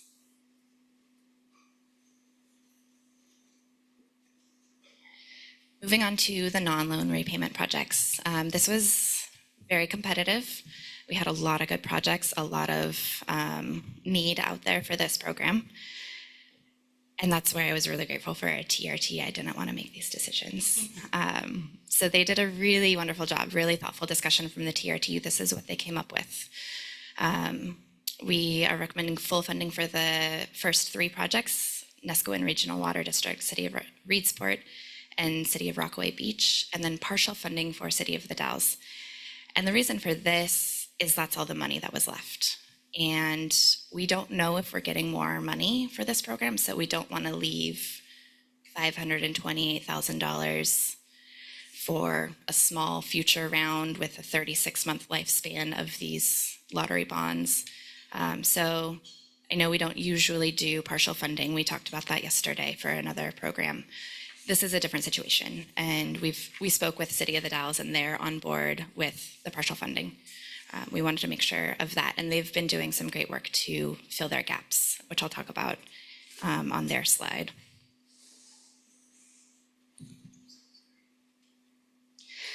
First up is Nescoin Regional Water District. They ranked first out of these 6 projects. They're located in Tillamook County. It's a prospective fee simple project, 121 acres, 100 within the drinking water source area. It's the red outlined areas that they're looking to acquire, and their drinking water source area is the yellow watershed. They serve about 1,200 people. The funding recommendation is $983,722, and they have a secured match of $341,000. A little bit more about this project. They're purchasing 3 parcels, or they're looking to purchase 3 parcels within the Hawk Creek watershed. This adds to a forest ownership portfolio that they already purchased 1 parcel from the same landowner, the blue one just to the south of the red parcels. So they have experience with this, working with this landowner, with the seller. They have a management plan in place for the entire watershed that meets DEQ non-point source management goals. Some of the issues faced by Nescoin are that they have a high seasonal visitation in the summer, which is typical of all of these coastal applicants. It stresses their water system when water availability is the lowest. Nescoin serves as, NRWD serves a small community with a limited number of ratepayers. And additionally, so Nescoin is the only of these forward-looking projects, the non-loan repayment ones, they're the only one that is not a city. And since they're not a city, they don't collect transient rental tax because it's because of their status, and so they don't get that extra funds coming in. But at the same time, they've been able to set aside funds for acquisition and management within the forest. So the review team was impressed by that. And the concluding analysis, NRWD brings experience in acquiring and managing property for source water protection, and has a clear due diligence plan, a strong team to complete the acquisition process, and a solid management plan. The parcels to be acquired are significant to the protection of Hawk Creek, and urgency exists for their acquisition. The review team noted that NRWD's application met or exceeded all of the evaluation criteria. Moving on to City of Reedsport, ranked second in this category. Located in Douglas County, it's a prospective fee simple project. 333 acres. It's the hash mark area, crosshatch area over the yellow polygon in the top right. It's a surface water project. This one's a lake, Clear Lake is their drinking water source. They serve 4,700 people. It's Reedsport and Gardner, other small communities in that area. We're recommending the full request, $1,494,000, and they have a secured match of about $100,000. And that's all coming from, their match is coming from city funds to pay for like due diligence costs and staff time and things like that. This is, I was gonna say, this is another neat project. They're all neat projects. So I'm gonna gush about all of them. I'm excited to work with all of these folks to see these through. But so with Reedsport, they already own a lot of their watershed, the purple areas, is already in City of Reedsport ownership. They've had incredible foresight in acquiring their watershed, and then there's other public ownership around the lake. The parcel that they're acquiring is in TIMO ownership, so Timber Investment Management Organization. The soils are highly erodible, steep slopes. There's a huge turbidity risk, especially for this water system. It's one of the last remaining unfiltered water systems in the state, and they can only handle 1 NTU, which is nothing. So it's a risk to have any potential for erosion in the watershed. And the cost to install a filtration system would be about $10 million. That was an estimate that DEQ helped them put together last year. The forest is approximately 35 years old, which is a typical harvest age, creating urgency for this purchase. Reedsport is an economically disadvantaged community, and despite that, as I mentioned, has prioritized source water protection for decades. They have a clear due diligence plan, even with complicated aspects, and good technical partnerships to see it through, working with Coalition of Oregon Land Trusts, Wild Rivers Land Trust, and DEQ. And they're working on a long-term management plan with Trap Mountain Forestry. The concluding analysis from the eval: the review team was impressed by the city's long-term commitment to protecting its sole source of drinking water despite the community's economic constraints. This project is well planned out and has appropriate technical support to complete the due diligence process. Urgency exists to protect existing forest for drinking water quality on this parcel and prevent turbidity impacts to the city's unfiltered water system. The review team encourages the city to begin partnership building for long-term management of the parcel. Just a quick question. What on the ownership, what does FIA stand for? Oh, that's the company. Timber company or something? Okay. Forest Investment Associates, potentially, might be the name. Yeah. Private timber company, a timber investment management organization. So really focused at profits. So. Next up is City of Rockaway Beach, ranked 3 out of 6. Another one in Tillamook County, prospective fee simple project. This is a large one, 800 acres. 595 of those acres are within the drinking water source area. The parcel for purchase is outlined in red and the watershed is outlined in black. So you can see that it's nearly half of the watershed. It's a surface water source. The water supplier serves about 2,500 people. We're recommending the full request of $1,422,270. They have pending match and leverage of $80,000 for match and $3.7 million for leverage. And it's just that they didn't claim all of it as official match, but they're meeting our 5% match requirement. Their match is Forest Legacy Program. They'll find out. I was just emailing with the partner on this today, Sustainable Northwest. They'll find out maybe in June. Federal money, we don't know exactly timelines at this point, but they have a backup plan. They are applying for a clean water SRF loan if the Forest Legacy Program doesn't work out. So that was nice to see that one way or another, they'll bring the funding to the table that they need to do the project. Some other facts about the project, as I mentioned, purchasing nearly half of the Jetty Creek watershed. They've had turbidity issues in the past, leading to significant health impacts due to disinfectant byproducts. I'm not going to explain those right now, but happy to talk about them as much as I can understand them without reading the articles that I read to inform myself of disinfectant byproducts. But it's an issue with turbidity and treating water. And so that's a big issue there. They've had water shortages, issuing water curtailment warnings in the past and supplementing from nearby wells.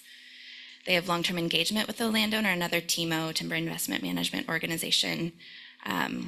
They're in the Jetty Creek working group with them and have a letter of intent in place for the purchase. They have technical capacity coming in from North Coast Land Conservancy and Sustainable Northwest, and a clear plan for due diligence, a grant from Oregon Health Authority to complete a forest stewardship plan, match funding, I already mentioned that one. And the concluding analysis from the evaluation, The review team appreciated the ambitious scope and scale of this project. The city and its partners are well prepared to work through the property acquisition steps. The city clearly demonstrated the need and urgency for this project in their application materials.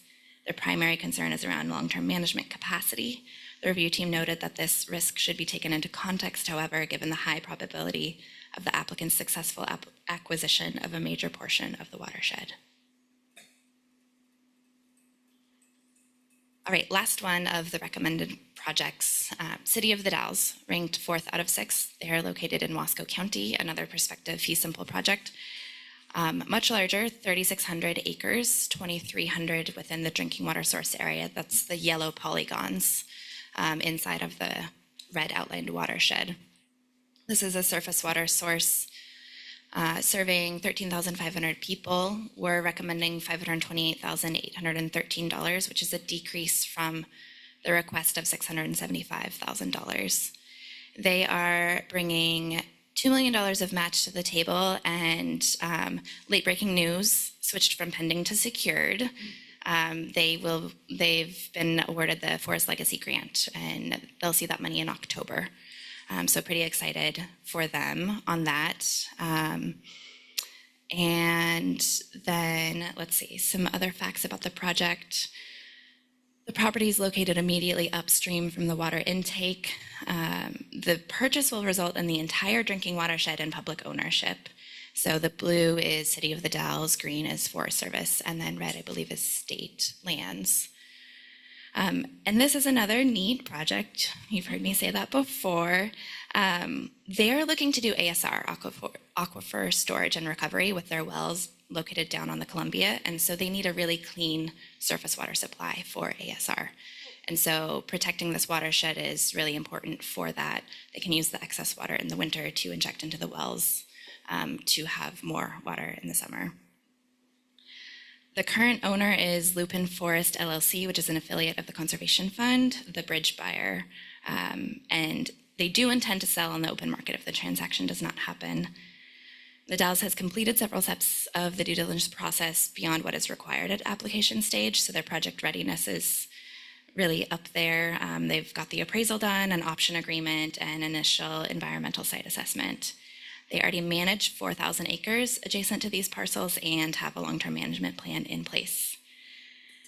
And the concluding analysis from the evaluation, the review team appreciated the city's well-written application and clear arguments for protecting these parcels to bolster source water protection. The city demonstrated strong experience in managing large-scale watershed properties, including a thoughtful and holistic management plan. The city's due diligence process is further along than required at the application stage, showing project readiness. However, the lack of awareness around mineral and timber rights on title was a significant concern for the review team. And then I think that's all on that one. And finally, just to wrap up on big picture of the money, to show you that we are requesting or recommending that you award the full $5 million.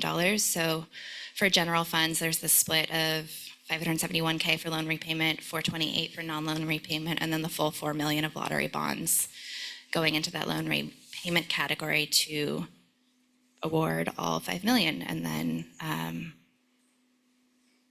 then we'll see what happens with the legislature for any future rounds. And with that, we're happy to take questions and comments. Thank you, Audrey. Okay, I see Jamie's hand up on my end, but Barbara, is there anybody in the room? And then Bruce. Okay, so Jamie and then Bruce.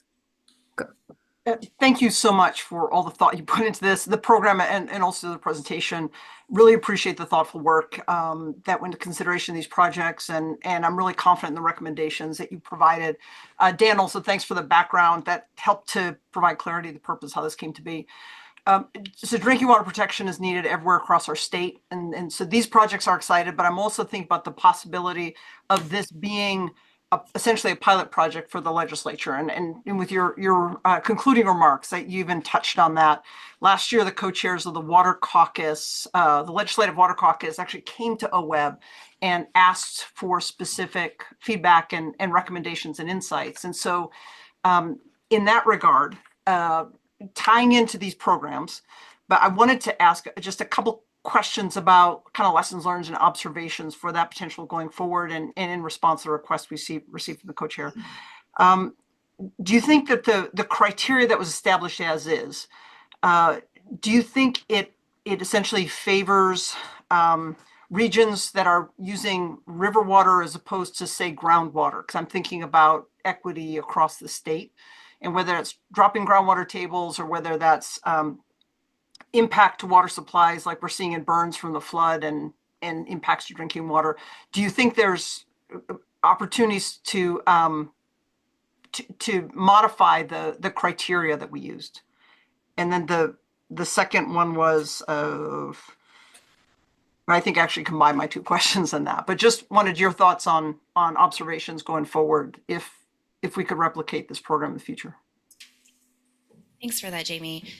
We did our best to include groundwater sources as part of this program. We have aspects of rule that talk about, for example, application requirements, what to provide with your application if it's a groundwater source. We had a hydrogeologist on the review team for that purpose. I just think that the program itself, and so I'm not going to be able to perfectly answer your question because maybe there could be adjustments, but I think at least as it stands, it is more suited to protecting surface water sources just because there's such a direct connection with what's happening above ground and what's happening to surface water. It's a more complex connection with groundwater. It's definitely there, but it's not as, I won't use the pun that I was about to use. Sarah couldn't tell what I was gonna say. It's not as obvious. It takes a little bit more work to tie the surface water, the land management practices to the groundwater impacts.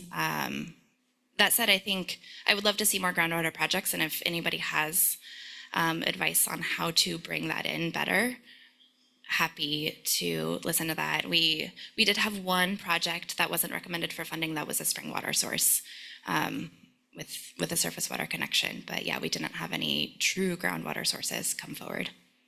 And Jamie, I would add to that, so as Audrey mentioned, there is absolutely space for both surface water and groundwater.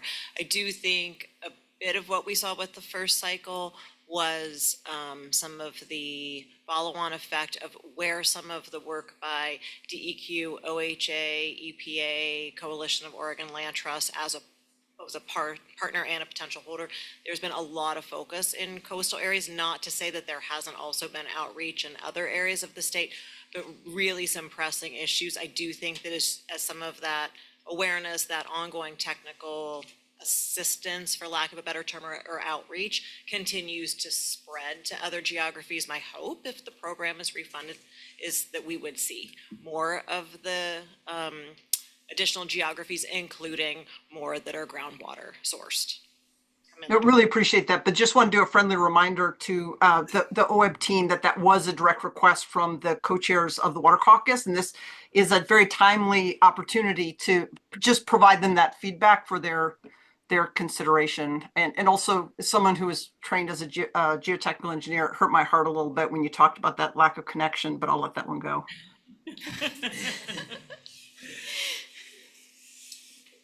Bruce. Thanks, Chair. I have a finance question.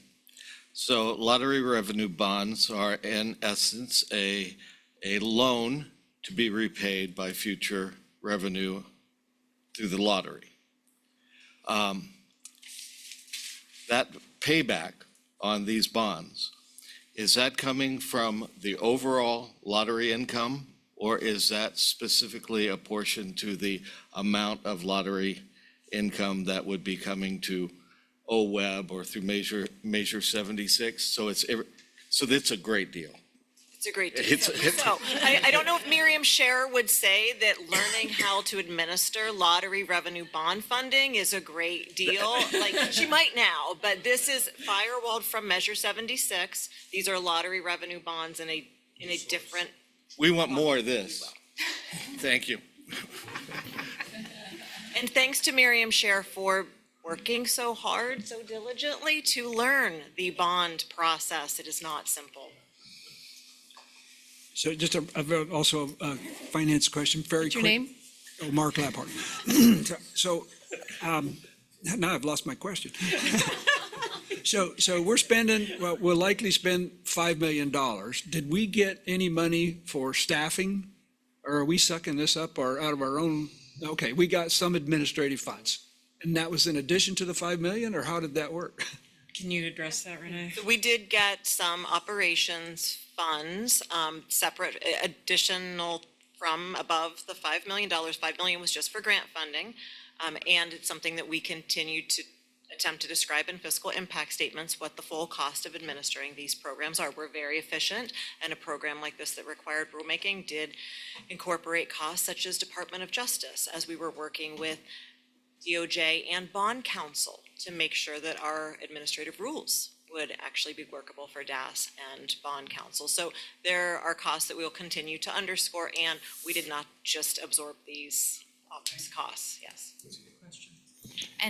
And my position is limited duration, and so we'll see. It's included in the GRB, but yeah, hopefully we'll be ongoing for the next biennium to work with these grantees. Yeah. Bruce? Thank you, Chair. I move the board award drinking water source protection grants in the amount of $5 million contingent upon a successful lottery revenue bond sale with an award date of April 23rd, 2025, as shown in attachment A with the standard required conditions detailed in attachment D. I'll second that. Okay, we have a motion and we have a second. Any additional discussion?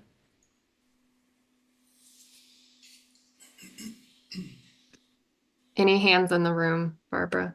No. Okay. All right. All those in favor, please signify by saying aye. Aye. Any opposed? Any abstentions? Motion passes. Thank you, Audrey and Renee. Wow, so this brings us to we're now moving on to agenda item O, which is, oh my goodness, we're almost done.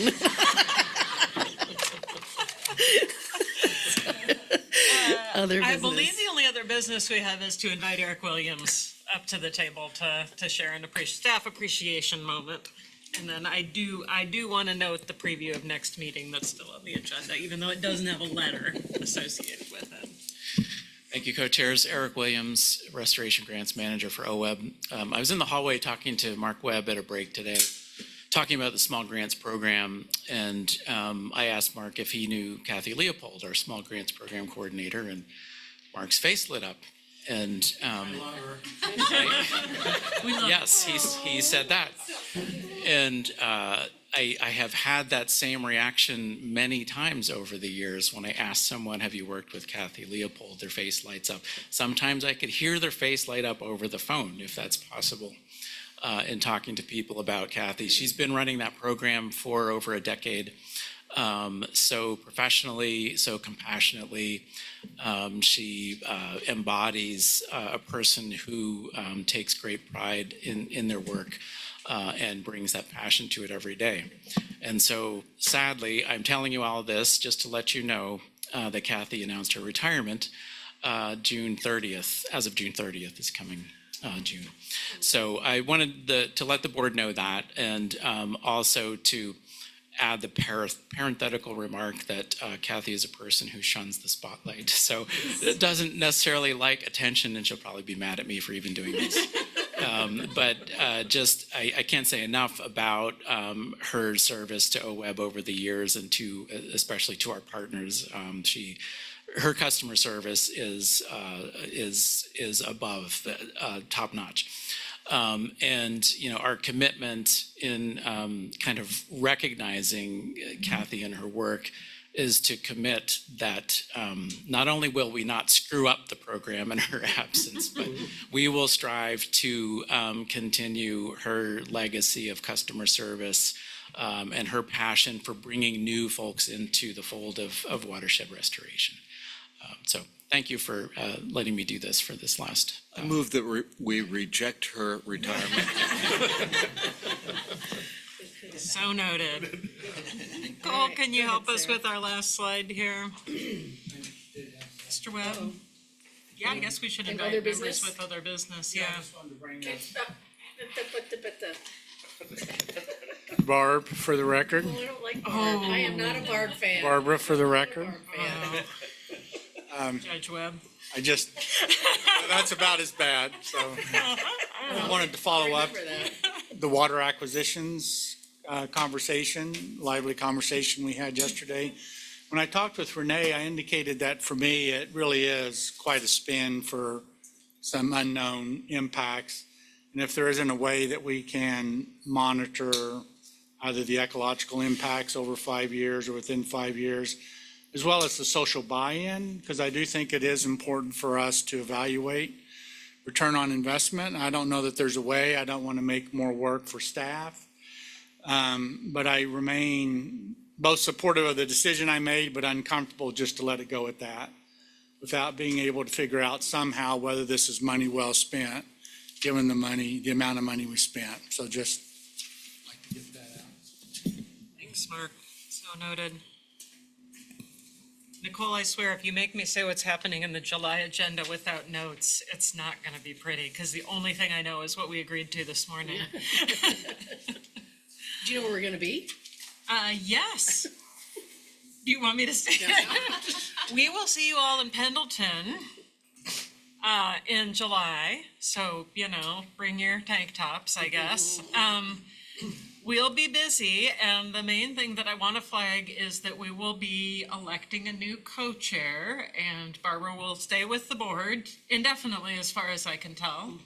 But she will term limit out as co-chair. So please contact Nicole or I if you are interested in serving as a co-chair in the intervening period. And we'll check in with current co-chairs at our usual scheduled prep meeting on sort of process, competition, if we're gonna have arm wrestling or what the plan will be for that. Please do let us know. It's a lot of fun. Yeah, it's a lot of fun. Would you say anything else about it? No. Also on the agenda for July, we'll be talking about capacity awards. We'll do that prelude and preview in the committee. We'll be doing grant award recommendation and vote for the Natural and Working Lands Fund that Alexa presented on today. We will be looking to initiate rulemaking on water acquisitions, so don't forget anything you learned this week on water acquisitions, and we'll bring you more information next time. It'll be a good opportunity for some more learning. And we will bring you a spending plan for consideration for adoption, and maybe we will know more about the universe when we get to that point. We'll bring updates on FIP ecological priorities. We'll bring updates, more robust updates on the land acquisition modernization process and how our June conversation goes around those. And we will bring an executive session very likely on, I know, she's thinking about the agenda already. We'll worry about it next week, Nicole. We could spend a week in Pendleton, folks. I don't know. So we'll continue the conversation about the easement release as well. I do want to say, you look like you got something to say too.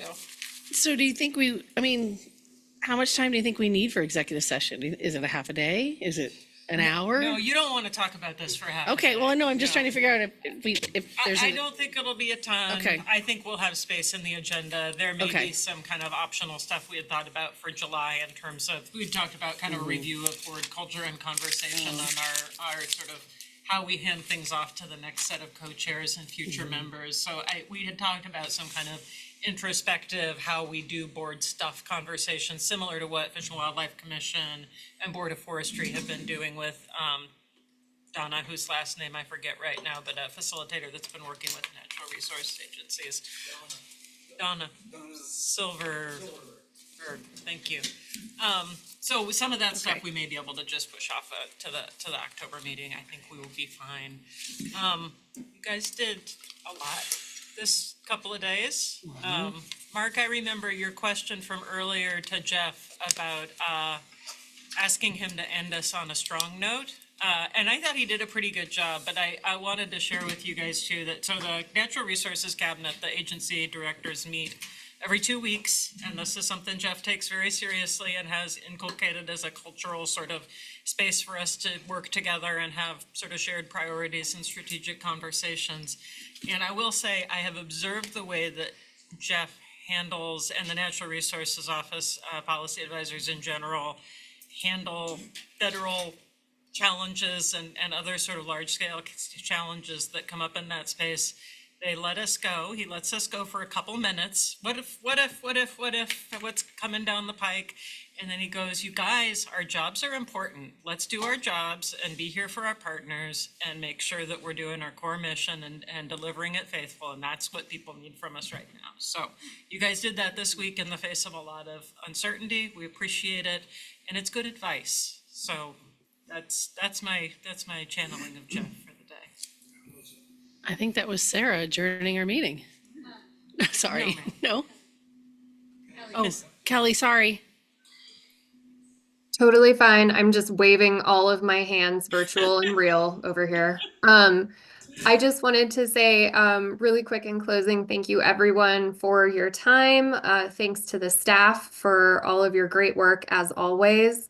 Thanks for educating us. I feel like every meeting you guys come up, like, I don't know if Linda is just really on her game, but those graphics that you guys had for us just were awesome this meeting.